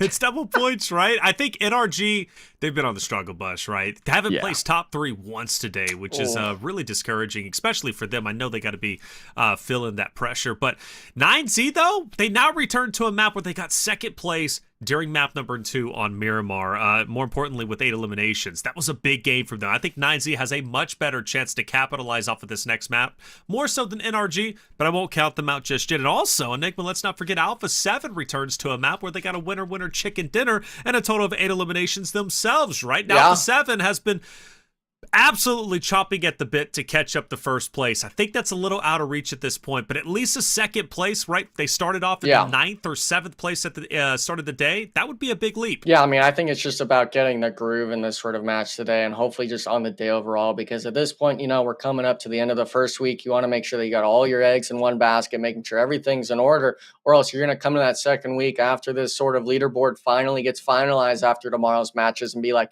man, we really dropped the ball. But hopefully today they're able to keep this performance going. Even if Team Liquid is performing as well, I think you worry about yourself right now with today's bonus points and make sure that you're able to secure yourself some good placements and some good elimination games. All right, well, only 2 more maps to go. Miramar and Erangel. Who's going to take which one and who will jump up and solidify themselves as top 5 and who knows, maybe even top 2. A lot revolving around these next 2 maps, especially for Group D. Who will capitalize the most when they have a chance? Because their chance is now. We're going to take a quick break. When we come back, Map 5 Miramar coming your way.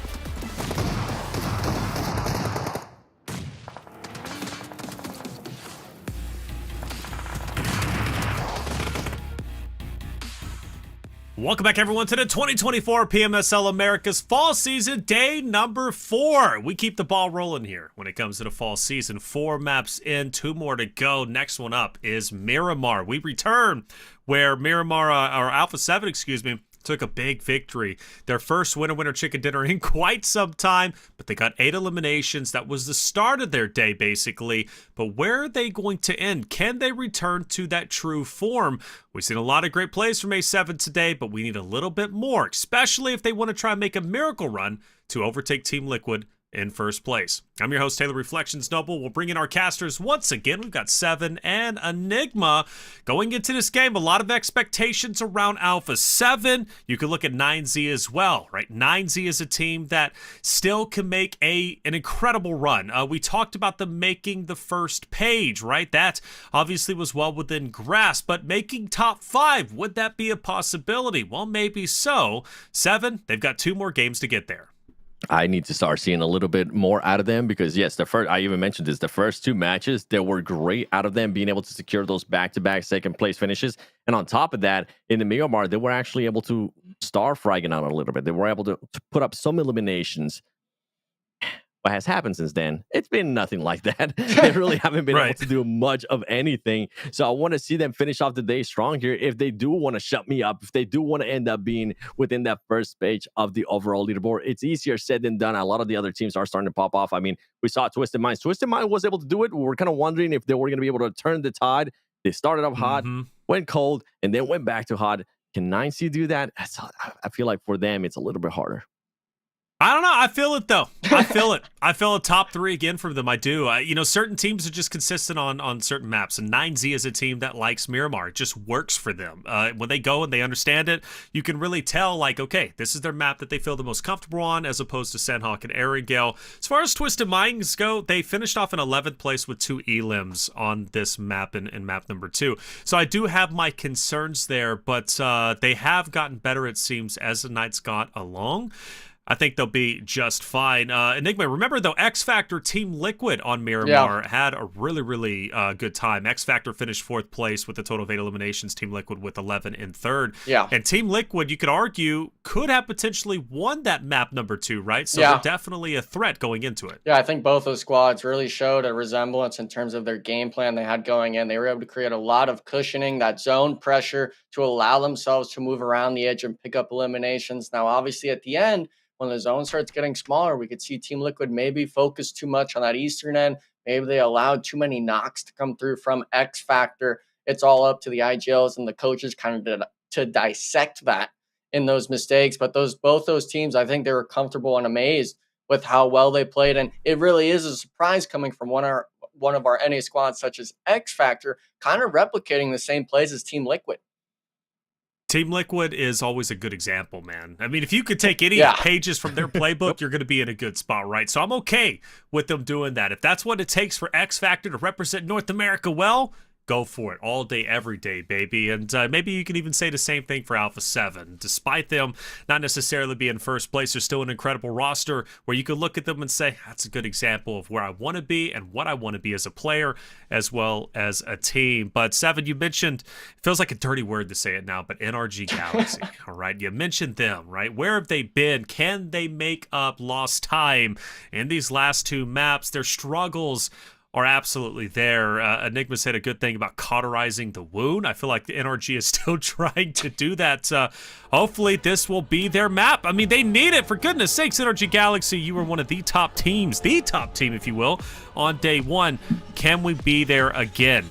And the question is answered only by yourselves, right? You are the ones that control your destiny. Can you be at the very top? Well, that's a question that we'll find out the answers and more going into map number 5. So let's head into map number 5. We're going back to Miramar, Alpha7's championship ground. 7 Enigma, take it away. Can we finally get that answer from NRG? We'll have to stay tuned, though, because so far it has not been their day. 12th finish on the first match. Then after that, 10th place, 11th place. So they just don't want to break into any of the top 9 place here. Maybe this could be a different one. Maybe this could be the NRG that we all want and hope to see NRG Galaxy be. We'll have to wait and see. I want to see what some of the other teams, like you guys were mentioning, Enigma, I mean, X Factor, they did have an amazing performance in comparison to what they've been able to do in some of the other matches in the last Miramar that we played. The aggressiveness, the way that they were regrouping, the way they were able to actually recover whenever they had a player knock was wonderful. Could we see that again here on this Miramar? Well, it seems like they're making the right changes, whether it's them pushing together as a squad or kind of everyone being on the same page. I'm not sure if it was just their IGL having a bit of land nerves, not wanting to speak up in that sort of sense. But that squad has really proven greatness to me compared to our other NA talents, like the likes of course, NRG, even Inco Gaming with their 2-3 reputable players, even of Juancho, Nenabete, and Vitali. Their squad, you know, they're a returning trio with, you know, Capri's and the likes of him coming back into play. I think they're really understanding the experience and getting comfortable in this long format land stage event compared to some of these other squads. Yeah, and we're talking about some of these teams that are towards the bottom. And you know what? I think Reflections had actually a big question. Could possibly Twisted Minds end up being in first place? Yeah. It's possible, honestly, with the way that they were able to close out that last match, with the way, even though I know I was mentioning they started off hot, they went cold, and then hot again. Can they maybe answer again here on this Miramar? Because Team Liquid, we saw how well they were able to play the last Miramar that we played. We saw that the big splits that they were doing too, that 3-1 split ended up working out wonderful. This is going to be a different circle. Can they maybe secure that kind of area location again for Team Liquid? I doubt it. We'll have to wait and see, but it is Team Liquid. They are currently in first place for a reason, and Twisted Minds wants to hunt them down. Twisted Minds is nowhere near, as you can see right there on your screen, nowhere near to the circle. Yeah, well, they're going to just have to work themselves in, whether it's rotating around the edge or maybe just spearheading through the center. But I want to really kind of bring in this idea of Twisted Minds really kind of passing up Team Liquid. Now, if Team Liquid wasn't performing well today, I would 100% be with you on that one. But I really do think that, Twisted Minds playing amazing. Even if they were to go maybe even back-to-back wins, Team Liquid has been right up there next to them in terms of getting points on the board. We're talking 18, 20 points with them not being on a bonus point day. So if you're having a team like this, Team Liquid, showing up time and time again while you yourself are performing well, you know, at some point you're going to just have to kind of ignore them and be like, yeah, we're not going to pass them today. We'll aim for tomorrow's matches to maybe pass up and go into first. But at that point, you know, you really wonder how your consistency's been on those normal point days. And some teams, unfortunately, haven't been meeting that mark compared to Team Liquid. And for Twisted Minds, I feel like it's still such a great day for this team. Yeah. I was even giving them praise, too, at the beginning of the day, because they were one of those teams towards the top that didn't have any bonus points. And they were still able to maintain that kind of spot there towards the top.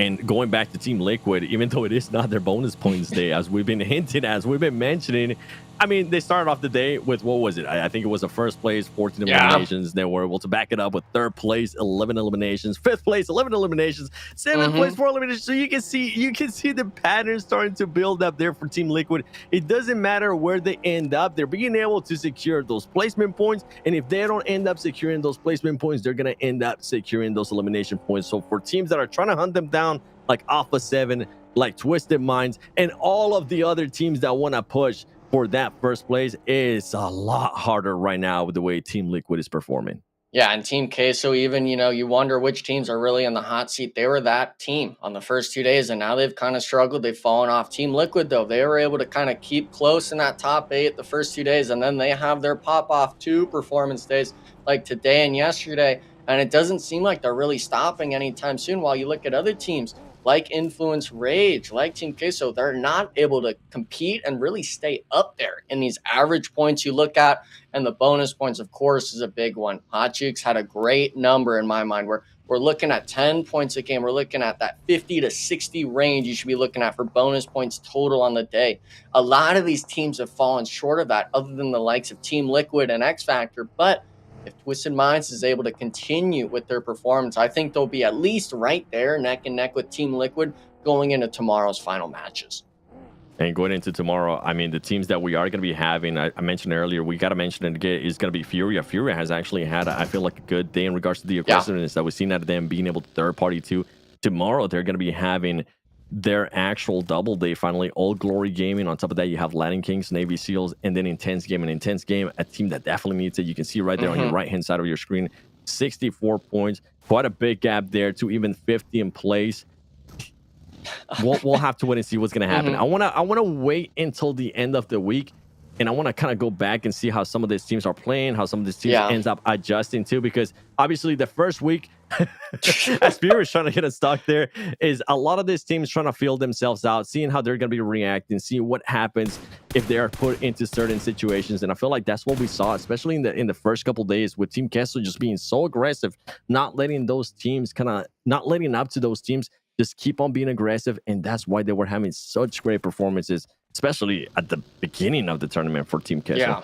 And I mean, it's always a relief when you're able to get a win early on in the tournament. I believe they had one that very first day for Team Queso. So these squads, you know, that's sometimes a mental gap where if you don't get a win within the first day, we're talking, what is that, 30 matches played in the week. That is, you have 16 squads. That's, you know, a little over one team each possibly being able to get a win on a map. But when you start seeing the same teams over and over winning, getting those eliminations, really kind of feeling themselves, it's depressing if you're a team at the bottom, I'll be honest. And that's where this mental fortitude stuff really comes in. And you look at the likes, of course, of AGG, like Latin Kings, and even Intense Game, where, you know, those bonus point days are going to have to do wonders for your mental, I guess, salvation, even if you're wanting to stay, you know, in the mindset of competing here, or else you might honestly be out of the competition after week one.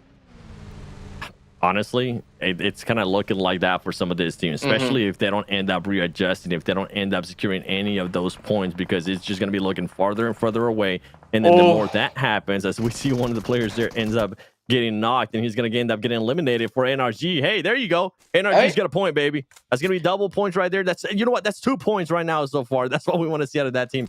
But going back to what you were saying, if you're Intense Game, if by week 2 you're still not putting up the numbers, you're still going to be in 16 plays, a lot of the other teams are going to start recognizing that, and they might start seeing the pattern that you have in regards to rotating out of certain situations, and see if maybe they can set up some kind of trap and secure some free points, which we have seen that plenty of times in the past. And I mean, especially for this tournament, we're talking if you were to get eliminated early every single game, that's 4 points up for grabs. And if you're a team like Alpha7, you know, maybe you're on the edge of the map or stuff like that, you go for those fights, you should have full confidence that you're winning this 4v4 fight. And if you're Intense Game, you know, first LAN event for a lot of these members on the squad, it's, you know, I want to give them the respect of them being able to perform extremely well during the NA qualifiers, but you got to go against international talent. Alpha7 was literally just the winners of EWC, and then you've got Team Liquid, who won in a dominant fashion in that first split in Spring of Americas. And you know, you got to be able to think that, hey, we can hang against these squads, but when the point leaderboard starts shaking up like this, where you're not even close to 100 points total going into the last day before your bonus points, you can already be losing faith in yourself coming into the tournament. We've seen it happen over and over again, or we usually end up seeing, as we do see the circle right there, Alpha7, Team Liquid usually with those big splits working wonders for them, as they're going to be able to get in. NRG inside the circle as well, loops towards the north. We're going to end up seeing some fights. X Factor currently not inside the circle. We'll see how that team ends up pushing into it. But we just don't want to get into a situation. And the reason why I kind of want to talk about all of this is we don't want to get into a situation where it's last week, a team is pushing for top 5. They finally ended up reacting, and what ends up costing them is just having such a bad first week of gameplay. We see that over and over again in the past. We're like, man, if you would have just started off hot, if you would have just not even started off hot, if you would have just been able to improve on that performance in the first week, that's all the points that you need. I don't want any teams to go back into that and be like, oh man, I can't believe we kind of missed that out. And you know what? A team that might end up missing out on some stuff is Team Queso, as Colgo is currently just cornered, and it's going to be easy pickings there for Alpha7. Yeah, I mean, his teammate just raining down shots from the hillside behind him, unfortunately not able to help him whatsoever. And Team Queso, I mean, look at this. They're actually fighting 2 of the most dominant squads in the lobby right now. Team Liquid pulling up on the compound. We've got, obviously, Alpha7 rotating around him, and now even VIP, just honestly a nuisance in the terms of these squads. But actually looks like, I'm not sure what happened with Myth, but getting caught out on the vehicle rotation maybe. But Team Queso, you know, they're needing points right now. They're stumbling a lot coming out of those first 2 days, and losing a player like this early on, especially on a map like Miramar 7, is not the way you want. Yeah, especially with the circle that I'm currently looking at. You're going to need every single player possible. And on top of that, you have Team Liquid just throwing grenades, trying to make it into a red zone as well. Complicated it a little bit, create a little bit of hecticness too. For them, luckily, right now, nobody's going to be making any push. You are mentioning there, Alpha7 just kind of making the rotation. For Alpha7, I'm pretty sure they're going to be looking to respond, because what happened during that Sandhawk, the way that they were not able to execute the plan that they have placed, they're going to be looking to kind of go back to it and be like, you know what, let's try to duplicate what we did on the first Miramar today. Let's try to do it in the second one, but a little bit better. Let's not put ourselves in awful situations where it's almost unbelievable that they ended up winning that. But we'll have to wait and see what's going to happen between some of these teams, and Team Liquid just having all the angles here on Team Queso.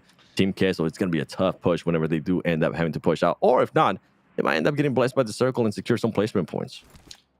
Yeah, it seems like a lot of these teams just waiting for that 15-second timer to go down, see the zone shift. One team, though, that I feel like they've played this zone a lot, it seems kind of tried and true to them, is NRG. They like taking the sort of crater side. They work along the edge and try to take these early game engagements, but they kind of left it up for a lot of squads. Thankfully for them, the zone shift actually centers towards the mountains east of Crater Fields. These teams are going to have to start coming in. And look at that, Furia actually full sending up to Intense Gaming, while even X Factor's following behind them. That's not the first time we see Furia do something like that. We have seen them being able to rotate. We have seen them being able to make that switch. If they do want to end up crashing on somebody, they go for it. And so far, I mean, it has worked out for them, at least today. On top of that, you got an X Factor now is trying to find their way into this circle as well. But this is just going to be a bit of a stalemate here. They're just going to be trying to figure out, okay, you know what? We know we have, especially for Team Liquid, we know we have a team there towards the north of us. How are we going to end up positioning ourselves with the current angles that we have? Because this is not an easy circle for them. On top of that, you have Alpha7 close by. You have VIP, which with what we've seen out of VIP, I'm sorry, VIP, I'm about to say this, but you're not really going to be worried much about it. You're like, okay, you know what? We don't really have to worry about that side there. The players don't know it's VIP, but if they get a knock, if they're able to confirm elimination, they realize it's VIP, you're like, okay, you know what? We don't really have to worry about that side of the map. Yeah, and I mean, I was literally just about to say that in terms of VIP. You're on the very edge of the zone. Team Liquid is the team that's kind of holding you down in the bottom, not allowing you to peek. And that's one of the squads, TL. They'll start angling you out, just looking for you to start moving. And when players start moving, that's when the mistakes happen. Their saving grace might be Alpha7, but we're going back to this north side. It looks like X Factor was able to find their way in. Loops trying to make a similar rotation, just getting caught out. The shots, unfortunately, not connected from FSS, but rest of the squad, I mean, look at this. Loops, man, just, you know, they had a few good performances the first few days, 7, and unfortunately right now they're on the bottom end of the stick. They are. Luckily for Loops there, I think they were able to at least secure that elimination from Half-Lake. They found Half-Lake just being away from his team, being able to surprise him, and that's going to be a point to their tally. As now we're just going to have X Factor. At least they're inside the circle now. They need to be careful, though, because Furia is very close by. And we know Furia can try to be an aggressive team as they're trying. They're still trying. They know that that player's going around. They know that that vehicle's smoking, and they're trying to see if they can maybe, just maybe, secure some knocks and some eliminations here on Loops. And boy, if there was a time, now it would be. And wow, he gets away with it. I mean, yeah, I mean, they had to get out of it at some point. And 7, the zone's going to connect. The zone's going to start doing more damage. And I guess, you know, you have 3 first aids. Oh, man. What a saving grace for Loops, finding a new car. But you still got to work your way in. Those 3 players aren't going to lose sight of you as soon as you round this corner. You got to make it in. And, I mean, I'm even seeing in front of them, they're going towards the NRG split that's here. They do have a solo in place from the Loop squad, but the drive, man, I mean, the terrain can just really cost you and slowing you down on these hills. Really interested to see if he's actually going to make it in or not, but a lot of teams opted to make it in. 7, the zone shift, we see it actually centers up again on Intense Game. Oh, no. I'm sorry. Please. I'm so sorry. Just nothing's currently going your way. You have X Factor shooting at you outside of the circle. Luckily for them, they were able to hop on the vehicle before he exploded. And then as they're trying to make their way inside the circle, it's not X Factor. It's actually a tree just on their way saying, no. You can't come this way. No. Go around us. Yeah. Hold your horses, baby. One team, though, that finally made it in is VIP. They're going right next to this team Queso squad that's at the compound. Cardozan, though, he's been on the south side solo, holding this pressure down, not allowing Milo or anyone to kind of take shots. And this is the moment. This is where we're going to question, okay, Team Liquid, what decision are you going to make? Are you going to look to clear the compound? Are you going to look to rotate around? Because just to the west tier 7, we're having Alpha7 starting this setup. These teams right now, you're going to have to up. Are you going to take the fight in the compound? Or are you going to take the fight in the hills? But it looks like 9Z, they're taking the fight to the compound. VIP now down to just a solo. Great timing out of the squad. Are they able to capitalize and wipe them, though? They were able to capitalize at least on one of those eliminations, and there you go, being able to secure that last one, eliminating VIP Esports. 0 eliminations, but guess what? That's going to be 2 points for 9C, and since it's double points for them, make it 4, baby, because this team definitely needs them. Remember, this is a team that's trying to make it at least over the first page, especially after today, especially after when it's all said and done in their double points day. Team Queso, they have been chilling. They didn't want to move after what happened at the start there between them and Alpha7. And Alpha7, we were wondering when it was going to happen. It was inevitable. Guess what? Carrillo being able to find a knock there on Team Liquid. And I wonder if that's going to lead to anything or if it's going to leave as well as a stalemate. I mean, I'm seeing McGrone on the side. He's trying to find an off angle with the vehicle, but with the zone coming in, if you're Alpha7, you kind of question if you want to get aggressive on this or not.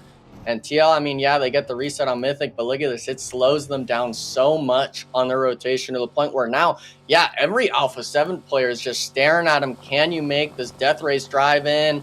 Mythic gets tagged up. Ayala as well. Carrillo up top on the hill still. They think all of Alpha7 is down below, but we're getting the blow up. Yeah, 2 players knocked. The pull up is going to be a clean wipe for Alpha7. This squad, they chose to wait after the knock, and they're able to get the full eliminations. They played that out so perfect right there. They only end up getting one player. Actually, one of the other players ends up getting knocked there by IG. But let's go back to that fight. The way that they were able to set that up, I'm glad that they weren't aggressive. I'm glad that they realized, hey, they're going to have to push out. This is a team that tends to prioritize, in regards to Team Liquid, tends to prioritize those circles. And they ended up doing just that and set up the perfect trap with those 2 players at the top. And so far, they haven't lost a single one. Alpha7, this is looking like the Alpha7 that we want to see here out of Miramar, as we do see intense games. The team that was able to get a knock earlier on Alpha7 now switching their focus towards Influence Rage and seeing they could possibly get any more knocks. And if I'm in intense game right now, I'm feeling good, as they were just able to get an elimination right there from the Alpha7 fight. Yeah, I mean, the elimination's nice, but you're dead center. You're on the top of the mountain. All these teams, we can see it on the map here, just completely on the edge. Do you even have an angle to pick up any more fights? But right now we're seeing AGG take the fight with Twisted Minds. The S12K starting to come in clutch, getting the initial elimination, but goes for the shots, goes for the 1v1, but the DBS reigns supreme. You take that all day over the S12K. That's why people enjoy it more than others for shotguns. And AGG, they had the opening knock, the thirst, but really struggling to pick up the last few players. He goes for the 8th play, though, on the Twisted Minds player. Gyazo loses it, but the teammate Federal picks it up. Where is the remaining AGG player? And yeah, I mean, you got to go for it, 7. This is your chance to pick up the eliminations, but with the top 14, if you go out early, it's going to be disastrous. Adrian, S12K, he's pushing in, trying to pre-fire, and we're seeing Federal go for the jump shots inside. He pushes in, and Twisted Minds winning it, but now 9Z's in here. They're going for the points. They're wiping you out, saying, not today for your bonus points. 9C with the perfect play right there. Federal, it was looking like he was going to be able to clutch it up, but boy, oh boy, did he clutch up that fight? But then absolutely surprised by 9C. But that's what we want to see out of 9C. We want to see that aggressiveness. If you do see an opportunity to get those points, go for it. And boy, did they end up going for it. And now Alpha7 is looking at IG here. Intense games. They remember what happened earlier between them and one of their players getting knocked. Guess what? They're going to be looking to maybe send a little bit of a revenge note, saying, hey, remember what happened earlier? We're going to come hunt you down. We'll see if that's going to happen to Alpha7. I think they'll play it smart. They'll keep a bit of a stalemate, and they'll maybe try to find some angles and see if they could possibly push onto that. If not, they might just end up with the position here. And they need to be careful too, because NRG is very close to them. Yeah, I mean, I think they actually heard NRG's vehicles pull up, kind of trying to take that top side of the hill. But intense game, they had a split down here on the south side. They condensed up and almost gave an opening knock to Alpha7. But so we're seeing it on the mountain. NRG, they're trying to scale up with the coop and stuff like that. Actually looks like Alpha7, they're going to ignore NRG on the east side. 9Z's getting knocked down from this hillside. And these players, you got to find the damage. You got to find the positioning, because when the zone connects, every team's going to go on full aggression saying, hey, no one's on our side of the map. We're going to take this 4v4. And if you're against the likes of Alpha7, you're going to be feeling the full brunt of this squad. Oh, they definitely will be. And one thing that we're not really getting a chance to see right now is that Alpha7 did end up rotating, and somehow 9C decided to just let at least Rebel pass by. They're not taking any shots on them. So I wonder if 9C is maybe trying to go for the surprise play right there, waiting for an opportunity and see if they could possibly end up third partying if for some reason NRG and Alpha7 do end up fighting. The Latin Kings, a team that currently has 1 player left alive. They do have 3 eliminations here. Molinak being the last player alive for this team, and this is a team that definitely needs points. They're currently sitting in 15th place with 92 points, not where you want to be. Intense Games, meanwhile, I mean, Intense Games really hasn't had to do much besides just look around and see what they could possibly do. But somehow, even with them being in the center of the circle, they ended up losing 1 player, Enigma. Yeah, and I mean, only 1 elimination. I would have liked to have seen, you know, if it was a different squad, even like NRG per se, holding that mountain, we probably would have seen a lot of aggression, having that uphill advantage. But Intense Game kind of just waiting, having everyone else fight. And if you're doing that, all these teams know how to work around the mountain. But coming back to that, Team Queso now, they were taking that fight to Loops earlier on, now getting completely wiped. Loops, they do have 2 players down, but it seems like no team is really that close to them. They're going to be on this west side of the zone. Intense Game, though, 7, I'm seeing it right now. One of them is knocked. Alpha7 has moved up towards the mountain. This could be the make or break moment for him. And on top of that, you had Influence Rage, ended up surprising 9C as well. Now, with what was looking to be a promising game here for IG, it's not looking that way as they are down 2 players. And on top of that, they have Rebel breathing down their necks. And they need to be careful because there is off angles here. Another player goes down. This is just not where you want to be for Intense Game. It looks so promising. They had everything to work with. And so far, it's just crumbling down over and over again for Intense Game. This goes to show, and I'm so sorry, Intense Game, but this goes to show why this team is currently in 16th place with just those 65 points. Rebel moving that vehicle, trying to see if they could maybe find some other angles. Alpha7 right now, man, they're looking so good. They have 9 eliminations. It's not just Rebel being able to get those frags. A big question mark for me, especially with Alpha7, is can Korea put up numbers too? Because when he puts up numbers, he's even in a scarier Alpha7. And right now, he's sitting at 5 eliminations.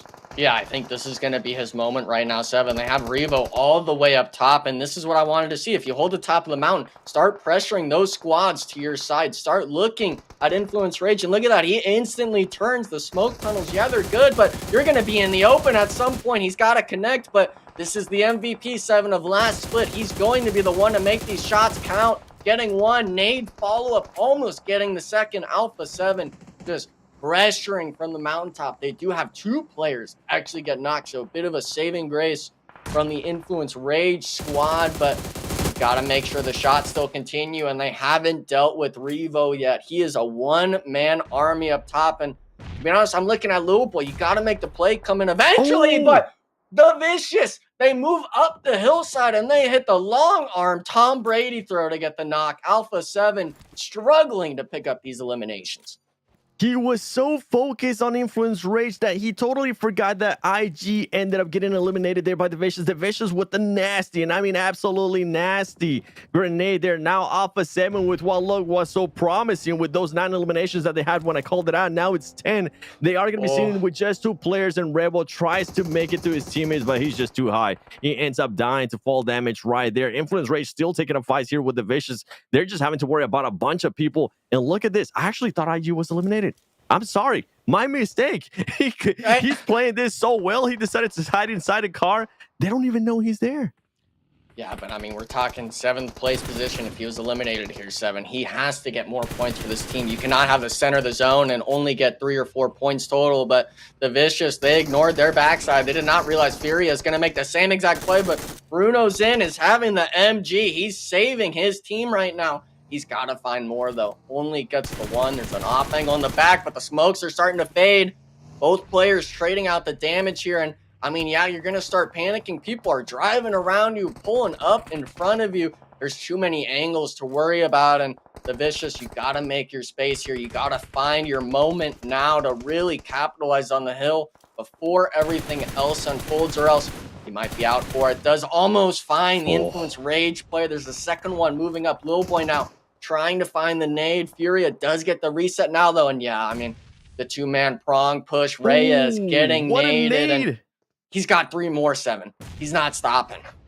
And I'm so glad right there. He readjusted and he's going to be sending it over because he knows that player is going to be moving. Now he's going to be backing it up too. He's going to be moving up. He knows that they need this eliminations. This is just such a great spot to be in. And it's not just Influence Rage. It's also Furia making the move here. And we're going to be having another fight as we have a mountain goat, Carrillo, just waiting it out, trying to see if he can find anybody. He's going to be finding out Fate out in the open, and something that we haven't even gotten a chance to talk about because of so much madness going on there towards the east side. On the west side, NRG has had just absolute freedom. They've been able to go into that circle. They've been able to just place themselves in a position where they could possibly end up winning this game. It comes down to seeing how the final circles are going to be. But Furia being able to reset here, being able to try to pick up one of the players. Oh, wait, did he let go? A little bit. Oh, no. Okay, he got him. He got him. Wow, that confused me a little bit. I was like, no, he let go just in time as he was about to get up. But Furia currently up with 3 players. Influence Rage sitting with just 1 player. Overall, if I'm Furia, this is what you want to see. They were able to do what the Vicious was trying to do, but a lot better because now they have 3 players alive. Yeah, that's the squad really just finding the perfect moment for this. And I really feel bad for Influence Rage because they hit the nades with Little Boy. They go for the plays. Oh! Wait, we gotta watch this. Diego, Almost. Please. Almost. He's gonna hit this. Bang! Right there. Oh. Third time's the charm. Wait for it. Wait for it. Oh no! And it got stuck. Come on. He's throwing a sticky grenade there, but for the most part, I mean, Influence Rage. They had this sort of 2v4 angle, I think, on that north side after the Vicious swipe, but Furia able to really just keep the numbers together. And I think a main component was Furia was able to really kind of hug the mountain and secure themselves those revives, unlike the likes of the Vicious and Influence Rage. And now we're seeing these teams, Alpha7, they've got 10 eliminations to their name right now, 7. This squad, you're trying to get the most out of it. And the placements, they start really shooting up here in this top 4.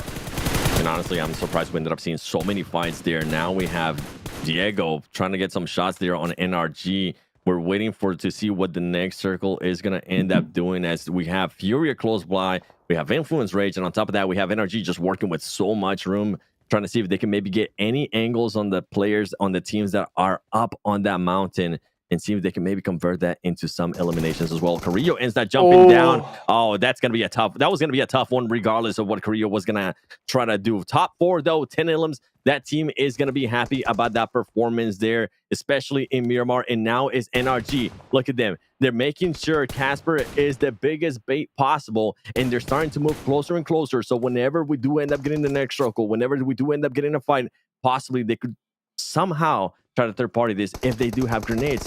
We've seen it before. I'm kind of worried, though. NRG, the zone shift after this 7, it goes to nothingness. We're going to be centering straight down, and if NRG moves too close to the mountain, they might be allowing Furia a window of opportunity to really be able to kind of rain down from the top of the mountain. NRG needs to make sure they don't over-aggress this, don't overdo it. Try to wait for them because they have to come down the mountain. They saw it with Alpha7. He was able to get beefened up a bit, lost half his HP off just fall damage, but I got Casper. Oh no, we cannot be having this happen here, 7.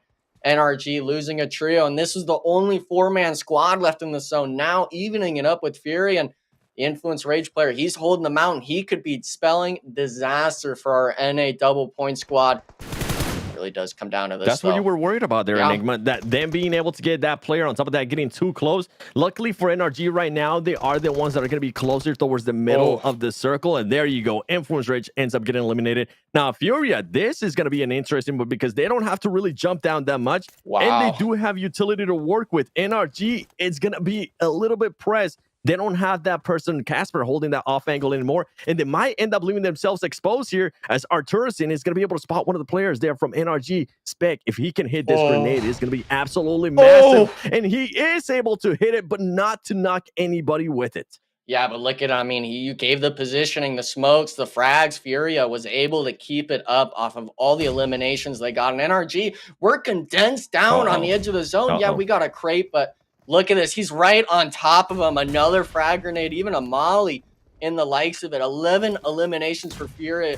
This is the moment where you can get another 3-piece maybe in terms of elimination points. Artusan, he's trying to stall, but 2v3 situation. Now we do have an MG3 though in play, trying to hold it up. The Mollies keeping him back. Kayowski trying to get an off angle as well. This is all going to be timing. Who hits the shots? Going for the thirst. No knocks yet. Fate actually getting knocked. 24K as well. It's a 1v2 spot, and NRG, they get the one initial, but Furia winning the 3v3, coming down the mountain. Insane stuff out of the squad.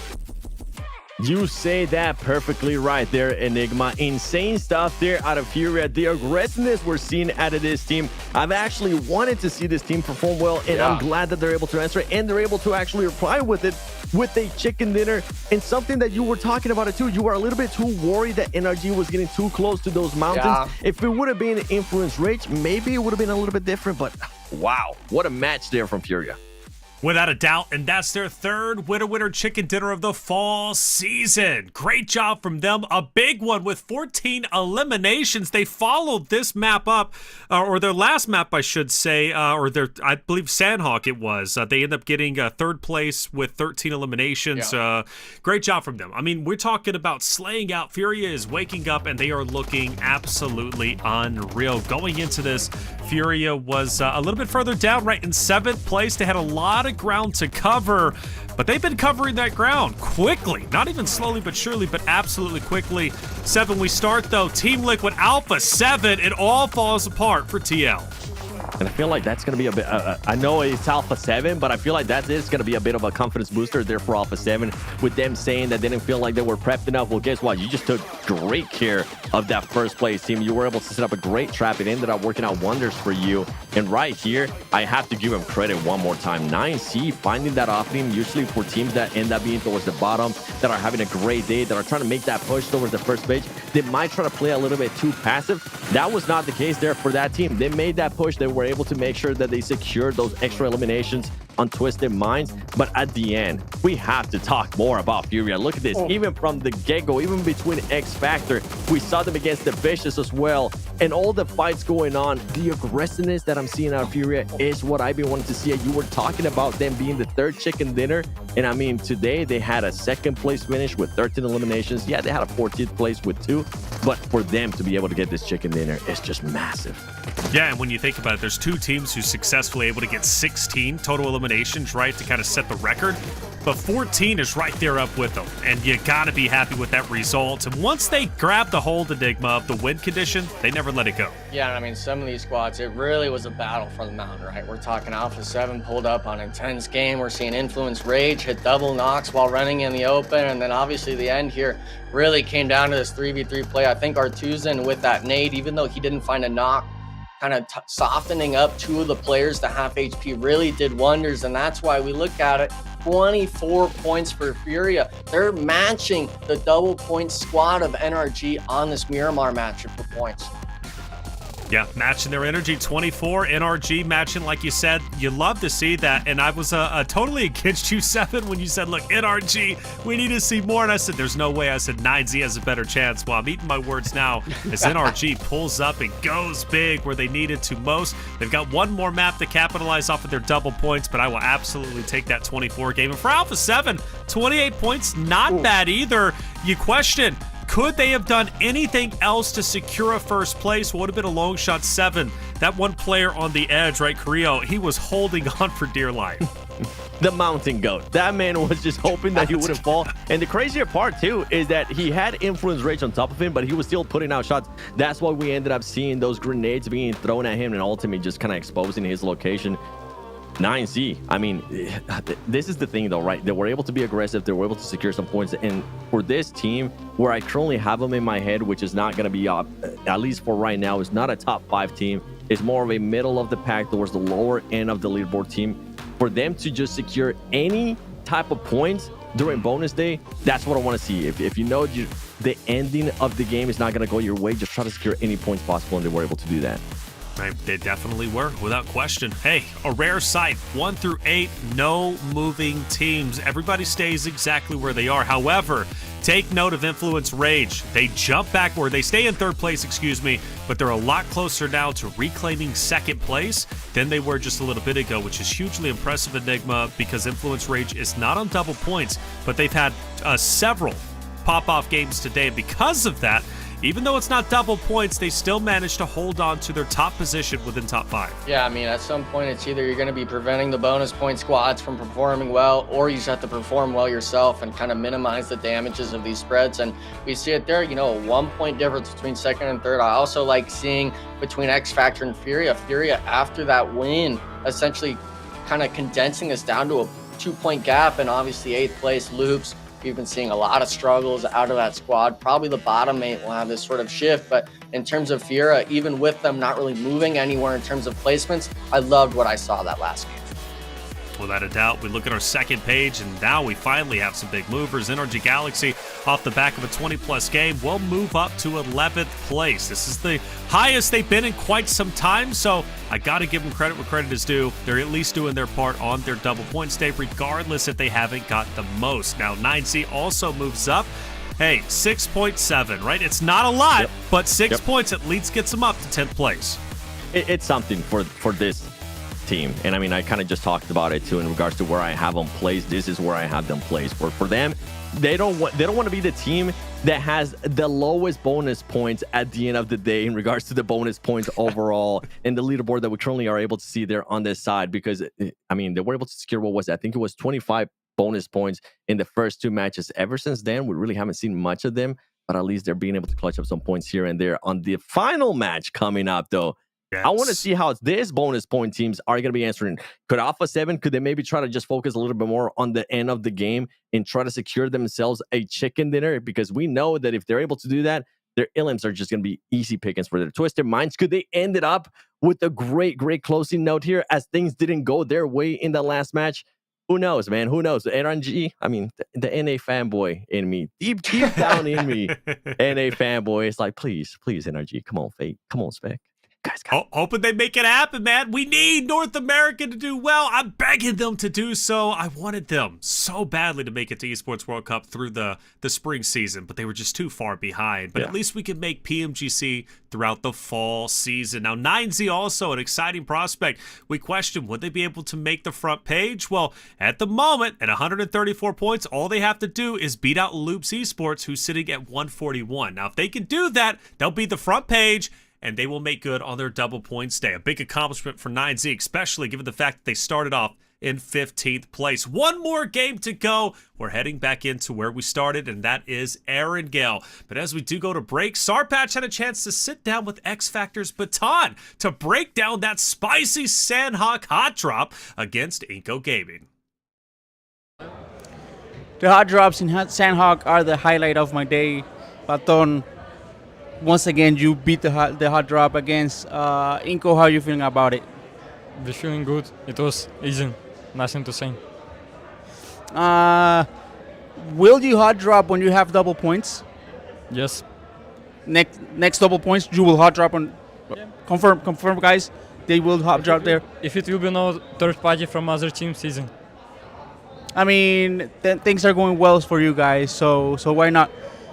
By now, you are the best team from North America, as you were on last split. Let's keep it going, I guess. I mean, you're near the top of the table, so I bet you guys are feeling pretty good about it. Yeah, we're feeling good. We're trying our best, and we're trying to improve our game because we want to be the champion of this split. Nothing else to say, bro. Good luck. You guys are doing great. Let's go.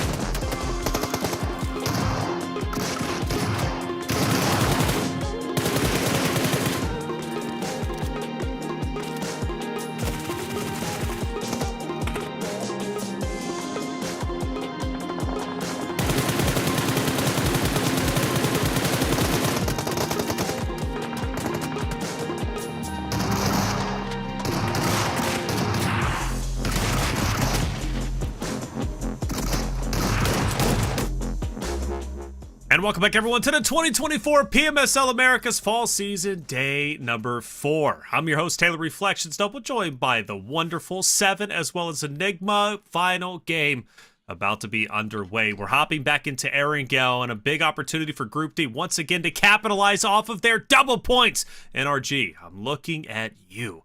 Can you finish off strong? Can 9Z make the top page? But Alpha7, where you guys at? I expected a lot more, but you're still here and you're doing an incredible job. After all, you've managed to at least make it into top 5. And, well, of course, for the last one, Twisted Minds, they've definitely had some top moments, incredible moments indeed, but not as much as I was expecting. But that's just the way it goes. Prediction 7, final map of the day.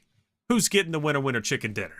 NRG. Nah, just kidding. There you go. Let me see. I think I'm hoping it's gonna be Twisted Minds. I feel like if they are able to close it out, they had an amazing day so far. Obviously, they had some up and downs here and there, but if they can close it out with a win, they'll be able to just at least secure themselves a little bit more going into the next couple of weeks and going to throughout the rest of the tournament. Alpha7, I think it would be too much of an easy pick for me because I'm such a Alpha7 fanboy. Yeah. Twisted Minds. Okay. All right, Enigma, real quick, who you going with? Alpha7, baby. Yep. I think I'm going the same way. Yeah, hey, look, got to do it. And the reason why they finished off last night with a big win, and I think they want to finish off again tonight with a massive win and make the most of their double points and get me to shut up about all this inconsistency, okay? Alpha7 says, look, don't forget about us. We know what we're doing, and hey, I believe in you, and I salute you without a doubt. All right, here it is. Final game of the night. Map number 6. We're hopping into Erangel. 7 Enigma, take it away. The final match of the day, and I think deep down, you know what? I mean, kind of just listening to reflections.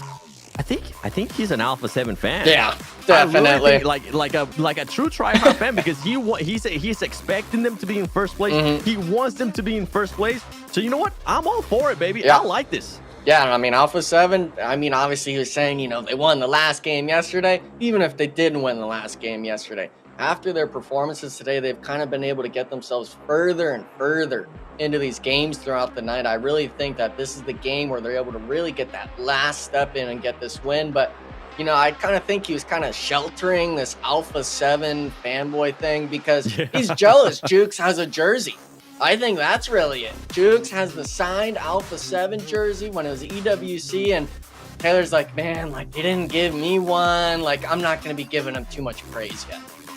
You know what, Reflections? If Alpha7 ends up winning this, they end up in first place in Americas, and they end up winning PMGC, I will talk to them and I will see if maybe we can get you an Alpha7 jersey because I also have an Alpha7 jersey from EWC, and boy, it was signed. It's absolutely beautiful. It fits perfect on me with the dad bod too. So you know what? I'm not saying you have dad bod, but I think it will look good on you as well.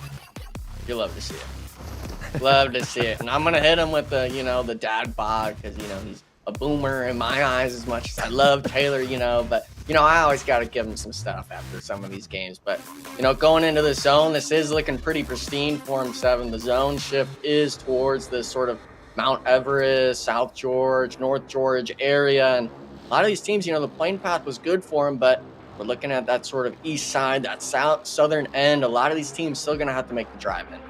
The hot drop. The hot drop is gone, Enigma. Hey. I'm looking at the playing path here. I mean, I know it wasn't really giving Lipovka vibes, hot drop, but I think Alpha7 realizes like, yeah, we really don't have to do that. Nobody's going to end up challenging us, North George. Nobody's going to be going for that push over there. So let's just secure ourselves. Let's make sure we actually focus a little bit more. And that's what we're seeing out of this team. And this is what we kind of, if we want to really focusing a little bit more on some of the teams and why we think they're champions and why they're able to do certain things is because these teams are able to readjust on the fly. It doesn't take them a week. It doesn't take them days. It takes them literally just a couple matches to realize, hey, you know what? That's not going to be working our way. We don't really need to be doing this for ego. We know what we're capable of. I mean, we are the PUBG Mobile World Cup champions for a reason. So let's just play our game and let them do whatever the other teams want to do. Let them do their own thing. Yeah, don't stoop down to their level. And you obviously will have major respect, especially in this Americas tournament, having other Brazilian and Latam teams around you and stuff like that. And yeah, and you know, X Factor, happy. You know, they went 1 for 1 on hot drops, 2 for 2, actually, excuse me, today, obviously, with that Inco fight. But for Alpha7. It's just, you play your game, and it really comes down to the practice that these teams have put in, whether it's through the scrims or those third-party community tournaments. Talking about practice? Alpha7, though, being able to really show that, they're not having wasted time when they load into those lobbies. Every single match they play on any of the 3 matches or maps, that are in this rotation, they practice every single one to perfection. And that's why, even with some of their poorer performances of the day, we can see on the right, they've been able to shoot themselves up to that 4th place. And, even with this game, there is a good possibility that they could keep moving up that leaderboard.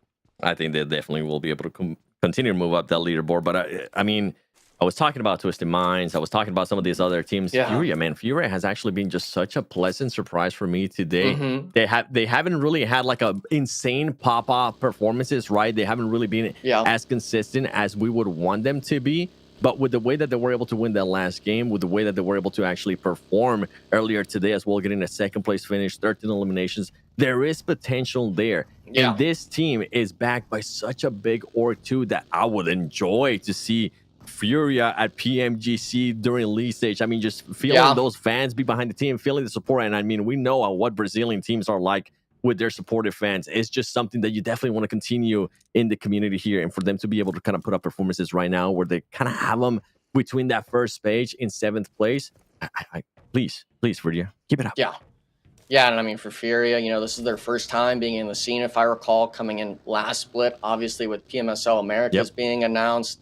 And for the squad, even though they don't have too crazy of namesakes, obviously, they have Kayowski, they have Artuzan, who've been able to really show themselves out. This squad, especially for me, in my personal opinion, a lot of fans probably out there, maybe we had a question mark on the org and stuff like that, but coming from last split, they were able to turn up and make the changes after the first week. This split now, they're able to come in and kind of perform to a really good expectation. And there's a lot of moments where we could see them even going further into some of these matches, getting more points. It's just, other teams making good plays. There's the difference between 7 if a team makes errors and the other team maybe just makes a better play than you. And I feel like Furia, we haven't seen too many plays where they're really making the mistakes themselves. It's just other teams are performing well. But this spite right here, I mean, this is looking like a mistake right now. 7 AGG trying to pull up on the compound, and VIP of all teams having the 4-man send here on the south side of Mount Everest, picking up a little bit of a freebie on AGG. Yeah, I hate that we're starting to have to say that now, right? VIP? Yeah. Oh, man. The reason why is because they have had some insane mulligans throughout the day. Yeah. that I'm just going to stop picking on them for it. AGD, though, definitely ends up losing 1 player there. VIP at least going to be able to secure 1 point in this match. We'll have to wait and see. You were talking about teams that have potentials, right? Fury is definitely one of those teams for me. With the current circle that we're playing with, they're going to be center of the circle. We'll have to wait and see which way it's going to be going. Alpha7 is going to be towards the north too. NRG is going to be within the circle too. Which team, and it doesn't have to be a Brazilian team because we know Brazilian teams, the potential that they have, right? Maybe from LATAM or from NA. Which team do you think really has potentials to kind of surprise us here? I mean, at least for this game, I've still got to go with Furia. They're a team that's able to take this aggression forward. And one squad that's really kind of fumbled it today has been Loops. They're in a 1v4 situation, it seems, on this compound, trying to get the teammates driving up, but actually gets 1, not knocked yet. Honestly, almost gets 2. The Loops players, though, look at this, just too spread out to have the follow-up. Loops, man, I mean, today is really not their day 7, but Inco Gaming, nice surprise to see from them. They were kind of picking on Team Queso for the Miramars. Looks like they've started changing their sights towards Loops on Erangel. And I think that's Loops realizing right there that you're like, you know what? We don't really need to push this fight. We really need to secure some points throughout today. It hasn't been one of the best days for us. So let's not try to continue on this fight. Let's try to back off. And I'm surprised that they were just so spread out, not even close to each other. I mean, they were what, doing a 2-2 split, but still just not something you want to see this early on. We have Team Queso, a team that we're really looking to see their performances again. They're driving around. They're trying to see if maybe they can run over somebody. And I think you're overstaying here, Milo. I think you know what? You just, pack your bags, get out of here. You don't want to stay there that long.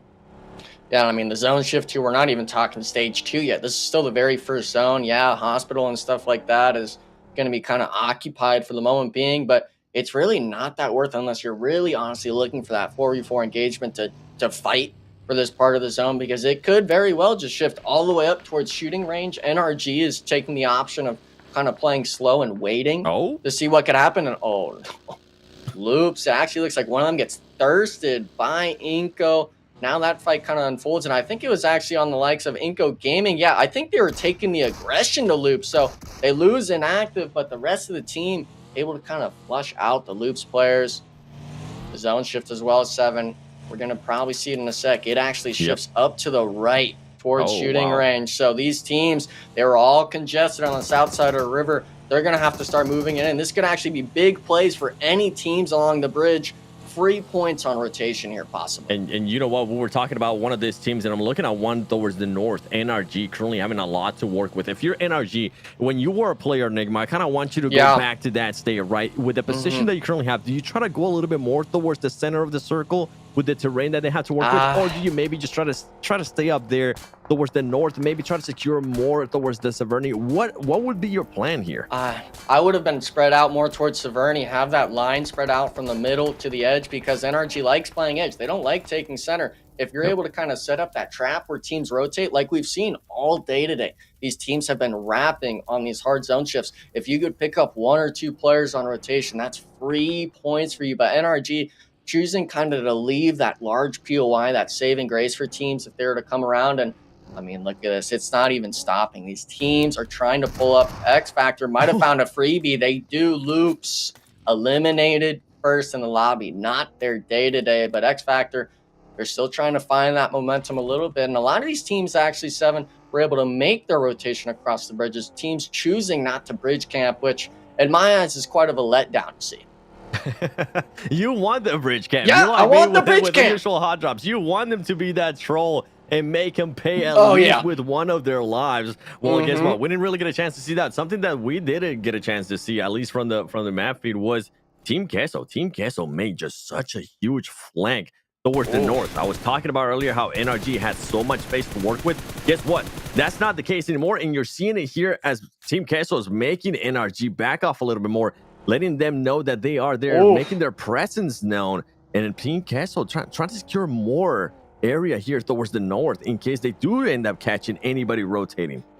Yeah, NRG really just giving up the coastline for free. Now we're having the southern side. This is actually going to be across the river still towards Rozhawk. Latin Kings choosing not to rotate just yet, and that's actually going to be AGG picking up a free point. That's a team where they lost one early, AGG. They're still able to find their fight, and I think it's kind of just the lackluster performance of Latin Kings throughout the day, really kind of struggling and keeping 4 players alive. We saw them spread out just now, and I mean, it's really tough to see a lot of these teams kind of repeating, at least today, 7, of kind of losing players early on, because we honestly still had hopes of these new teams, you know, having their pop-up performance, but unfortunately still falling short today. Do you think it's maybe one of those things that just kind of tends to happen during the first week, where they're still filling each other out? And I'm with you. I do feel like a lot of teams are losing those early players early on to the matches, which is quite surprising for me, going to what I've been seeing throughout the whole year, especially in international events. But do you think it's maybe just due because it is just the first week, and maybe in the upcoming weeks we won't see it as much? I mean, I think it's honestly just sometimes it's rotations, but other times a lot of these situations, like Loops, for example, they're just completely disconnected on being together as a squad early on in the match. They're kind of being a little more free, lackadaisical of, we don't think anyone's going to rotate this early. And then boom, full 4-man squad sending your comp, and they're recognizing, hey, this team is playing too slow compared to us. Let's capitalize on it. And we saw a lot of these teams, obviously Alpha7, Team Liquid, they prevent losing those players early on just by playing their side of the zone and applying pressure when needed. And that's how we get in these situations where teams lose players, but the team that was needing a desperate fight right now, Intense Gaming, Twisted Minds actually full sending into the dip. It looks like it somehow happened to be a 1v1. Hegard trying to find the nade. Poppy Sour needs to get the connection going, but nade's going to miss the mark. S12 versus the Bison, but the range on the shotgun just doing work. Intense game. Insane win on the fight, but Fate, he's pulling up. Wait, this is still a 1v1, but this is a great push right here from Fate. Yeah, and on top of that, it's not just Fate, it's now going to be NRG trying to make this push, trying to see if they can secure those extra points, making sure that Intense Game gets kicked out, and they do end up sending Intense Games to the lobby. And one team that I was actually hoping that they would have a great game, Twisted Minds, boy, that happened out of absolutely nowhere. It went from 0 to 100 real quick as Twisted Minds just ended up getting eliminated there. And now we're going to be worrying about some of the other squads. X Factor. We see them now fighting between Influence Rage. Law is currently getting knocked, but Influence Rage is just knocking out everybody from X Factor. They need to be careful. Influence Rage does have one player eliminated, and now X Factor is going to be looking to back away from this fight because boy, oh boy, did that turn up real quick, the action right there. By the way, I really enjoy that NRG recognized that and they went for it and absolutely cleared them so fast. Yeah, but I really do feel tragic for NRG because they only get one elimination. They didn't get any of the thirst on the 3 players knocked. You only got the last remaining player. Those, I guess you could say, eliminations just up to the zone at that point. You don't secure anything. And, you know, for these teams that are on this eastern side now, we're having so many squads look to third party. And I think teams are kind of maybe starting to recognize this stage 3 or 4 are really easy rotational fights for you to take. Being able to pick off players like X Factor if you're VIP Esports, and if you're the right team that's able to kind of secure yourself a spot in these zones, you're able to really start moving around the map. And this is a team that definitely needs to start learning that. But we can see the zone shift 7. It comes back down to the south. So all those teams on the north, we're talking NRG, Team Queso, even Influence Rage, they got to make their way in, and there's not a lot of room to work with here. And we're definitely going to be getting some fights there towards the west as we have Furia and Alpha7 very close by to each other. We have Lightning Kings now making a push here towards another team to ENG, being able to secure them, making sure they eliminate them very, very fast. But overall, there's going to be a lot of action here going on between some of these teams. Lightning Kings only has 1 player alive right now. There is 1 player knocked downstairs. I wonder if he's going to be able to try to make that push towards reviving him. I think he is going to go for it. But with the way this zone is currently working, this team is not looking good at the moment. It's not looking like it's going to go their way. And whenever we did get a chance to see the circle, we saw right away one team that was towards the inside of the circle in a good situation, nobody nearby. It was Team Liquid, and Team Liquid going back to what they did earlier in the earlier Miramar, where they were able to just secure a spot, not really have to fight anybody. But we know if anybody comes near them, boy, they can be quite scary, and they're going to make sure that they send a statement. Yeah, they're going to make sure they hit the shots. A team, though, what is this going on here? Inco Gaming trying to take the fight. This is actually going to be down in the middle of the zone. Team Queso both opting to just play in this little ridge line, but Juancho going to get sprayed out through the smoke. You hate to see it. Inco Gaming only picking up 3 eliminations, but Team Queso now, they sent it by NRG for this placement. They only have Poppy Pocho alive. NRG needs to look for this positioning, maybe go for the wipe here, but with so many teams on this north side, 7, they're questioning. They're wondering if they should even make this push now. Yeah, it is one that's a little bit, you kind of have to think about this one a little bit more than the one from earlier. And it is a lot of big opportunities. You can see right there, NRG at least being able to secure 1 elimination going their way, not really conceding much of the location that they had there towards the top of that mountain where we're seeing them. And now we're looking at the Vicious starting to rotate around. NRG very close by. NRG needs to be careful. We're seeing a little bit more of a split from them, and they are going to end up getting surrounded. They need to make sure that their angles are covered and they don't end up getting picked up, because this is a team that definitely needs those points. Remember, this is double points for NRG. They need to secure them. They need to make sure they push out, because right now in 11th place, I'm pretty sure it's not where they want to be. And I think you said it too, Enigma. This team was pushing to be at least in 8th place, if I'm not mistaken, right? At the end of week 1. Yeah, they were looking for it, and the scary thing is the team that's just to their west trying to work into the zone is going to be one of the squads that's been on fire today. Alpha7, obviously there's VIP Esports they're worrying about, but it's not just one squad turning your sights to NRG Galaxy. It's going to be the likes of Alpha7, and, you know, they have a bit of room to work with. They're really trying to make this pressure last, even with the zone coming in, and you know, you kind of have to put the question mark of what does NRG choose to do? Do you choose to kind of weather the storm? Do you choose maybe to go out of your way to look for these fights? But it's always a matter of what they understand and what they think of doing. They don't have our perspective of it. And surprisingly, Team Queso, they were able to kind of hunker down here. But that edge zone, I mean, man, it's going to be a whole cluster of a fight going on. And I'm with you. I'm actually surprised that Team Queso somehow ended up staying alive throughout all that madness that was going on there. And they did get a little bit lucky in a way that NRG didn't make that push. They did have to second guess that push. Yeah. We do see now Mafioso trying to go back towards his team as he almost ended up getting knocked by one of the other teams, which was VIP. And for Alpha7, they need to figure out what they're going to be doing here with the circle, because they're playing very, very close to that edge and not very much cover. You have some terrain cover here and there, but if for some reason a full squad decides to push up, they're going to be at a big disadvantage. Team Queso, we're talking about him. Look at them. 2 alive in the middle. If they can just be quiet, play patiently, they might just do what 9C was able to do earlier, which was to secure those placement points. And now we're starting to see a little bit of life there out of Team Liquid as they're sending out Cardoso to scout in and try to find a good position for the rest of his team. Yeah, this is the do or die place for these squads. We're talking obviously Latin Kings, All Glory Gaming is going to have to make their decision as a solo. Do they leave or do they stay? Influence Rage, unfortunately, getting thirsted. I believe that's actually going to be the full wipe. Yeah, so these teams, they got to make it into the zone. That north side, that western side, especially Furia versus 9Z might unfold. But, I mean, the zone, yeah, actually looks like NRG allowed Alpha7 to push up Spec, trying to go for the 1v1, but the smoke gives out just in time for Alpha7. Now it's just going to be on Fate. He's actually sticking in the car, trying to dodge the nades, but it's taking too much damage. 7, he gets blown up by VIP. NRG, unfortunately, eliminated, not able to clear out either of these squads. And now, if you're Alpha7, you got an opening knock on a VIP Esports. You're looking to take this fight.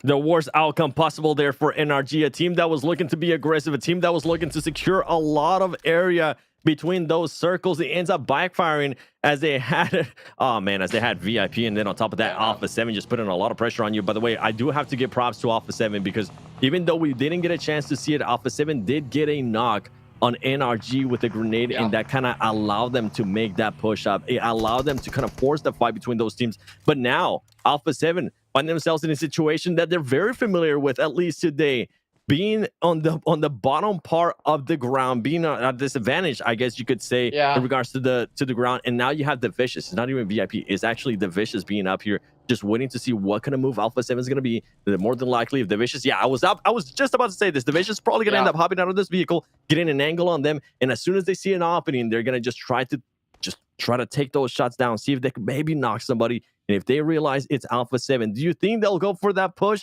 or do you think they'll just hold it off?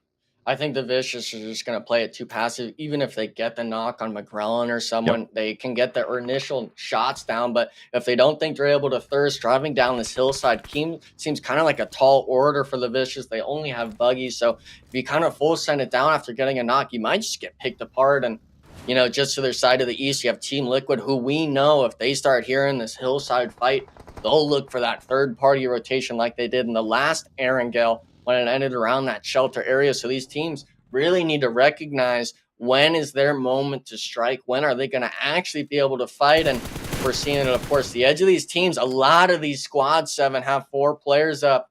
It's only a matter of time before these teams really start to take shots for each other. And the zone shift goes to Furia and 9Z. So Alpha7, even though they worked in that last zone 7, they still got to continue going in. Yeah, for Alpha7, they're just having to fight over and over again. Right now, I don't know what would be the right push, because if Furia wasn't performing with how I seen them performing in regards to just being very aggressive, I would be like, you know what, send it to Furia. Obviously, they don't know it's Furia there, but I would be like, that would be a great place to send it to. That would be a great fight. But now Alpha7, you're going to have to think about it. You're going to have to scratch your head a little bit more. And on top of that, you're seeing 9C, a team that's currently trying to secure those double points as well, being a little bit more proactive and going back.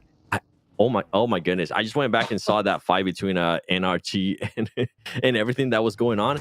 He wasn't just trying to hide in the vehicle. I think he was stuck because he was trying to reverse, and there was just so much commotion going on with the grenades and everything happening that's what ended up just stopping them. He was just stuck in the vehicle. But you know what? That happened. Oh, well, sorry, NRG. I really had high hopes for you here in this match. 9C, I'm switching my high hopes to you. Can you maybe be a little bit more aggressive here? Can you maybe go for even more eliminations? You already have 3 to your name. We've seen you do this before. We've seen you with at least 3 eliminations, which turn into 6 because you guys are currently in the double points, but then you end up getting eliminated. I want to see a little bit more out of this team.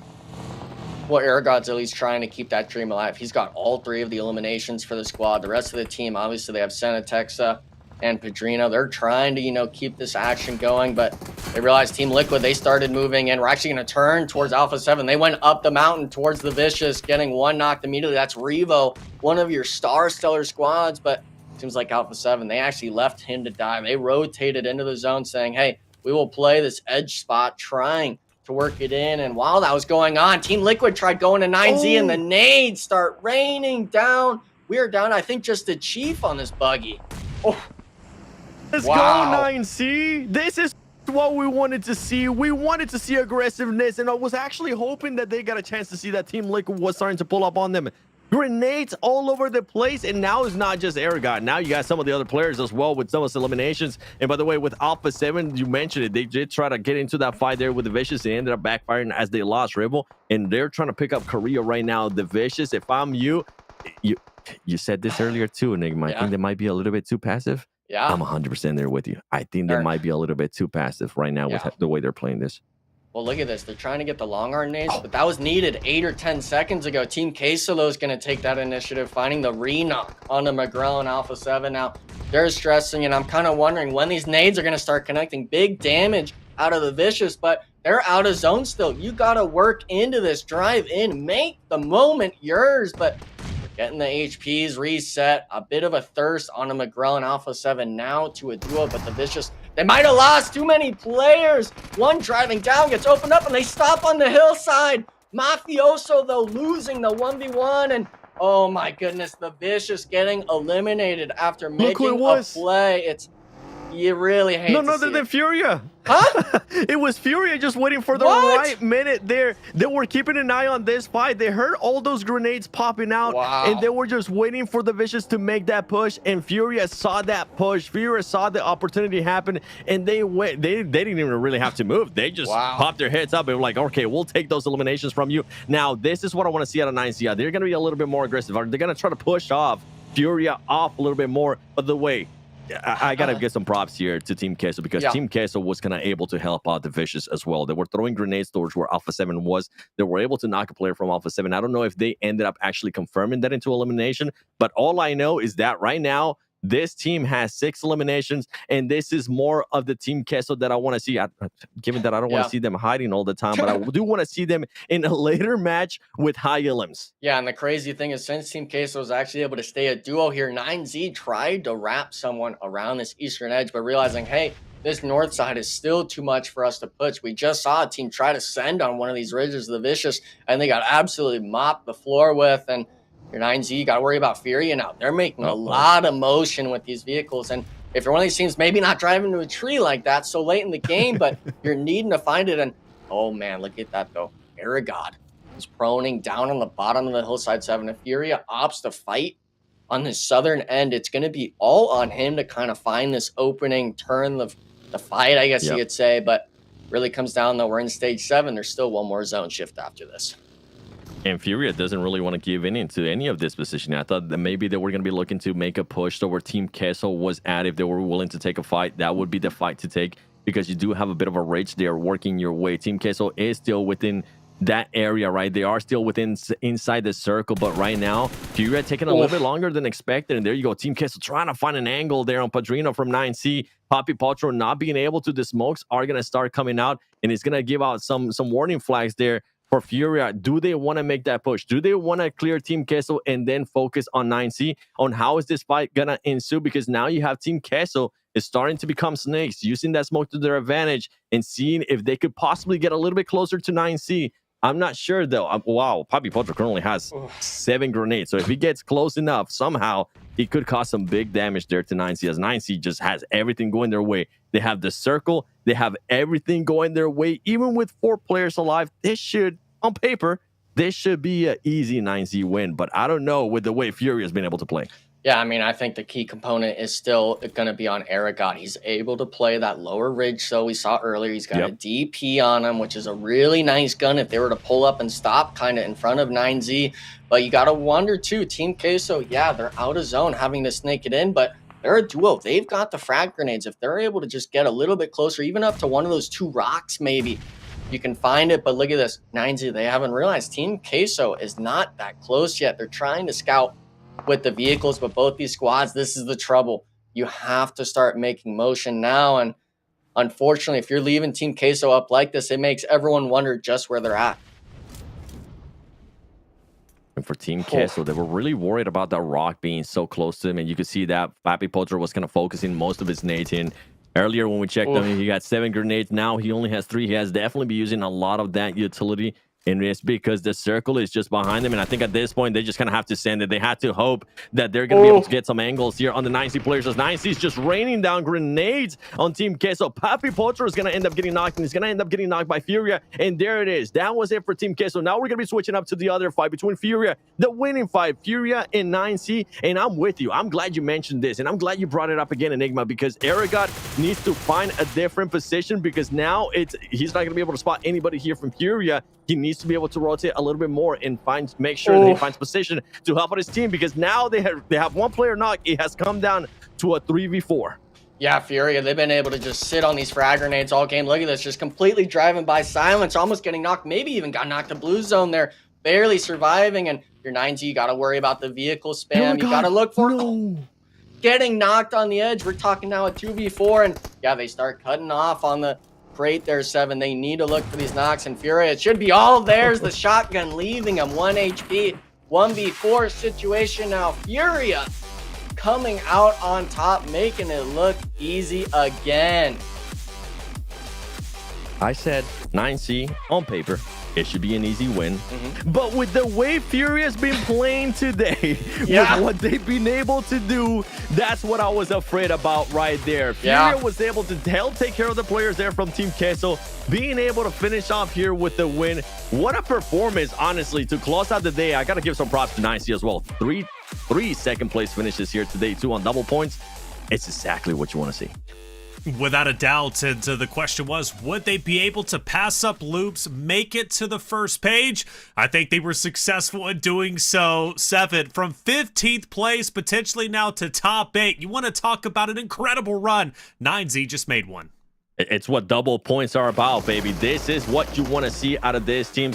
And I'm actually really impressed by the way that they were able to do it this round, because it wasn't like the first game where they ended up just having to hide right to second place. And it wasn't like some of the other ones. This one, they actually had to fight. We saw them being able to take on Team Liquid too. We saw them being able to recognize that Team Liquid was trying to make a move on them, and they were able to stop that very quickly. And that's ultimately what you want to see out of this team. 9C, great performance out of them. But I'm even more impressed out of Furia, the way that they were able to just close out this match, wait for the right moment, wait for the opportunity that they saw against Team Queso, clear those 2 players, and then on top of that, just automatically focus on 9C. You saw the car meta too there, Enigma, driving around with a grenade in hand, passing by, doing a drive-by with grenades. Love seeing that out of Furia. Yeah, and I mean, the nades are always something that we're impressed with when they start seeing them connect. And at the end, what was it? 2 out of 3 players or 4 players knocked on 9Z just from those drive-by frags. And then obviously, you know, the real question mark was, could Aragon make a play? Unfortunately, that wasn't the case. But both of those squads, whether it was Furia wiping out that western side or even 9Z completely destroying Team Liquid on the pull-up, both of those teams had amazing plays throughout that match. And you got to give credit where credit is due, right? Furia, an amazing run for themselves. The fact is, they had the best day we have seen them ever have. I mean, 2 back-to-back wins, only matched by the energy of Team Liquid just a couple of days ago. Plus, they get a second place on Erangel a little bit earlier, map number 3, with 13 total eliminations. If this was a double points day, I have no idea what the leaderboard would look like. Everybody needs to be praying and really thanking the PUBG Mobile gods that they were not in Group D today, because if they were, everybody would have been hurting. 17 points, very respectable. They will absolutely take that for first. For 9Z, 26 points is more than enough, especially given the fact that Loops was finished off dead last in 16th place with only 1 elimination. Furia, or it should be 9Z, will 100% be top 8. Be on the front page. Mission accomplished from 15th all the way up to what could be potentially 8th or 7th place. Team Queso, though, 7, finally making an appearance. It's been a long time since I've seen them top 3, but they make it. I'm happy that they make it here. I'm happy that they had eliminations going their way. Yeah, it wasn't the best performance at Team Queso. They were hiding for most of the match, but whenever it came down to them trying to work with what they had with at least 2 players, they were still pushing that action. By the way, going with Furia, and I'm glad you mentioned that it wasn't their double points day.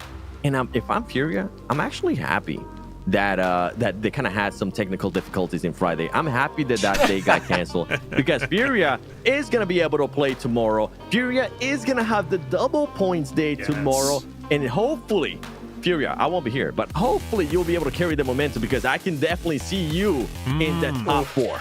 All right, so what do we see here? Right, 9Z does make it to number 8. They've got a little bit to go before they make it the top 5. Let's be realistic, but they put up a good effort today. 47 bonus points is very respectable, even considering the other rosters that were competing. Alpha7 will jump up from 7th place up to 3rd.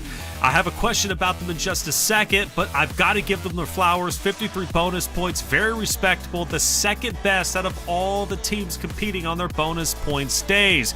And then, of course, Furia. No bonus points today, but tomorrow, like Seven said, they'll have it. They start in 6th place. Wow. How high can they go? Honestly, 2nd place, at least in my opinion, is very realistic for them to pass up Twisted Minds and Enigma. These are your top 8. What was the biggest surprise to you? The biggest surprise is seeing 9Z be able to break through. Those first 2 games, yeah, I thought it was more just kind of maybe a bit of dumb luck going their way and the zones playing out a certain factor, but they were able to really keep that consistency with the placements. They weren't getting those crazy double-digit elimination games, but combined with the placements, combined with those double points, they were able to get at least 3, 4, maybe even 5 of the 6 games today, getting a decent amount of points, allowing them to have that bonus point amount compared to other teams a lot better than most. Are we happy with NRG? 11th place. They started the day of 13th, 7. They managed to do decently well, right? 23. One of the lowest ones, but even still, they do jump up a couple of spots. A far cry from top page, but they're making an effort. You want me to be PG? I'm just kidding. NRG, that was that's not the performance that I wanted to see out of NRG, honestly. I thought, especially in this last game, I thought that they were going to be able to work with a lot, but it seems like they didn't really have a plan. You saw them just driving around back and forth. They ended up getting up sandwiched by 2 teams, VIP, and then on top of that, Alpha7, a very strong team. It didn't end up going their way. Now, on that first page, I do have to mention this team, X Factor. I felt like that was just such a big outlier out of that team because they were able to perform really, really well during their bonus day. But besides that, I mean, their stats and they just showed like they were there just because of that bonus point. Their placement points, if you're going to be going to, especially because I won't be here tomorrow, but for X Factor, if you're going to be looking at what you can improve on, you have to improve on those placement points. Your fragging power is there. You end the day with 95 eliminations. Just please try to work out those placement points because if you're able to do that, you can definitely maintain yourself in the top 5, especially if bonus day, when it comes around next week, if you're able to perform there well, you'll definitely stay within the top 5. Yeah, that's a couple of teams, right? And you mentioned at the beginning too, Seven, where it was like the meta currently teams, they just want to slay out, get as many elims as possible, but you have to find a balance between placement points and getting those eliminations. And there's several rosters that we can name out, right, that just struggle when it comes to the placement points. They clean that up, my lord. They will be looking solid. Team Queso is a great example of that. With the amount of eliminations that they have, if they could just lock in those placement points, they could be top once again. Seven, go for it, baby. Sorry, brother, but I just looked at the stats, and this team, okay, this is why I was talking about it so much. I just remember this team, if we were to rank it down just in ranking points, they would be in 15th place. Everybody else has more placement points than they do. Who? Shout them out. Shout out who out? The teams that are also performing worse than X Factor in regards to placement points. X Factor is 15th? Game and NRG. Oh, Jesus Christ. I didn't know it was that bad. Well, Seven, for your final words, that was a good one to point out, baby. Hey, keeping it real on the desk is Seven. You love to see it. Actually, Seven, it's been great to be here with you today for the first time, right, working for a PUBG mobile broadcast and the first time coming on for the PMSL Americas. I know you like the action. The games actually were phenomenal. I think we've had some of the best games tonight than we had all week long. What are your final words before we get out of here, man? Because I had a blast. Honestly, that's what I said earlier was pretty much it. It was actually a pleasure working with you guys. First time working with your reflections, first time working with Enigma as well. Absolutely amazing. I can't wait to see what's going to be happening. You were talking about it earlier, too. You were talking about how we have had different teams step up to the plate here. That's I think it might be because of first week, but I'm hoping it continues on. I'm hoping we get some surprises until the last couple of weeks. Then I actually want to see a little bit more consistency out of this team as we set up who's going to be going for PMGC. Yeah, who's going to be the top 5, right? That's the question on everyone's mind, along with the competitors. Enigma, always great to work with you, man. What are your final words before we get out of here? Final words, shout out X Factor, of course. Really representing NA in a good way. I understand, we were N hyper before the last split. Maybe didn't go our way, but I'm happy seeing this first week. They're kind of ending strong with it. But With that being said, you got to look at the likes of NRG and especially Inco. If you're going to go on interviews saying top 8, we're better than this squad, True. You cannot be having performances right on the next game after that interview, dropping a big old goose egg. So hopefully for the rest of the NA squads, they're able to show up as much as X Factor, or else X Factor, they're going to be getting that PMGC slot. Well, fair to say today, Furia was the shining star. They had the best placings as well as the most eliminations, I do believe. They had some phenomenal games. Tomorrow, they are going to be scary. Hey, chat, if you're just joining us, know that normally we would end our weeks on Sunday, but tomorrow we are also going to continue the broadcast. Tomorrow, we will continue Group B. They will be the final broadcast of the day. The reason why is we had a power issue, unfortunately, on Thursday, or excuse me, on Friday. So with that being said, tomorrow we will return with the PMSL America's fall season with day number 5, and that will be at the normal time, 5 Eastern Standard Time. Group B will be going for double points. That's Furia, AGG, LK, X-Navy SEALs, and then Intense Game. Will we see some more shakeups? Well, I'm positive we will. Hey, but that's it for today. Like I said, tomorrow, 5 Eastern Time, we would love to have you. For myself, Taylor Reflections, Noble 7, Enigma, our production crew, and you in chat. Hit that sub button if you haven't already. Follow us on socials, because we keep the PUBG mobile action rolling each and every day. He's trying to go for the sort of cheeky play. He's actually going to wait, doubled up with Ayala. Nade coming in early to cheapen him up. 1 HP on it. Team Liquid getting the wipe as well. And I mean, 9Z era God, I love what I'm seeing in terms of the rock play, but wait a second, he almost gets 2 there. But unfortunately not the case. Team Liquid coming out on top on the first air and go. Grenades are going to be coming through. Right now, Team Liquid is a little bit hurt from the fight that happened earlier. Oh. There you go. Revo and Mafioso coming now, making sure they get those knocks. All Alpha7 needed was just a tiny little opening, and they have found it as they're making the push, and they become the kings of this hill. And all they have to worry about is just send a text to a next player. And there is it, ladies and gentlemen. If you had any questions for Alpha7, they have been answered. Yeah, you got to go for it. The 2v3 on the ridge. Can Furia stumble upon them? No. 1 down, make it 2. We're down to a 1v2 spot, but almost finding an Larazin. Artuzan, he's gonna have to find the shots, but look at this influence rage. Calm, cool, and collected, getting the reset off, and they understand we have the positioning, we have the numbers, and ultimately we have the eliminations on you. Influence rage, Twisted Minds, they're going on the aggression now. They're not gonna be waiting, and smokes now, he's going in. Gotta find the shots. Look at this, rezzing in the open. The smokes give out, but he finds one. Gets the thirst as well, but I believe now it's just a 1v2 and Twisted Minds. The 3v4, the Compound 7 coming in clutch with the snake play. This is the moment where you can get another 3-piece maybe in terms of elimination points. Artuzan, he's trying to stall, but 2v3 situation. Now we do have an MG3 though in play, trying to hold it up. The Molly's keeping him back. Kowski trying to get an off angle as well. This is all going to be timing. Who hits the shots? Going for the thirst.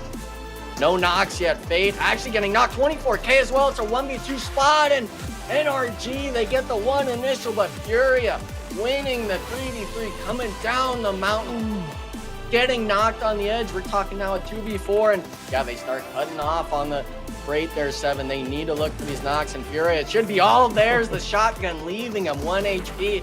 1v4 situation now. Furia coming out on top, making it look easy again.